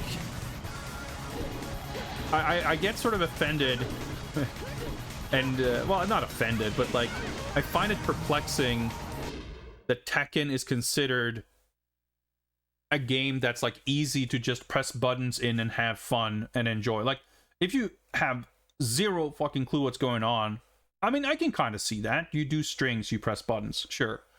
But if you're like actually trying to win, and I'm not saying like if you're a dedicated tournament player, but just like you're one step beyond just pressing buttons and seeing what happens. There's so much of like what the buttons do and how the game functions and what the systems are and whatever, that's super unintuitive. Like, I've never really played another fighting game, like modern one anyway, where standing up is so fucking difficult. This has been changed a huge amount in later Tekken games, but even in like Tekken 5, I mean, Tekken 5, it had already changed a bit with like quick rising and everything, but the Okizeme like wake up situation in Tekken is like fucked, and I always hated it. Like, playing rounds of Tekken is like getting knocked down and trying to figure out if you will be allowed to stand up for the rest of the round. Like, that's how I hate it. Like, I think it's it just doesn't create, like, I don't think that guessing game is like, it's not fun to deal with. It doesn't look cool. It's not, I don't know, I guess I can say it's not fun to do because I never understood it enough to be able to like have much control over it. But there's like so many options for waking up and like attacking, and just, I don't know, it's like every button does something, but some buttons like do movement, some buttons do attack, like directions. I couldn't even explain to you how it works because I've never really taken the time to learn it and figure it out, and I don't feel like it's something you can really intuit. And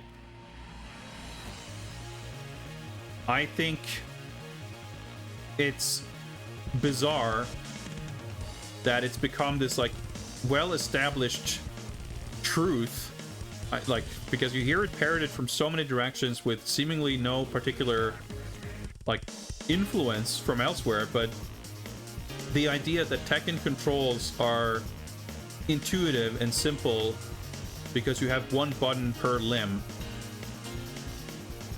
on its own, on paper, in complete isolation. Yeah, you know, I can see how like left hand, left foot, right foot, that's easy to remember, sure, but I think that flame kind of falls apart as soon as you compare it to any other game, because sure, that's easy enough to remember, but is it really more difficult to remember heavy punch and light punch and heavy kick and light kick? I don't think so. Even if you have 3 strengths, I don't think that's any more difficult to remember or understand. But the other thing is, if I'm playing Street Fighter, I can intuit mechanically what's different between a light kick and a heavy kick. I can intuit that a light kick is going to be faster, like less risk but less reward, and that a heavy kick is going to be more risk but more reward. I cannot intuit whether a left punch or a right punch is going to be more or less risk or reward. I cannot intuit whether a left kick or a right kick is going to be a high or a mid. I can't intuit whether left is or right is like a, you know, a quick poke or a knockdown or something. Like, I'm sure there are some conventions that exist within Tekken move lists, but in terms of what function an attack has in the game, I cannot conceive of how distinguishing between left and right would be in any capacity more intuitive than any other way to delineate different types of attacks. In Soul Calibur and other 3D fighting games, you have horizontal and vertical attacks, which, you know, okay, they're sidestepping. If I do a vertical attack, they can do sidesteps, and if horizontal, they cannot. I can understand, I can guess the purpose of those attacks. Obviously, there's a lot more to it than that, but like on some level, there's something there. But to me, the idea of distinguishing between left and right, frankly, I would have a hard time coming up with a system that's less intuitive for like guessing the purpose of an attack in the game.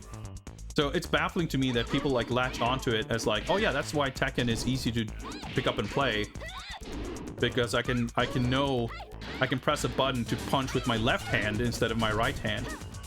Like, I've never played a fighting game not knowing the normals of my character pressing a button, having a normal come out, and be like, oh fuck, he punched with the right hand. I wanted to punch with the left hand. Like, it's one thing if I do like a weird uppercut or, you know, something like that, but for left and right to be a meaningful distinction like that even is like so... It doesn't make any sense.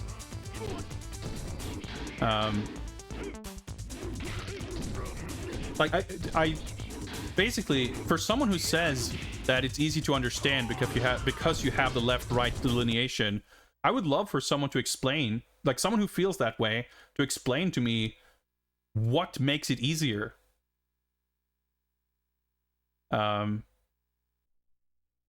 Like that's what I don't understand. I don't understand what's supposed to be easier to understand because of that.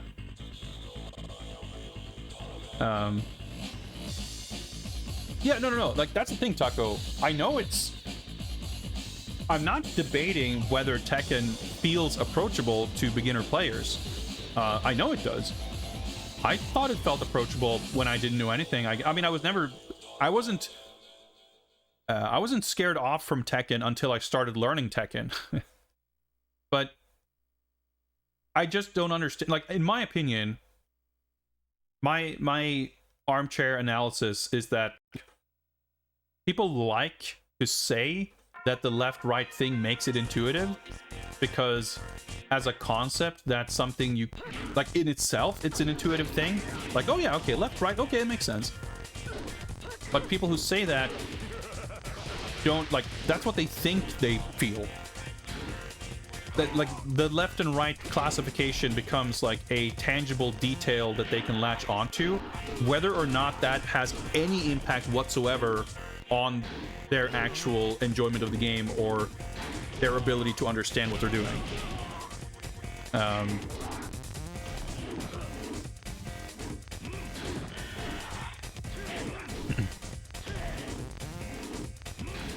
Yeah, okay, so Tank, you bring up something else that sort of furthers my point. You say, I don't think it makes it much easier, but it's also generally true that attacks from the left will track your opponent's movement to the right. It's not generally true enough to matter, and there's homing moves and whatever. Right, but think about this for a second. Is anyone, like, the kind of person who, like, champions the idea of left and right buttons because, oh, it's natural, it's intuitive, it's easy to understand? Is that the kind of player who is likely to be able to, in the heat of battle, be able to tell which direction someone is sidestepping and deciding to press the left or right button to determine, like, being able to visually confirm which direction someone is moving and press the appropriate button to stop them from moving in that direction, to me is like a 11 million times more advanced strategic application of knowledge than, like, is relevant when you're, like, trying to remember what button does what. But I think it's a perfect thing to bring up because, like, that's the kind of thing that people might say, like, oh yeah, that, you know, it's logical. I will buy that it's a situation in which I would specifically want to press a right punch. I'll concede that for sure. But at the same time, it's not relevant to the situation I'm describing because it's not people who would ever be in that situation who tends to be the one. Like, you don't see people who actually know Tekken use that as a, like, all right, so you want to learn Tekken, all right, it's really easy because you can just remember which punch is left and right. Like, that just, I don't see how that ever comes into it.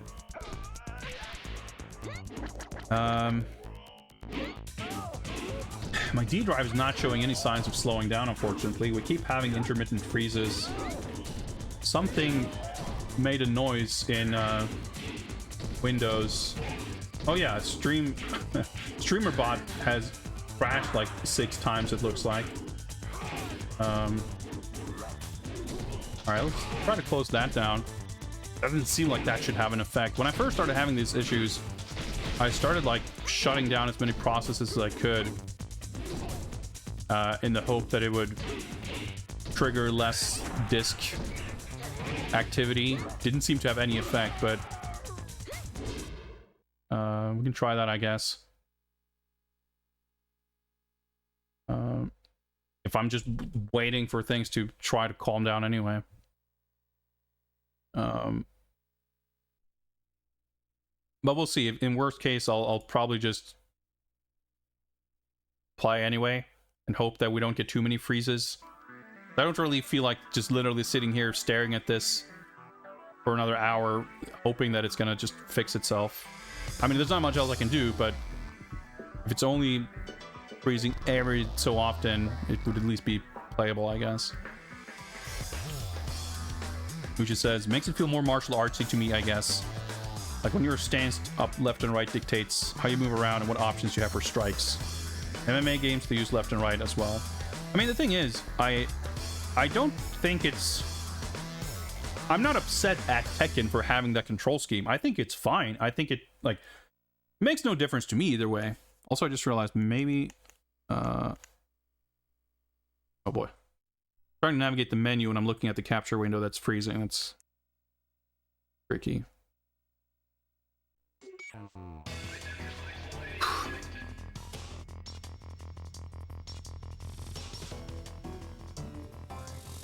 First, did I... Yeah, okay, this is the correct one. But I think this is... Yeah, there we go.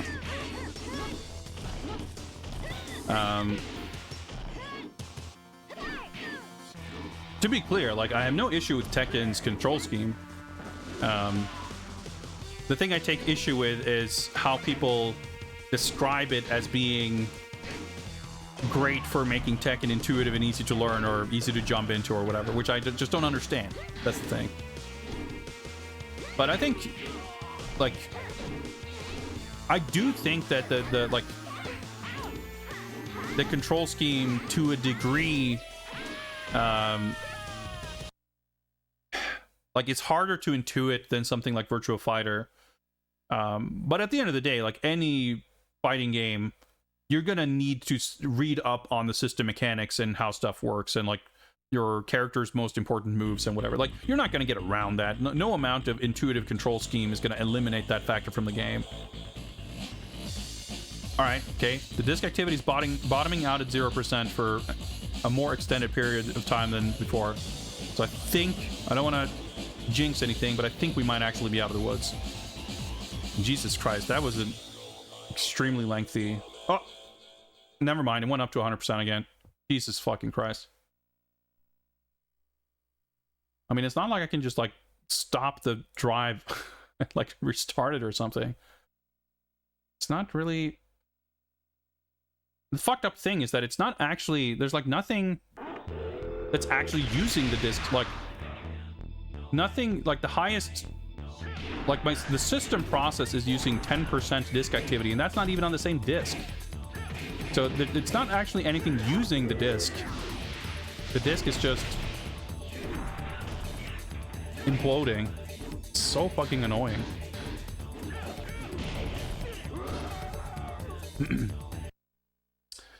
But yeah, like Virtua Fighter is pretty much my favorite fighting game.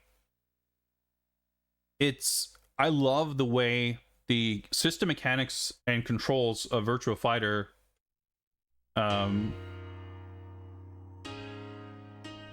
like you say, Socrates, it has a well-defined rule set that it follows. Like, I think of Virtua Fighters, like, or any fighting game really, like the system mechanics, I feel like, you know, I think of as grammar in a language. Any language has like exceptions to the grammatical rules. But some languages are very rigid and strict to the rules. Some languages have very complicated grammar.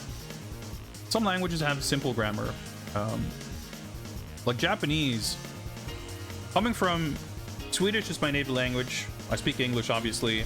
I studied German for many years, and I don't really speak German, but I have some understanding of it. I mean, I can't say that I speak or know any Bulgarian, but I took a couple of Bulgarian lessons when I lived in Bulgaria. And Japanese, to me, like after having studied English and German, was fascinating to me because I found the grammar, I found Japanese easier to learn than German by a long shot. Even though obviously German is much closer to Swedish. there are some things that are, of course, easier, like guessing meaning, the meaning of a word that's almost the same between two languages.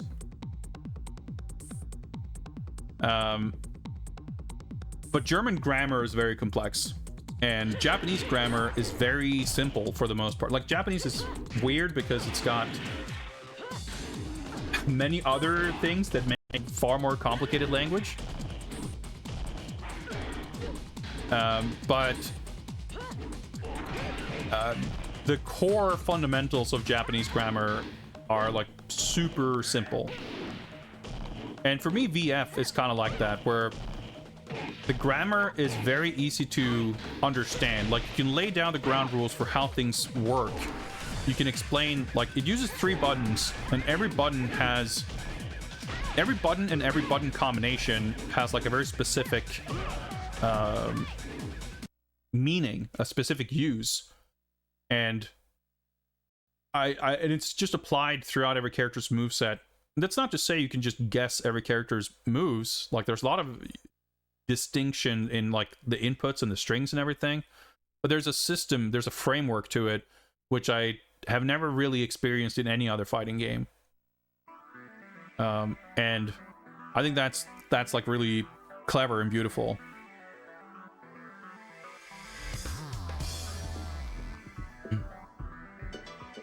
Like, yeah, VF is obviously very complex, but I think it sucks that Tekken has a reputation for being the game where you press buttons and have fun and anyone can play, and VF is the game for fucking rocket scientists who, you know, love forming their own club for admiring how much of a genius they are for being able to play Virtua Fighter. Like, yeah, it's deep and complex, but so is fucking, I don't know, Jackie Chan Fist of Fire. Like, it's not unique to VF that it's deep. And I think what that, and to be clear, I think it's mostly Virtua Fighter fans who have loved building that reputation for the game. But the thing is, any game can be infinitely complex or deep if you take it to that level. But what really matters for enjoying the game, especially when it comes to learning it and approaching it as a beginner, is how approachable is it as a beginner. And I think Virtua Fighter is one of the most approachable games. Not just because it has like a good training mode and whatever, but like the inputs are extremely simple and lenient. Like, people love to talk about Akira's one-frame knee and shit. Like, yeah, of course, it's got characters who are designed around having difficult inputs because they are characters who are conceived as being like the master character. Like, they're supposed to be difficult because if you can master the difficult shit, they are really powerful, and that's like the character archetype. But most characters are very easy to control. There's an extremely lenient input buffer, and if you think the input buffer is too lenient, you're getting stuff you don't want, well, you can tap the guard button because that will always clear the input buffer. Strings aren't long. Most strings are 2 or 3 attacks. Like, throw escapes have kind of been more simplified than ever in Ultimate Showdown or Final Showdown. Like, it's just VF is such a super basic and simple game to get started in. Like, press your 2P to interrupt stuff, take your turn, do your string, like enforce a mix-up, do a throw, like evade beats throws, or doesn't, evades beats strikes for the most part.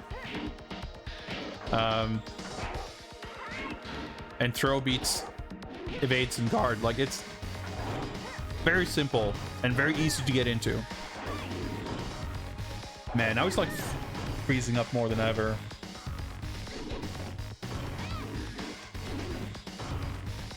I'm so frustrated. I mean, I'm enjoying just chatting about Tekken, and I'm glad some of you guys are enjoying participating in the conversation. I just wish I could play and at least stream. I guess it was an omen that I don't even remember what happened. I think when I first, like, literally booting up the stream, I had some weird, oh yeah, streamer bot crashed the first time, I guess.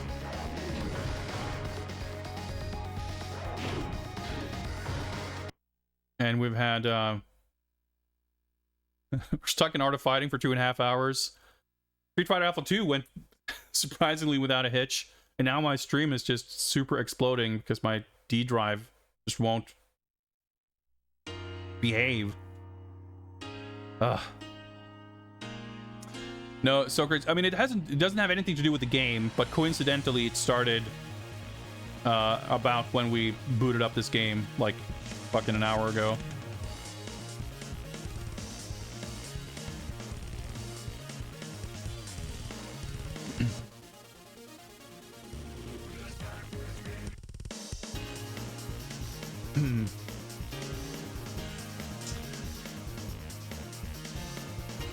Let me try to catch up with chat. Which language is my favorite? I don't know. I'm not going to get into language tier lists.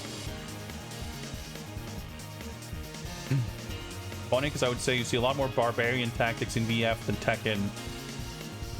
To be clear, that's one of the things I love about VF. It doesn't just encourage you to play correctly. It is designed so that you have to play super disrespectfully from time to time. Yeah, I think like that's the fun part about learning VF. Like, I think VF is the easiest game to, like, I mean, it doesn't hurt that some of the games have like very good tutorials and stuff that actually teach you and explain these things, but there are things that any fighting game can explain, but it's kind of rare or like unparalleled, I think, the way VF, like, they explain a thing and that's actually how things work. It doesn't feel like an abstract concept when they talk about taking turns or frame advantage or like a simple mix-up, or like, you know, because they explain in pretty explicit terms, like, oh yeah, stick this out, and if they guard it, like, you're negative and it's their turn, or if you do this thing, you're gonna be, you know, +1, and now it's time to do this or that, or, you know, whatever. And you can take those very basic lessons and apply them and feel like you understand what you are doing. You have something approaching a game plan that you can apply. And when you start playing other people, and, you know, to some degree, the AI in the games actually kind of reflect this, where it's like, at a lower level, like, high enough that people are not just mashing buttons, but like, people are trying to learn and trying to understand. People are gonna be playing very much by the book. And all of a sudden, you kind of reach a point where, wait, hang on. They're not doing what they're supposed to be doing. Kind of what you're describing, Socrates. Like, there is an incentive, like, because the rule set is so clear, it also makes the playing by the book is kind of more rigidly defined. It's more clear what that is, which means that forming kind of counter strategies or reacting to playing by the book, that exists in every fighting game, but I think in VF it's more codified and more like specific and more clear because of the way the kind of interactions are designed. Okay, I'm loath to jinx myself again, but it looks like the D drive is calming down more than it has, even more so than that previous false alarm. Yeah, it looks like we might be okay. Yeah, Ushi84, you might be cursed. Could be, but it's nothing to do with the game. Because it's nothing to do with the capture. It's, like, completely unrelated. Dude, that's a sick costume for June. I don't think I've seen this. I've, like, barely ever played this game, by the way. It's interesting that this... Because obviously this version is its own thing. The arcade version of this is an upgrade to Tekken 3. It runs on the Tekken 3 hardware. It's like an upgrade, an expansion to Tekken 3. So it has like Tekken 3 graphics. All the graphics in this were completely redone for the PS2 version. And obviously the arcade versions typically didn't have a bunch of extra costumes and stuff. And I doubt that the arcade version... I mean, I haven't really played the arcade version much either, so I wouldn't know if this outfit is in that game, but I kind of doubt it. That's an awesome costume for her. Can't believe she didn't have that in Tag 2, or, oh, I guess maybe... Well, if they're adding a classic costume to Tekken 8 as DLC, which they're doing, that one would be like the fourth pick probably. Anyway, looks like we're finally okay here. Yeah. I mean, Circuits. I'm sure there's a lot more specific things. I'm not really well versed enough to bring specific examples, but even so, like I think it permeates the entire system and feel of the game to the point where it's like it's a kind of a defining aspect of Virtua Fighter, and it's part of why I like the game so much. Like it is logical and easy to understand.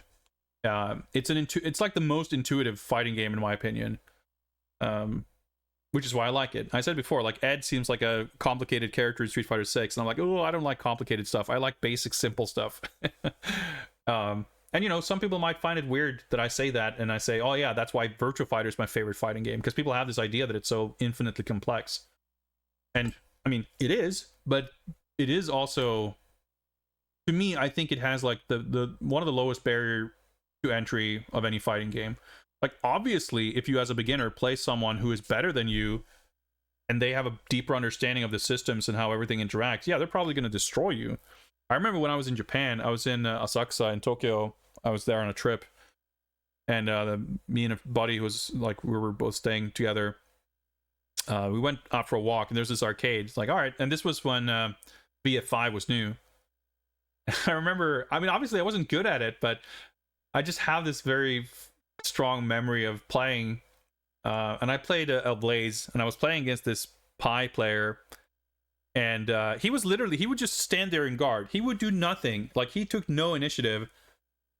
And anytime I approached him, like, I couldn't do shit. And he would just destroy me. Like, he beat me super clean 3-0. And I didn't feel like I was able to accomplish anything.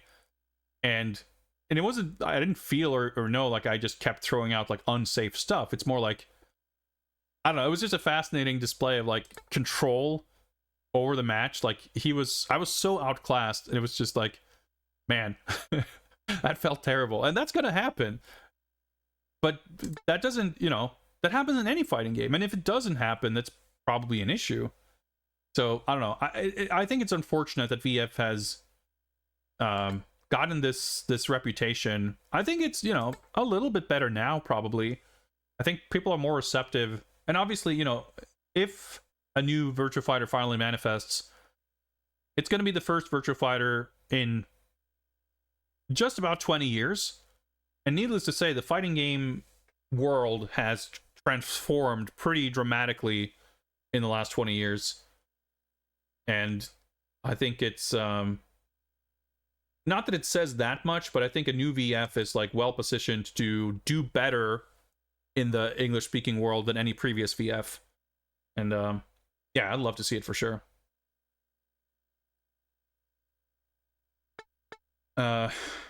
Chicken marking on sounds like a good option. Oh, and I'm like, oh yeah, we're playing games. I almost forgot. Okay, so I think I want to do this. So my stick layout is a bit funky here.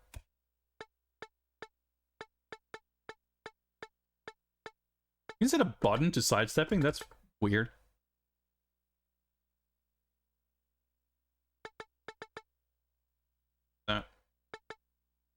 Dude. I forgot.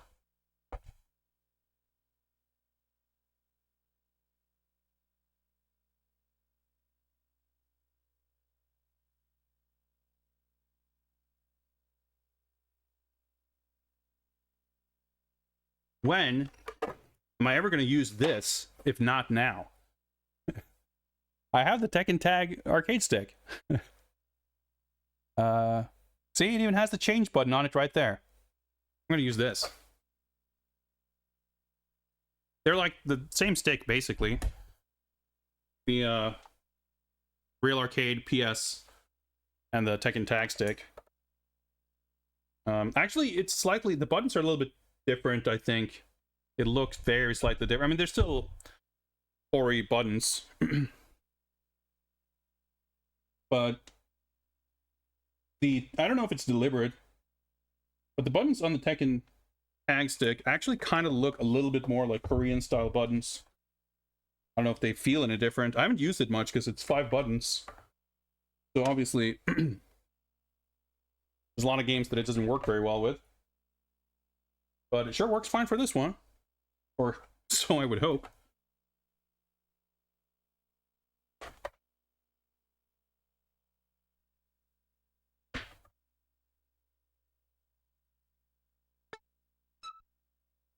There we go. Yeah, this is the same case as the like the Soul Calibur 2 stick was quite popular. I remember here back in the day, a lot of people actually the same one. I'm trying to remember. But yeah, I picked this up for cheap. The price tag is still on it, but it's so worn off I can't read it. But I'm sure I paid like a couple of $100 for this.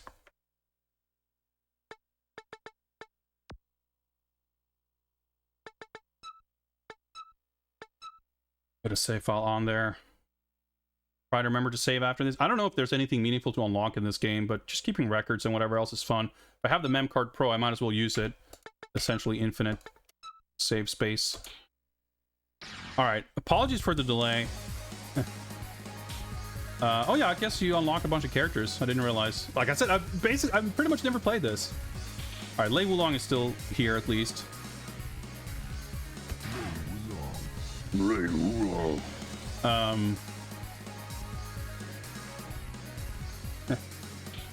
I don't know how to play fucking anyone, but everyone has like these weird colors because they're like they had to change everything from Tekken 3.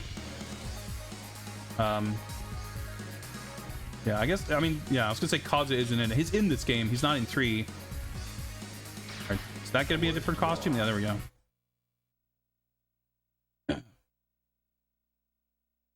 I remember I played the arcade version of this. I was in Stockholm meeting up with some friends because they like the Stockholm like Tekken scene. Like I said, they were into Tekken Tag, and because I don't know anything in Tekken really,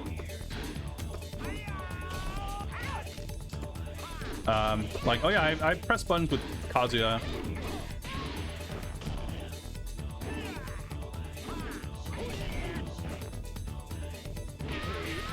So I'll pick him, and Devil's like Kazuya, I guess. I'll pick Devil, not realizing that if you pick Kazuya and Devil, it's like a special team where when you tag, instead of tagging, Kazuya transforms into Devil, which apparently is like really bad. So I was like, oh, that's kind of cool that that's a thing, but really awkward to play.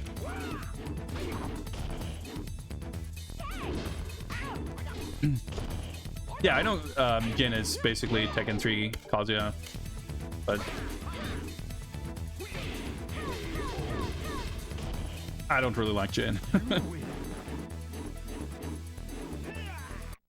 Oh, Stick seems to be handling fine.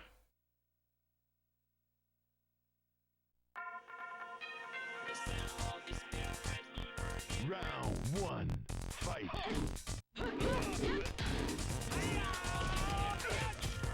I definitely don't know what I'm doing. That's fine. Back turn and stuff.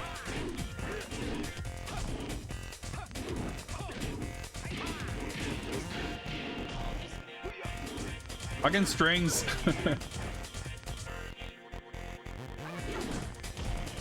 Oh, come on. Ah, I don't know combos. Oh, I should parry there. Actually, do you have? I forget. Is universal low parries in this game? I know it wasn't always around. I'm not sure. Yeah, I have no idea what like strings they have. Yeah, I remember you can do like a tornado kick. That's like all I remember. So I want to say You can't... There's some kind of, like, instant tag off of a launch in this game, isn't there?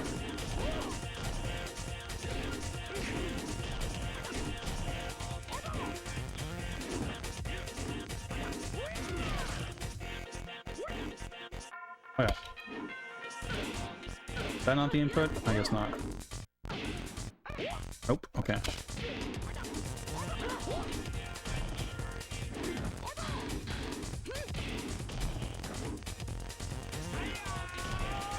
Alright, hopefully we can win on a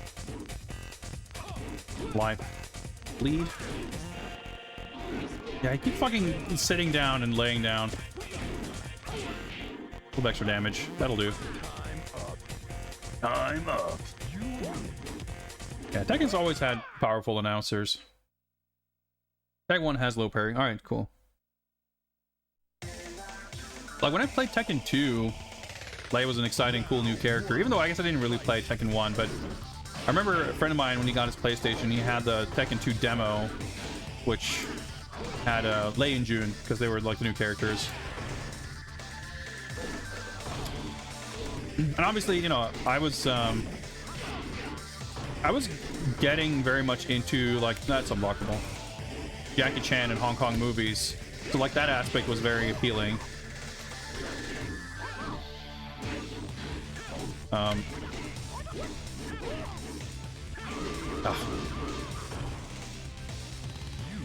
But I never really played him or cared much for him past that. I always thought I don't even really remember what his second costume was in too, but I always preferred the cop uniform. And like with most characters, I think in Tekken 4 he kind of looked the coolest he ever did.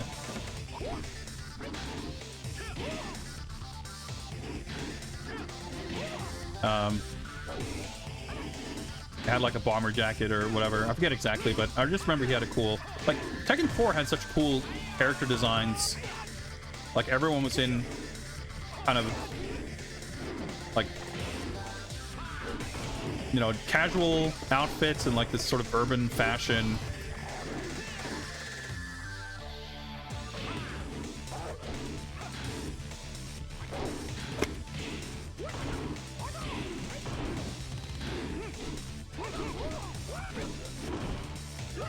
Ah! And good tandem pose. Where's my start? Oh, there we go. I had to find the start button on the stick.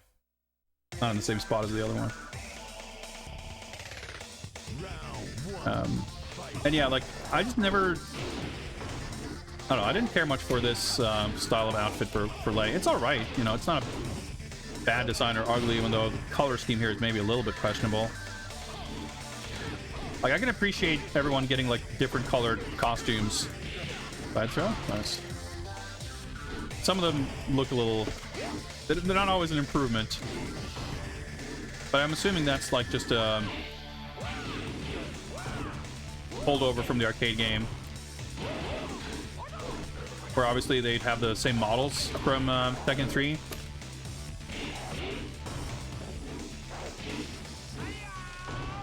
So they would like change up the colors. And I mean, they've done that with pretty much every game. Like the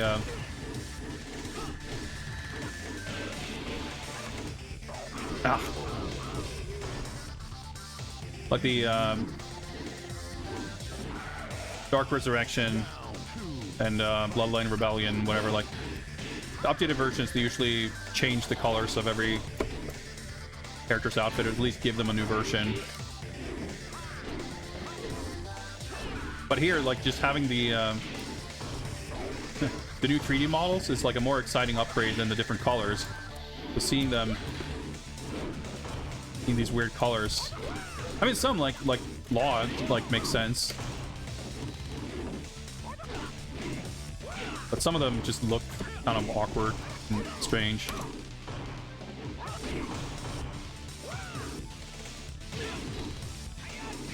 But yeah, I think like Tekken is interesting because the first Tekken is like very weird. All right, my screen just blacked out. That's fine. It's my monitor, or it's the It doesn't like these signals sometimes, so it'll black out for a second. But I can look at my OBS window for a second and survive. Technical issues with the stream. But to me, I think Tekken 3 is really... You know, Tekken 2 was a gigantic leap over the first game. I think Tekken 1 is, for the time and for what it is, not a bad game, but, you know, it's very much, you know, the sort of novelty of a 3D fighter and, you know, fighting games in general being hot and exciting.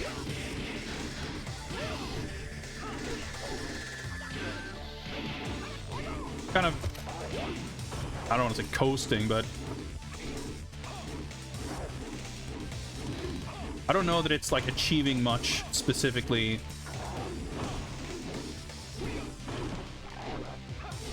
On account of its like system mechanics or spectacle or anything really. But Tekken 2 really stepped things up, and like the graphics are much better. It's just a cooler, better game. But I think Tekken 3 is really where the series kind of came into its own in terms of aesthetics and style. It feels like an evolution of Tekken 2, but it also feels, you know, in the story they have the time skip, which kind of justifies this like extremely modern feel. I feel like if I'm to think of a fighting game that like exemplifies the feeling of being modern and contemporary, Tekken 3 is the first game I think of, because it's not necessarily the most modern in its time, but it took Tekken and just made it feel futuristic and like, yeah, it was just like such a cool leap. And I think to this day, Tekken doesn't, you know,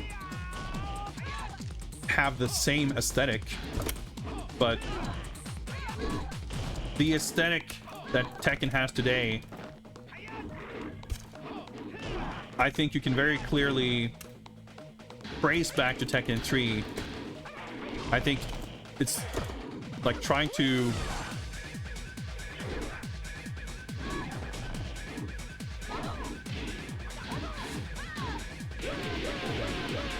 see what remnants from Tekken 1 and 2 are in current day Tekken gets a lot more difficult.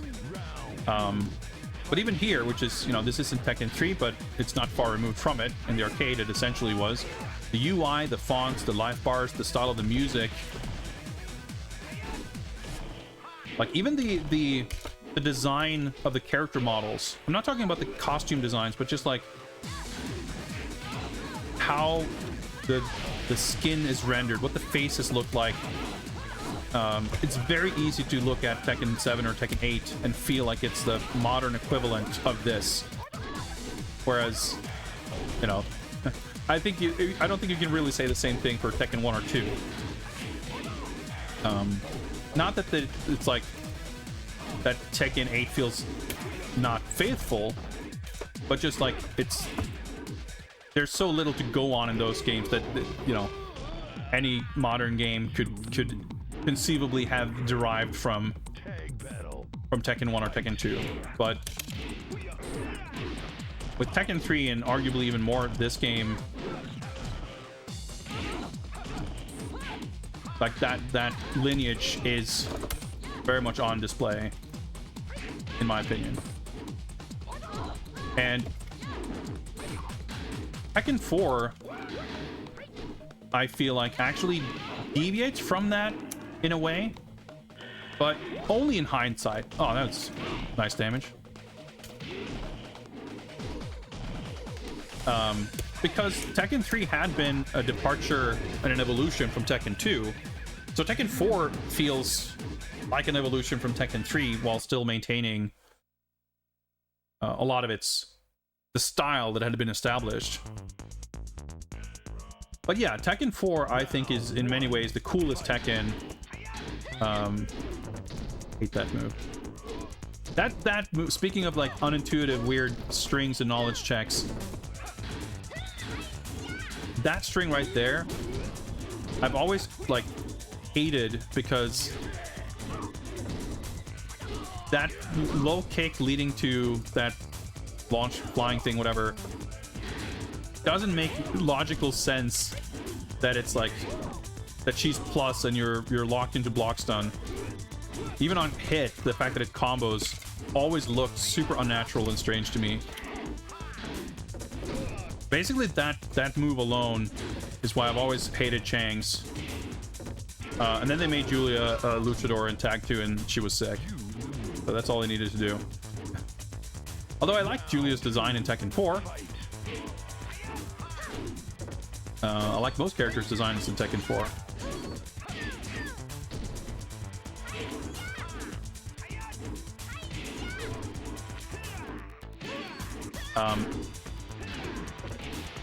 But yeah, Tekken 4 was very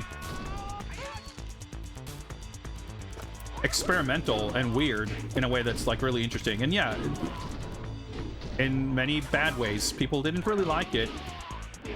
And subsequently, very little of what was established in 4 stuck around for 5. You know, they kept walls. Like, that's obviously a big thing that's defined Tekken ever since. And I'm sure there's, like, specific things that I wouldn't know of on account of being a Tekken scrub. But when I think of Tekken 4, aside from the aesthetics, I think of, you know, decision switch, I think of elevations, I think of uneven and strangely shaped arenas, I think of an over, like, abundance of just frame moves. And, well, mostly just frame laser scraper, I guess, but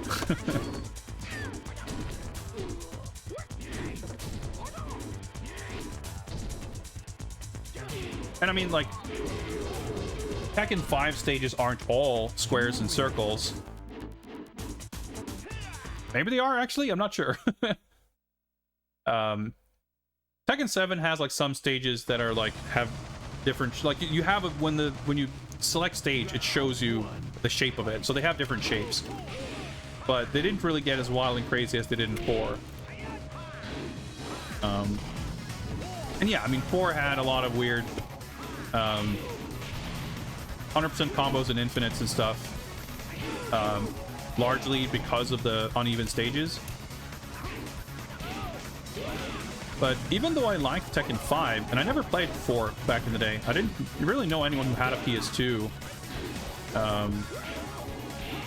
until later. Like, I got my PS2 and I want to say early, like January 2005, something like that. Oh, it's good. Oh, okay, I thought that maybe would connect. Guess not. So I just kind of missed out on stuff at that time. Like, I had an Xbox, my best friend had a GameCube, and between that we got to play a bunch of different stuff, and playing a lot of emulator stuff on PC and everything too.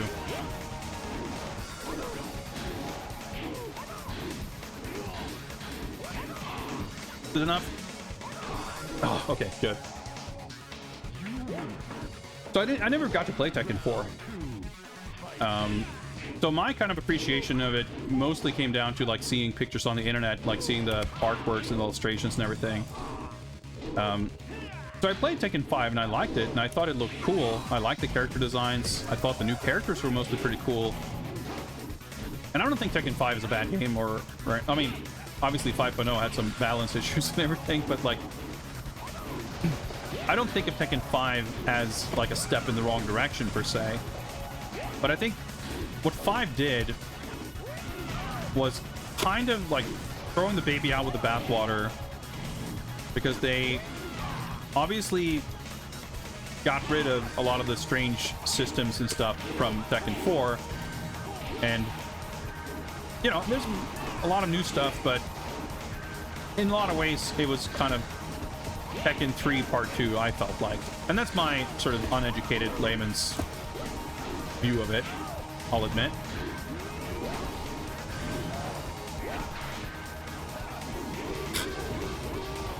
And what even though it didn't upset me at the time, because I thought it still looked cool, I think part of me felt it was a little disappointing that the costume designs for almost every character were just like retreading Tekken 3.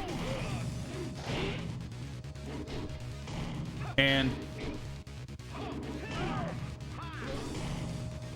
oh, I'm on stance. Okay. Ouch.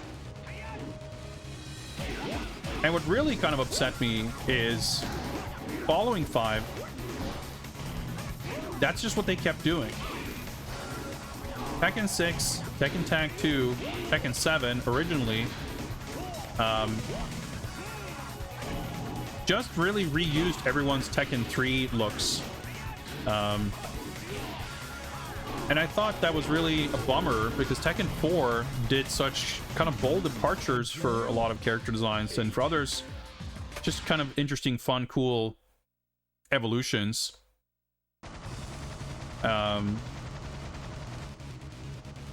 And I just found that, like, man, what a weird thing for this series that felt like new and modern and fresh, and like at that point they just started not doing that and just being very safe and boring. BB, thanks for the follow. And I say that as someone who didn't play Tekken 4 and I didn't play Tekken 6.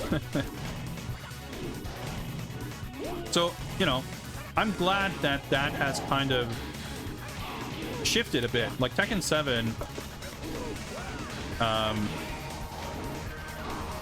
eventually started introducing more new looks for characters.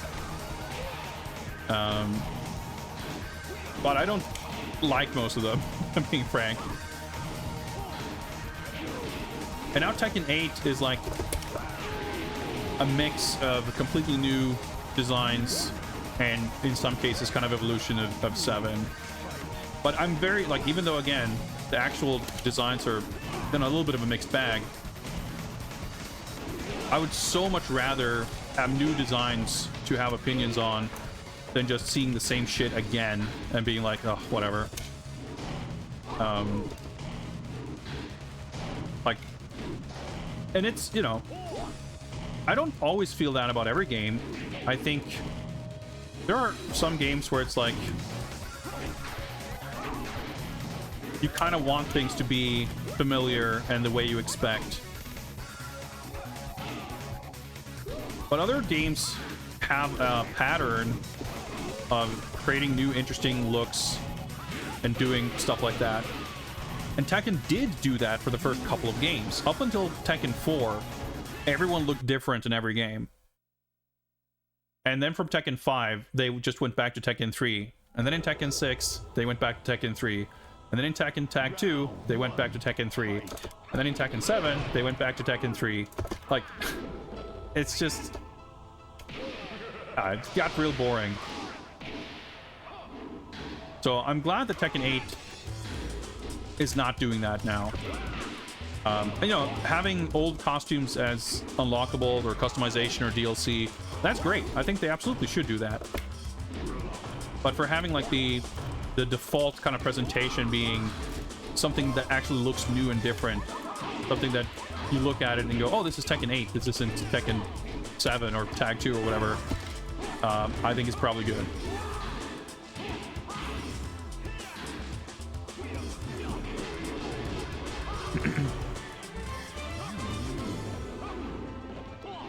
Yeah, it's like Paul, I think both of his looks in 4 are sick. Like 4, I mean, Paul is like to me, like the super obvious example of a character who looked so cool and then just went, I mean, back to whatever.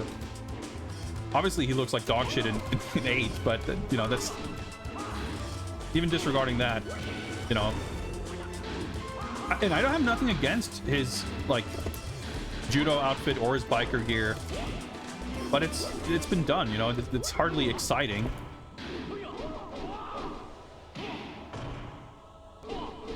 And I wouldn't even say that the versions of those, because he basically has like the judo outfit but with like a t-shirt or something, right?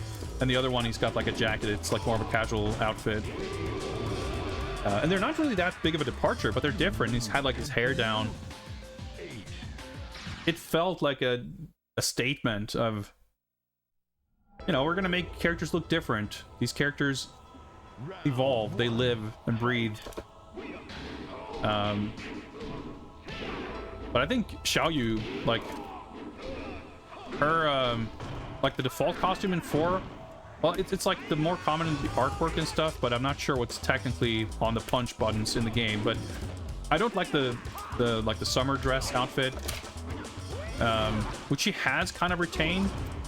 But I forget if that was in 3 also. I don't know, or some version of it.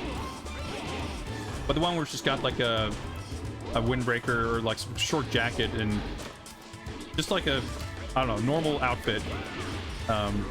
That's always been my favorite design for her. I think her Tekken 5 design is good.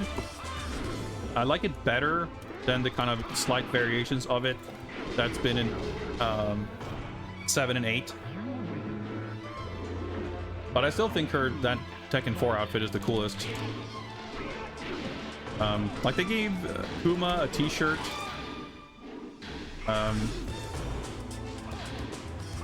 Everyone just had like interesting things going on visually in Tekken 4. I think Hwoarang is a good example of a character who I didn't actually... I think, by and large, I dislike how Hwoarang looks in 4 compared to 3. Can't believe I pulled that off. The weird down forward input for the slide. Oh yeah, unknown. I was gonna be like, hey, who's that fucking saber wolf? And then I look down. It's like, oh, her. Oh, right. Unknown.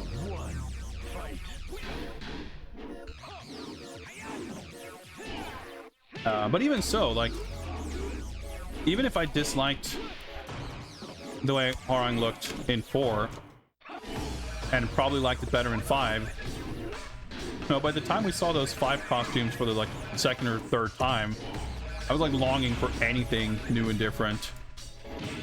I actually think his new design in 8 looks really cool.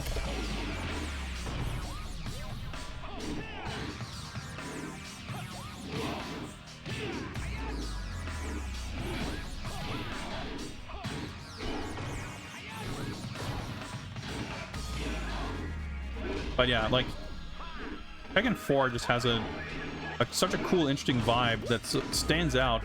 Like I said, especially in hindsight, because everything after 4 was very much like retreading same kind of steps. And I think in general, like, I think Tekken 7 ultimately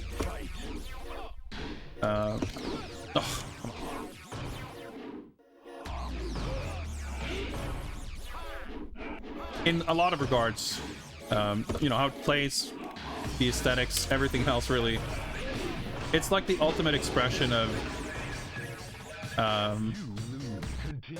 just the one round, huh? Probably if I beat her, she's gonna, like, transform or some shit. I forget how this works. When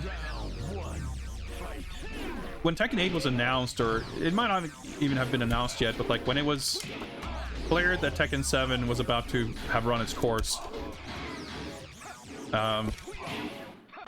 you know, I would talk about this too, and, you know, obviously it's not some unique expert opinion, but what do you, like, where do you go from here? Tekken 7 was such a well-received game, and it's such a, like, culmination of everything, like, following Tekken 5. Tekken 7 to me very much felt like a refinement. Like, Tekken has always been, you know, a pretty iterative sort of series, very like legacy heavy on, you know, characters and mechanics and moves and whatever. And the last couple of Tekkens in particular have felt very... Oh, I'm in stance, I see.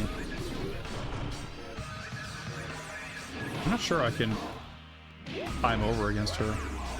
Well, not if I have less health. So we'll find out.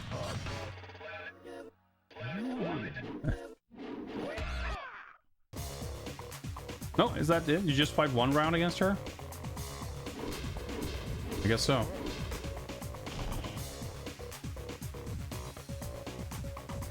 Tekken 7 felt like the culmination of refinements over the course of those past couple of games.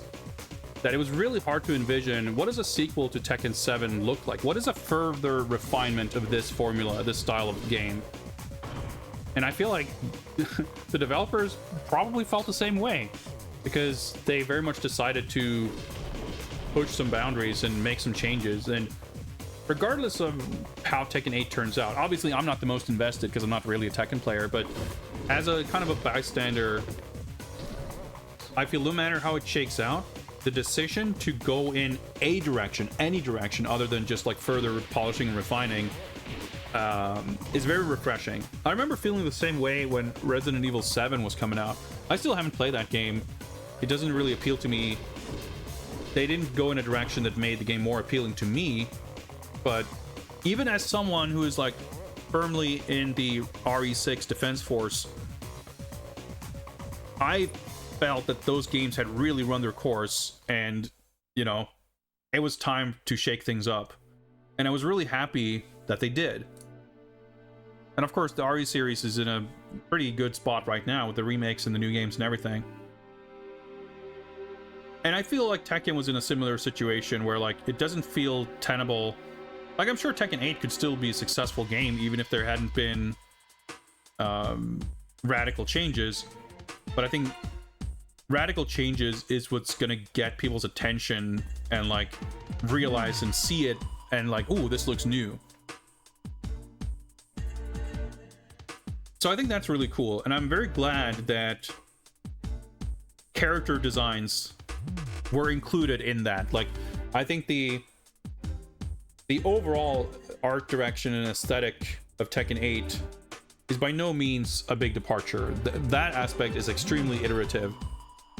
And I think the series, like, at this point, you're getting extremely diminishing returns on the technical advancement, right? So it makes sense that like artistically each Tekken game is going to look different when every 2 years like graphical fidelity fucking doubles. You know, back in the 90s, and that's not going to be a thing ever again. So they kind of are, you know, they've made their bed and that's what it's going to be, and that's cool, that's fine. Tekken very much has its own aesthetic identity, and I don't expect that to change. I don't think that should change. But you know what they can do, so to speak, character designs. I think I'm glad that in their kind of attempt or, you know, pursuit of something new, they decided to give everyone a new look. I think that makes me happy, even if I don't love all the actual looks. Feel the same way as a Tekken player. Well, it's very clear the direction they're going with Tekken 8 isn't for me. Seems like new people are enjoying it, and some veterans are rolling with it and doing well, having fun. Yeah. I mean, I think the dust has to settle a little bit before you kind of know. I mean, I think fighting games nowadays, and I don't mean that like as in, it's been like this for a while, but fighting games have such longer lifespans nowadays, and they keep evolving and changing, that when a game comes out, obviously it's cool and fun and good if it comes out very, you know, strong and it's a good game. But Street Fighter 6, like, we don't know what the actual lasting impression is going to be of that game, because the version that people are going to remember doesn't exist yet. And Tekken 8 is of course the same way, because it's even fresher. So there's still a lot of room for the game to change and evolve and turn into whatever it's going to become. And people are going to get used to things, and, you know, even, you know, like changes in how a game evolves isn't just about software updates. It's also about how the game is being played and how that changes. So, you know, who knows? But I think there could have been a very significant risk of Tekken sort of stagnating. I mean, I think, frankly, Tekken 7 has had a very odd life, because I think at launch, like when the game first came out in arcades and they would like tour with it to events overseas, like Tekken 7 was at EVO before the console version was out. It didn't really feel very new. Like, I think early Tekken 7 was just kind of weird because the roster was weird. Tekken 7 had a lot of newcomers and a lot of legacy characters were missing. You know, there were characters who were added into later season passes for the console versions. Like Lei didn't show up until later. Anna, I think, showed up a bit later and everything. Kunimitsu, of course, but like in the arcade version, the original release before Fated Retribution, there were a whole bunch of old characters that weren't in it. Like Nina wasn't in the game at launch. I forget exactly who the game launched with, but like it was a kind of strange roster, and like it had Rage Arts and Rage Drive, which I think were sort of kind of an evolution of stuff that had been in Tekken Revolution, the free-to-play game, which was a pretty interesting game actually, if not how it played for like everything else about it.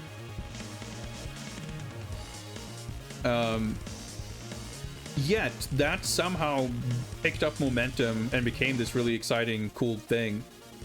But I think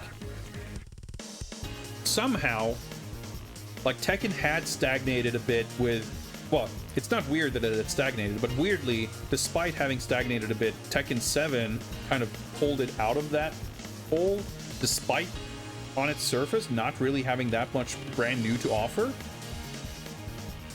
But I think that was kind of a lightning in a bottle sort of thing, where if Tekken 8 had been an iterative game with no obvious big changes, I think people would have, like, excitement would have died down before it would blossom like it did with Tekken 7, probably. So I think absolutely it's the right call to make Tekken 8 something different. And frankly, I think Tekken 8 is easily the biggest departure the series has ever seen since Tekken 4. And I think the argument could be made that it's a larger departure still, because if nothing else, Tekken 4 wasn't really breaking free from like super firmly entrenched like concepts and ideas and visuals, but Tekken 8 very much is by comparison. Early Tekken 7 had issues. Yeah, it doesn't surprise me. I mean, it's, if anything, like, it's, Tekken 8 is so weird because it's the first Tekken that's directly to console. Tekken 5 was like sort of infamous for pissing off arcade operators because the PS2 version came out like 3 months after the arcade, like very quickly. Of course, once Dark Resurrection came out, even 5.1 or whatever, like the PS2 version was kind of obsolete, but it was also not obsolete enough for people to not play it. But ever since then, 6, Tag 2, and 7 were all in arcades for like 1.5, 2 years before the console version, which means that the console release had like a lot of updates and fixes and new characters and stuff like that. So Tekken 8 launching, like, it was weird to just think of what to expect because we've never seen a console launch. Like, no Tekken has launched with everything you would expect from a console game, because even back from Tekken 1, like, a lot of the shit that people associate with Tekken, like the CG endings, like, they were never in the arcade versions. The bonus modes, like, all the other shit, like, Tekken kind of pioneered a lot of that, like, adding a bunch of extra shit to the console versions. And yeah, so, like, most Tekken arcade games have been, like, kind of bare bones. So it's cool to see. It makes me happy that Tekken 8 is as like fully formed as it is on launch. That's nice to see. But definitely different. Yeah, Tekken 7 had been in arcades for like 2 years by the time the console version came around. I mean, it was much like 6 and Tag 2. The console port, even though they named it Tekken 7, it is a port of Tekken 7 Fated Retribution, which is the updated version that changed a bunch of shit. Tekken 6 was a port of Bloodline Rebellion, and Tag 2 was a port of Unlimited. Tekken Tag Unlimited Tournament, or whatever they call it. Well, today has been a pretty fucking cursed stream, it has to be said. I really enjoyed this like lengthy conversation about Tekken and by extension Virtua Fighter. We even got a little bit of fun SF6 talk, and fuck, even squeezed in a little bit of talk about the new Fatal Fury. But I don't think I have it in me to attempt to see if we dare play one more game. I think, unfortunately, we're gonna have to cut things not so much short time-wise, because I've been streaming for 5.5 hours, but cut it short in terms of how many games we covered. And wrap things up here. But this was a lot of fun. Thank you very much for everyone in participating in raffles and chatting, viewing and cheering. I hope you guys enjoyed this. Despite everything, I sure did. Let me just update the spreadsheet here before I forget. We played Tekken Tag Tournament today. Oh yeah, wait, theater. Airplay mode. Let me just check this out. Okay, so what do I actually... Oh, it's some sort of like the demonstration, whatever. Wait, so I can pick the 1-player costume or 3-player costume, but there's no 2-player costume, huh?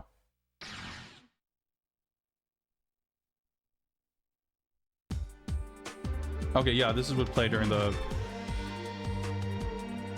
credits. Makes sense. So yeah, I guess I won. I landed the killing blow with Lei, but I didn't get anything with Law. You know, despite not having actual endings, it's cool that there's like something. This shit is cool in general. I always love a good JA talk and critique. Well, I'm glad people are putting up with me. Oh yeah, we got Kunimitsu. Good. Music player. That's pretty cool. Let me make sure to save. But yeah, so I mentioned this at the beginning of the stream. There's a lot of exciting fighting game shit happening this weekend. The SNK World Championships is happening, and it's the kind of world finals for the KOF 15 tournament season. And tonight, currently, it's ongoing right now, the last chance qualifier for that tournament, which will then take place over Saturday and Sunday. And it seems like it would make logical sense for some kind of news and announcement to happen. SNK have been pretty consistent with having new stuff at every like Evo and Evo Japan for the last year or two. So I'm very much expecting something at Evo Japan, but this is also their own event. So this seems like a good place to have some news. So Evo Japan is at the end of April. So, you know, it makes sense that they might tease something today that they will show more of then. It could be that they announce that they're going to do year 3 of KOF 15 content, and maybe we'll get a Fatal Fury trailer at Evo. I don't know, but I'm excited. It seems unlikely that they would have absolutely nothing to show. There was the announcement recently, this week, I think, that SNK and Arika have entered some kind of partnership with where Arika is going to develop or co-develop some kind of reboot of a well, I don't know if it's one or multiple, but presumably starting with one non-fighting game IP from SNK, which is super exciting and curious, you know, what that could be. It seems unlikely that they would have anything to show or say about that already, but if they do, you know, they wouldn't announce that at Evo because it's not a fighting game thing, so maybe we'll learn more about that. Who knows? We're still waiting for Metal Slug Tactics, obviously, but I don't think SNK is like really that involved in it. They're obviously not developing it, but I want to say that's like .emu or someone else publishing it, so I wouldn't expect that. But I don't know. SNK has a lot of a lot of stuff happening currently, so I'm always super excited. And I mean, every last couple Evo and Evo Japan, they haven't had like one announcement. They've had like 5 announcements. Porting old games, putting rollback in Sam Show, KOF 15 characters, Fatal Fury teasers. You know, we know that they've talked about the new Art of Fighting thing being in development, and who even knows what that is. Not expecting to see anything, but I don't know. I'm excited to find out. And in the worst case scenario, there's some cool ass KOF happening.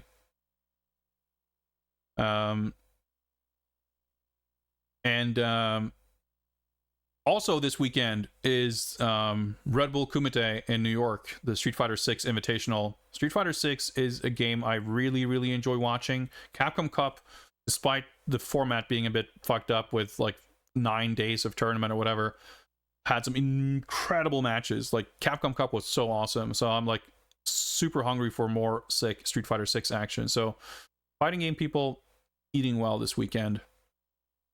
But yeah, SNK non-fighting game stuff has me like very excited. You know, I would say most speculation on the Arika thing seems to lead towards puzzle stuff. Like I know that there had been like, I forget if it was, I think it was Nishitani who had mentioned something about Joy Joy Kid. But Arika has a history of, I mean, obviously they've done the Tetris stuff and everything, so you know, doing a puzzle game like that doesn't seem far-fetched given their body of work. I heard someone suggest that maybe, you know, not necessarily a, you know, betting on it, but someone floated the idea of a reboot of Cool Cool Tune. You know, a rhythm game that seems, I think they've done some stuff like that. I mean, they're very like arcade focused, right? So makes sense that Arika would be pretty, I would sooner expect something like that from them than a very conventional, typical modern console game. But I mean, they do all kinds of things, so who knows? But SNK has like a million IP that they're not really doing much with. I mean, pretty much anything that isn't KOF, Metal Slug, or Sam Show isn't really seeing that much action. So I'm super eager to see what that new Art of Fighting thing is. And as has been mentioned before, like, you know, just imagining Art of Fighting as like a dragon type action RPG, that could be really fucking cool. As we talked about when we played Art of Fighting, the fighting mechanics isn't really what makes that an appealing IP or universe. It's all about the characters and the atmosphere and the vibe. So I think that could easily translate to something that isn't a fighting game. So I'm excited to see. And I mean, SNK have been saying for years and years and years and years that, you know, looking at their hiring page on their website, talking about like new installments in the KOF and Sam Show and Metal Slug series and whatever else, and like hiring for non-fighting games and everything too. I mean, especially now they've been kind of expanding, and I don't know. I've always been a huge fan of SNK ever since I first played Fatal Fury 1. And I'm so excited, you know, for such a long time SNK were so kind of irrelevant or like just not achieving much, that it's so fun and cool to be able to see so much exciting, interesting stuff coming out of them. And it's, as a fellow old man, it's exciting and cool to know that they have a lot of the old guard in kind of creative and decision-making positions at that company, where like KOF 15 and the new Fatal Fury have like a significant amount of developers who were around for like Fatal Fury 1. That's pretty rare, and I think that's kind of cool. It gives me faith that they have a solid grasp on what would be appealing and interesting and exciting about doing something with old IP. Because I feel as usual, I don't necessarily feel like I'm entirely well aligned. Did I save? I forget if I did. Let's just do this before I forget. I don't think I did, actually. My tastes and ideas and what I want to see. It doesn't feel like it lines up super well with everyone else always. And case in point, I was watching snippets of like James Chen. He does these like podcasts and whatever you'd call them on stream, and they have this like they synchronized, right, like their SNK podcast, and they were talking about like this kind of stuff, like what would you expect to see, what would you like to see, and talking a bit about the new Fatal Fury and whatever. And there was like people in chat, because it was just like a Twitch VOD with chat replay, asking or speculating or hoping or just mentioning the idea of like KOF characters or Metal Slug characters or Sam Show characters in the new Fatal Fury. And I just feel fucking like that's literally the last thing I would want. The idea of like finally getting a sequel to this thing that we never got a sequel to, and the first thing you think of is like, oh yeah, let's put this shit from the other games in here. It's like, all right, Capcom is making a rival school sequel. Who do you want to see in it? Like, oh yeah, I hope we get Guile, and I hope we get Luke, and I hope we get Mega Man. It's like, well, I mean, Mega Man, I guess, like, fucking fair enough. He doesn't get many games, but it's like, I feel like you only hear that from people who aren't. I'm not gatekeeping, but like, they're not longtime fans who are like looking forward to this new thing, and I feel, yeah, very much like that. But I have very firm opinions on a lot of those kind of things with like crossovers and how things align and what's present for what. And I've ranted numerous times about how much I hate that the Ikari team stage in KOF 15 is a Metal Slug stage. I think that's stupid as shit, and I think it's devaluing the Ikari brand. It's a cool stage. I like Metal Slug, but Ikari isn't Metal Slug, and I think scrubbing out the existence of Ikari and replacing it with Metal Slug just doesn't do either series any favors, in my opinion. That demo, what's up? You did, in fact, miss Tekken Tag, I'm afraid. We're kind of winding down here. I'm just getting caught up in ranting about fighting games. But I enjoy that, of course. And some of you, if you don't enjoy it, you at least tolerate it, and that's good enough for me. Opponent says, if Audica's doing anything at all with SNK, first thing I better see from them is Twinkle Star Sprites 99. Well, not to dash anyone's hopes too much, but I did see that, I guess it was Mihara, someone from Audica was saying that, because they developed those games for Nintendo, right? And basically they were saying that they consider the 99 concept as Nintendo's thing. Even if they would be legally in the clear to make a massive multiplayer online Twinkle Star Sprites, like, they wouldn't do it because it would be uncouth. Take that for what it's worth, and I'm sure whatever is appealing about that idea could still, like, you could still have an interesting take on it. But yeah, I think it sounds like it's safest not to expect a version of that formula with an SNK IP. I don't disagree that it would be a cool idea, though, for sure. But that's not what I expect to see based on that quote. Gotta have Franco Bash. He's absolutely one of the characters I want to see back, for sure. For sure. Era of guest characters broke a lot of brains. Yeah, I mean, the thing is, I'm not against guest characters per se. I get what you're saying, Uchi84. I think in some contexts, I'm a little bit tired of it as well. But at the end of the day, it's like, I've been a Mortal Kombat fan for a long time. Mortal Kombat, they weren't the first to do guest characters, obviously. But I think they were somewhat of a pioneer in what like the form that guest characters in fighting games tend to take nowadays, with Freddy Krueger in MK9, like 13 years ago. And every MK, it's always like people getting completely bent out of shape about guest characters being there instead of, you know, whatever MK3 character they wanted. And my stance has typically always been, or at least for a long time, been like, well, that's going to happen. I'm not going to waste energy getting mad at that. Instead, I will just accept that that is what it's going to be. Those always sell the best, so they have no incentive to stop doing them.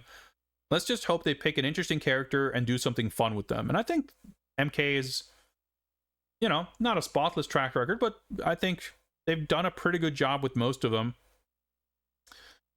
And I tend to try to apply that mindset to other instances as well. Like, if it's going to happen, I'm curious what they're going to do, and I hope they do a good job with it. I think, you know, balance issues aside, I think the guest characters, well, some of them, Geese and Golki more specifically in Tekken 7, were awesome. They were super well executed. I think they did an amazing job fitting those characters into the Tekken system and making them feel familiar. I still really want Tekken Cross Street Fighter. That's the one Tekken game I would be legitimately excited for. You know, back when that game was an ongoing concern, and when Street Fighter Cross Tekken was coming out and everything, like, even as someone who doesn't really like Tekken, I was just like really, and I am still really excited about the idea of just seeing a different take on Street Fighter and the Street Fighter characters in someone else's hands. Because it's not a matter of thinking I would like it better, especially not with Street Fighter 6 being out, which is a game I really adore. I think, you know, with Golki and Geese, and to a lesser extent the other guest characters in Tekken 7, I think they showed an extremely deft hand at applying different mechanics to a character and make them fit in. I think it would be fascinating to see a game where the roster is more like that. I think that would be, you know, if they hadn't done Tekken 8 the way they are and going in such a drastically different direction with the mechanics and everything, I think a Tekken Cross Street Fighter where obviously the Street Fighter characters would have a more, they wouldn't be necessarily completely unique from one another, but you could build that game not just in terms of two groups of characters that have, you know, one set of mechanics for one and one set of mechanics for the other, but like opening up the doors a little more for a type of mechanical diversity that Tekken never had before. Like Tekken 7 gets that with more characters that have sort of systems, and I think, you know, without knowing too much about it, 8 seems like it's got more of that stuff. Like, I watched some of that Tekken Talk thing, whatever, when they sort of introduced and went over Eddie.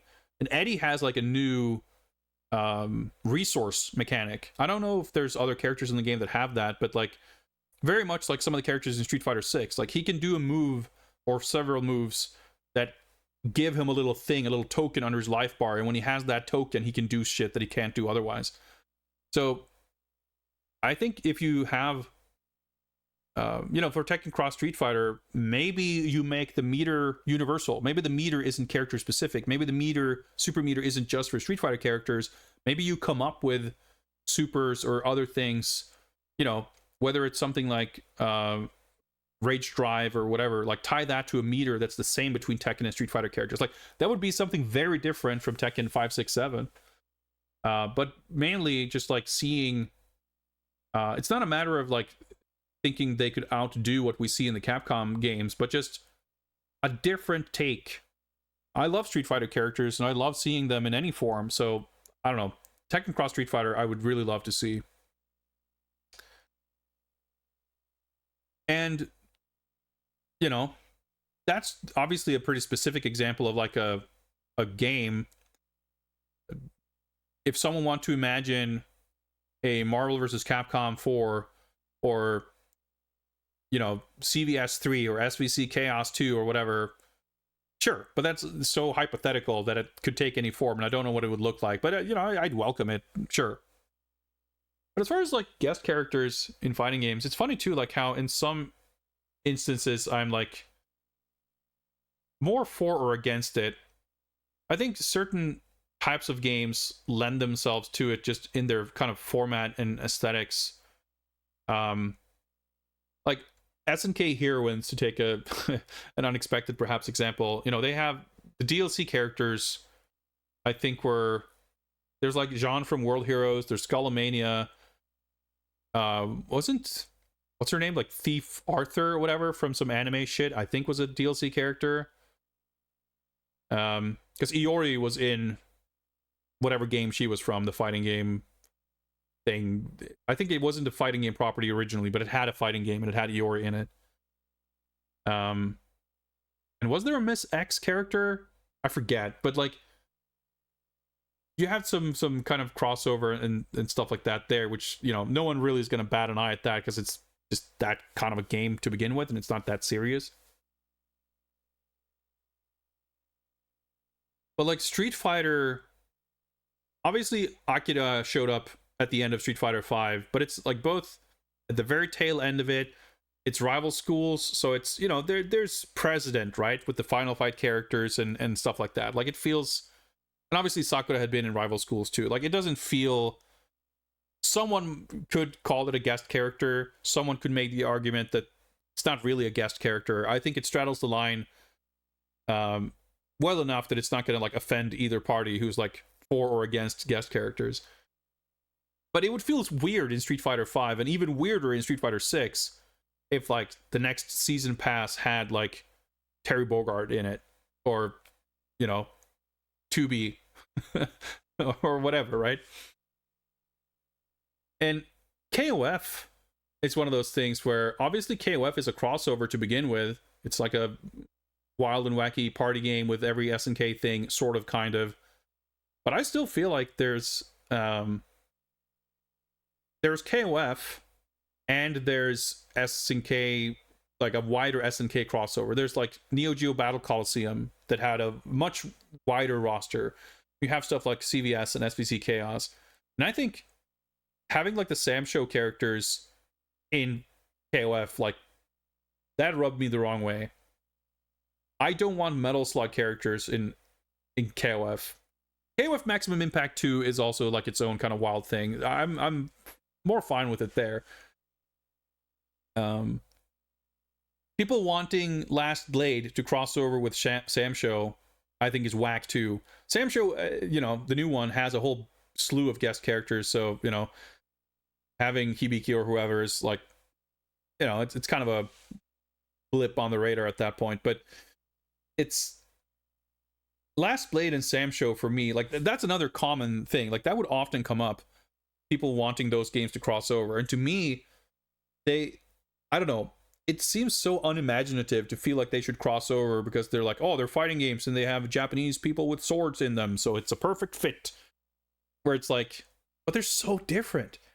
They're so, I think like Last Blade and Sam Show to me are like maybe some of the fighting games with the most strong, distinct aesthetic packaging, where they are so different on account of both having each their own extremely strong identity, which makes, you know, you can have like that doesn't make it impossible for things to cross over, but it always struck me as weird to think that those are like, oh, it's such an obvious given crossover idea because they're like the same, when I feel like they're extremely not the same. I mean, for some that would be part of the appeal, I could imagine, but that's not the vibe I get when people suggest that, you know. Just tells me they're not all that familiar with either. Yeah, I mean, that's kind of how I feel. And I don't say that to gatekeep because I don't play either. I don't have a lot of experience with either game, but I think like when I think of a Samurai Showdown character in Last Blade, it feels like they would be super out of place. It'd be like, you know, Mortal Kombat crossing over with Street Fighter or something. Like, how does that even work? How do you make that work? I'm sure you could, but it's like, you know, it's like, I don't know, peanut butter and potato salad or something. It's just like, wow, this is strange. I don't get it. And I mean, obviously I have to concede that like the battle is lost as far as KOF goes, because, you know, they put Sam Show characters in it, they have the Pachinko characters, you know, they'll put whoever, and it's, you know, it's fine. It doesn't like make me dislike the game. At worst, it's a character I'd be like, you know, it'll irk me a little bit, but it's no big deal. But the funny thing is that SNK putting like characters who aren't like, certain kind of characters feel weird and out of place, even though they're like SNK characters, and KOF is kind of an SNK crossover fighter. But I remember when the first like year season pass for KOF 15 was being announced and everything, they didn't reveal all the characters ahead of time. And right, the first season, I guess there were 2 passes, whatever. The first year, which super excited me, was that they released characters in teams. They didn't just do single characters, and I was so let down when for the second year they just did single characters, because I thought it was much better to do it with teams, even though I guess they kind of dropped the ball with how they did teams because they didn't give them their own stage and whatever. Point being, we got the Mark of the Wolves team, we got the Southtown whatever Geese team, and then we got the Oroch team, and I think the Samsho team was the 4th and final one. No, it might actually be the Samsho team was 3rd, and then whatever, it doesn't matter. Point being, they announced teams, and I don't know that this was like speculation that actually came from anything, or if it was an idea that got traction because someone expressed it and was excited. Either way, I got it in my head that it would be really fun and cool if KOF 15 got a Street Fighter team, like a guest character team. I mean, pretty much exactly what they did with Samsho, like that same idea, but have 3 characters from Street Fighter in KOF. And I can't really explain why that idea excites me when I'm like, I find the idea of adding Last Blade or Metal Slug or Samsho characters to KOF like preposterous. I don't like it. But Street Fighter, now we're talking. Or even Tekken. But I just remember being excited about the game and just imagining like, what would like Ryu or Guile or Cammy or Chun-Li, like what would their moveset be like? How would they like string together their supers in the combo format the way it works in KOF 15? Like, I felt like it could be sick. Because I remember there was that Chinese online fighting game, King of Combat. Is that what the English title was? I think it might have been. Which was a KOF clone with like CG pre-rendered sprites, but they had a really slick look to them. And if you've never heard of that game, like it was really cool. Unfortunately, I never got to play it because getting to play it was a very involved process of like spoofing a Chinese identity so you could get an account, so you could download the game and you would connect. Like it was online only, multiplayer only. There was like no local play. The Chinese name, I don't remember it, but I think the abbreviation was like XDXZ or something. But I think King of Combat was the English title, if I recall. But yeah, that game was like a KOF clone. But what was really cool and fun about it was that it had characters in it who were extremely obvious analogs for KOF characters. And eventually, towards the end of the game's life, they actually licensed and added Terry and Benimar. But the other cool thing about it is they had characters who were sort of clones or like extremely obvious analogs for non-KOF characters. And there was a character called King who was Ryu. He didn't look like him, but he had Ryu's moveset. Like his normals, like everything was just Ryu. And if I recall, his like crouching medium punch was a command normal. Because obviously it's 4 buttons, right? Like KOF. So when you translate a Street Fighter character's moveset to KOF, just like in SVC Chaos, a lot of the time you end up with like command normals and stuff. It's like Guile was trash in SVC Chaos for many reasons, but one of which is that his crouching medium kick was a command normal with down forward light kick. And obviously crouch medium kick is like an important good normal for Guile, and him not being able to do that while keeping a down back charge is like a pretty big issue. But the way combos work in KOF is that normals cancel into command normals, into specials. And So sometimes you can create these weird scenarios where you have, in this case, Ryu being able to do like close standing heavy punch or heavy kick into crouch medium punch into a special or whatever. It's just like, this was more novel 15, 20 years ago or whenever this was. Probably closer to 15. But it was still fucking cool. And I think I still have that memory lingering and thinking like, man, I want to see that. That would be sick. So I always kind of wanted a Street Fighter team in KOF 15. I think that would be cool. So I guess the long and short of it is that I'm very hypocritical and I don't have a firm stance on guest characters in general. It's like extremely situational, whether it's something that excites me or not. But, you know, the new Fatal Fury is a great example of something where I'm so excited about the prospect of Fatal Fury being back that the last thing I would want is to have that diluted by a bunch of other shit. So I want a game that's a celebration of Fatal Fury as a series.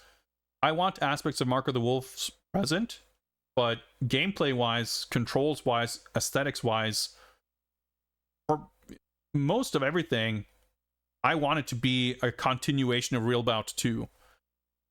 I want to see Duck King. I want to see Mai. I want to see Krauser. I want to see Franco. I want to see Honfu. You know, there's characters we haven't seen. Whether I'm excited for them or not, I don't know. There's not that many Fatal Fury characters we haven't really seen back, but you know, there's Michael Max, Axel Hawk. Sokaku hasn't, I mean, he was in Real Bout, but hasn't been around since then. There's Richard Meyer, who was in Maximum Impact 2, but Bob Wilson, I mean, I'll happily see him again. So Raiden or Big Bear, I mean, I think it would make sense if he's going to be around still. I mean, he might have heel turned again, I guess, but it's weird that we got Raiden in CVS 2 and in KOF 13. But if he's going to be back, I think it, you know, it's about time we see Big Bear. Yeah, Tong has been in KOF. He's in KOF 15, so he's at least been around more recently. But he's a cool enough character. I mean, there's very few characters in Fatal Fury who I would like. The only KOF or Fatal Fury characters that I feel I'm like, ugh, I don't really want them. They're all in Mark of the Wolves. I don't care for Grant. I don't really care for Hutaru. I definitely don't care for Freeman. The Kim kids, you know, I can take him or leave him, really. I think obviously we know that Rock is going to be in it. Ein was seen in one of the artworks. We heard a bunch of voice clips in that one teaser, where I'm sure there was a clip of like Hokutomaru. I think we heard a big fall, which would mean Griffin Mask. And yeah, I'm happy enough to see him back. Sure, why not? But I could easily scrap at least half of that game's roster. I wouldn't care. Like Jenny and Gato are cool, but they keep coming back in KOF. Like, I'm not excited to see them back, really. But, you know, they're fine. Truthfully, the number one character I, like, would really want them... Like, you know, I could say, yeah, I want Terry to be in it. He's the most important character. Like, yeah, he's in it, obviously, we know. But as far as characters we don't know and have no reason to suspect, I want to see Tsugumi from Wild Ambition. She's just a cool design, and she's like a grappler wrestling chick, and she's a cool character. And not only is she a cool character who hasn't been in anything else after that, really, I want those kinds of left field picks. I think we didn't get enough of them in KOF 15. We definitely didn't get enough of them in SNK Heroines. So this is the perfect opportunity for like deep cuts and like interesting choices like that. So that's my campaign for Fatal Fury. I think the one thing I want the most of that game, though, is to start seeing more stuff from that game. To, I mean, hopefully, I guess, but I have faith. Start seeing stuff, whether it's mechanics, controls, characters, stages, anything to distance it from Mark of the Wolves, so people would fucking shut up and stop calling it Garo 2 or like the sequel to Garo or whatever. Like, yeah, it is the sequel to that, but it's also the sequel to the other 6 Fatal Fury games, or however they count it. I think they say they count it as the 7th, which I guess it is if you don't count the special games. There's Fatal Fury 1, 2, 3, Railbout, Railbout 2, Mark of the Wolves, and then City of the Wolves is the 7th one. Because there's so much other shit. Like, Mark of the Wolves is like my least favorite Fatal Fury. So I don't want the sequel to that. That game, you know, I I think the timeline makes it a different thing, but I'm realizing like it's a little bit of a parallel to the Tekken conversation. Mark of the Wolves is like sort of the Tekken 4 of the Fatal Fury series, except it was already like a departure from something more firmly established at the time. And I don't want, well, I mean, I guess I kind of do. I said the Real Bouts 2 is the game I really want a sequel to. So I guess I kind of want it to return to the previous one. I want a sequel to the Tekken 3 of Fatal Fury, which I guess is Real Bout 2 by my whatever standards are my convoluted analogy. But truthfully, there's stuff from Mark of the Wolves, there's stuff from older games. Like, I don't want Real Bout 2 Part 2 either, really. But I want something that embodies, like, the entire series. You know, have a character like Tsugumi in there to represent Wild Ambition. Have, I don't know, Michael Max or someone from Fatal Fury 1. The one stage we've seen is Max Bar from Art of Fighting, which is awesome. I would love to see Ryo as Mr. Karate in the game. I think there would be other non-Fatal Fury characters that could potentially make sense in a similar, you know, capacity. But I want to see whether it's specifically the things we saw sort of from that unmade sequel to Mark of the Wolves, like Joe Higashi's like new protege. That was a cool design. I like that character design, and whether that character shows up in that form or it's just like some other new, you know, something to demonstrate the passage of time and everything. You know, we don't know when exactly it's set, whatever the timeline looks like, but like Hoku Tomaru, if he's in the game, is he going to be a young adult? Is he going to be a small child still, or like, who knows? But I think there's a lot of exciting stuff they could do by looking a lot further than just Mark of the Wolves. And that's the thing, like, when people are like, oh, it's Garo 2, it's obviously from a place of ignorance. And I think it's not too different from the last Blade Sam Show example we talked about before, or I talked about, I guess. You know, Mark of the Wolves is like the Ikaruga of fighting games, where people know that it's cool to like it or whatever, but people haven't actually played it, much less the previous games in the series.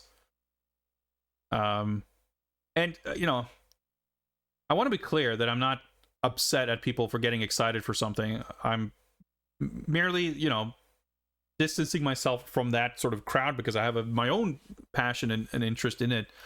But also, like, it's really expressing a bit of a fear that, like, it could be that, it could have been that, and that would be disappointing to me because that's not what I want out of it. And I think making a sequel to that game would be a disservice to the legacy. Because I also think, really, not that I think they're doing anything in particular to satisfy this made up crowd of people who would be excited for a Mark of the Wolves sequel without knowing or caring about anything else. But if such a crowd exists, and if such, you know, if that's a meaningfully large demographic, it's not as if including elements of the older games would alienate that crowd if they don't know the difference anyway, you know. So I think you could absolutely, you could make something that embodies the entire series while also appealing to people who want a Mark of the Wolves 2 if they wouldn't really know the difference either way. Yeah, Rick Stroud, it's funny, like, you know, people, I think Rick Stroud is a cool design. There's been, some, I don't know if you want to call it controversy, but like Vanessa in KOF has like some of his moves, and there's been some like elements of that character has kind of lived on in other characters in other games, to the point where there's that feeling of, well, is he made obsolete now? Like, what would you do with that character? How would it work? And some people expressing a lot of sadness and despair, knowing that, hey, I like that character, but they have made him obsolete, so now he's not probably coming back, and that sucks. Like, and I think he's visually a cool design, but I wouldn't necessarily miss him. I mean, I think any character showing up in one game and never again is always a little bit sad, but personally speaking, if he doesn't come back until Fatal Fury 9, I'd probably be pretty fine with that. What's up, Goaty? I almost said what's up, Jiggy, just because my name was bolded. Yeah, that's me after solid 35 minutes of ranting after I said we were going to end the stream. But that's how it goes. On that note, maybe it's time to actually wrap up. Very excited for whatever we're going to learn about SNK this weekend. Very excited to watch some of Red Bull Kumite. Excited for fighting games. It's fun to be excited for fighting games. Let's see, one of these days I'll probably manage to boot up Street Fighter 6 and try Ed. Hasn't happened yet, but it will, I'm sure. Thank you very much for hanging out, everybody. Today was a cursed stream. We had a lot of technical issues. We had a lot of karate issues. But I had a great time. This was fun. I'm glad I had the delightful company of so many fine folks to chat with when I wasn't able to play. I'll be back tomorrow for a regular Saturday stream. I wasn't really sure what to do for Saturday's stream. I didn't want to necessarily jump right into the next Bond game. I think we're going to do a little toy unboxing. As I had mentioned previously, I have a few boxes sort of piling up here with some action figures and stuff. So we're probably going to take a look at that. And I was contemplating maybe doing a Gundam stream. I did. Whatever, it's out of Art Street. I thought I had it right here. It's all the way over there. I did get the Gundam Maxter model kit that I was fretting over how to get. I was able to secure one of those. So I've been looking forward to building that. And maybe I'll do that on stream tomorrow. I'm not sure. I don't know what the interest levels are for that kind of thing. Maybe we'll just play some games. We'll see. But at the very least, we'll unbox some action figures and take a look at them, and then we'll figure things out from there. But yeah, that'll be it for me tonight. We're gonna go raid SNK Official. Check out the SNK World Championship and the Last Chance Qualifier tournaments that's happening right now. So please feel free to stick around for that if that sounds interesting to you. Surprised how smooth it went getting the Maxter. Yeah, I was lucky in a way. I was tipped off that I could order it from Mandarake because I wasn't really keeping super close tabs on the release date or anything. And it ended up being surprisingly cheap. I paid just over 4,000 yen, and shipping was like another 2,000 or so. I saw it later on Surugaya for 7,000 yen. So I actually got away cheaper even with shipping compared to that. I mean, 7,000 is more the range. Like, I would expect that kind of markup on a limited thing that you can't just get in at retail. So yeah, I'm very glad I was able to get it without paying an arm and a leg for it. I paid like half of an arm maybe, but it was worth it. It's reasonable. But yeah, I'll need to wrap it up here or I'm going to lose my voice entirely. I need to rest up for tomorrow for more streaming. Take care, everybody. Thanks so much for hanging out. I'll see you guys around. Bye.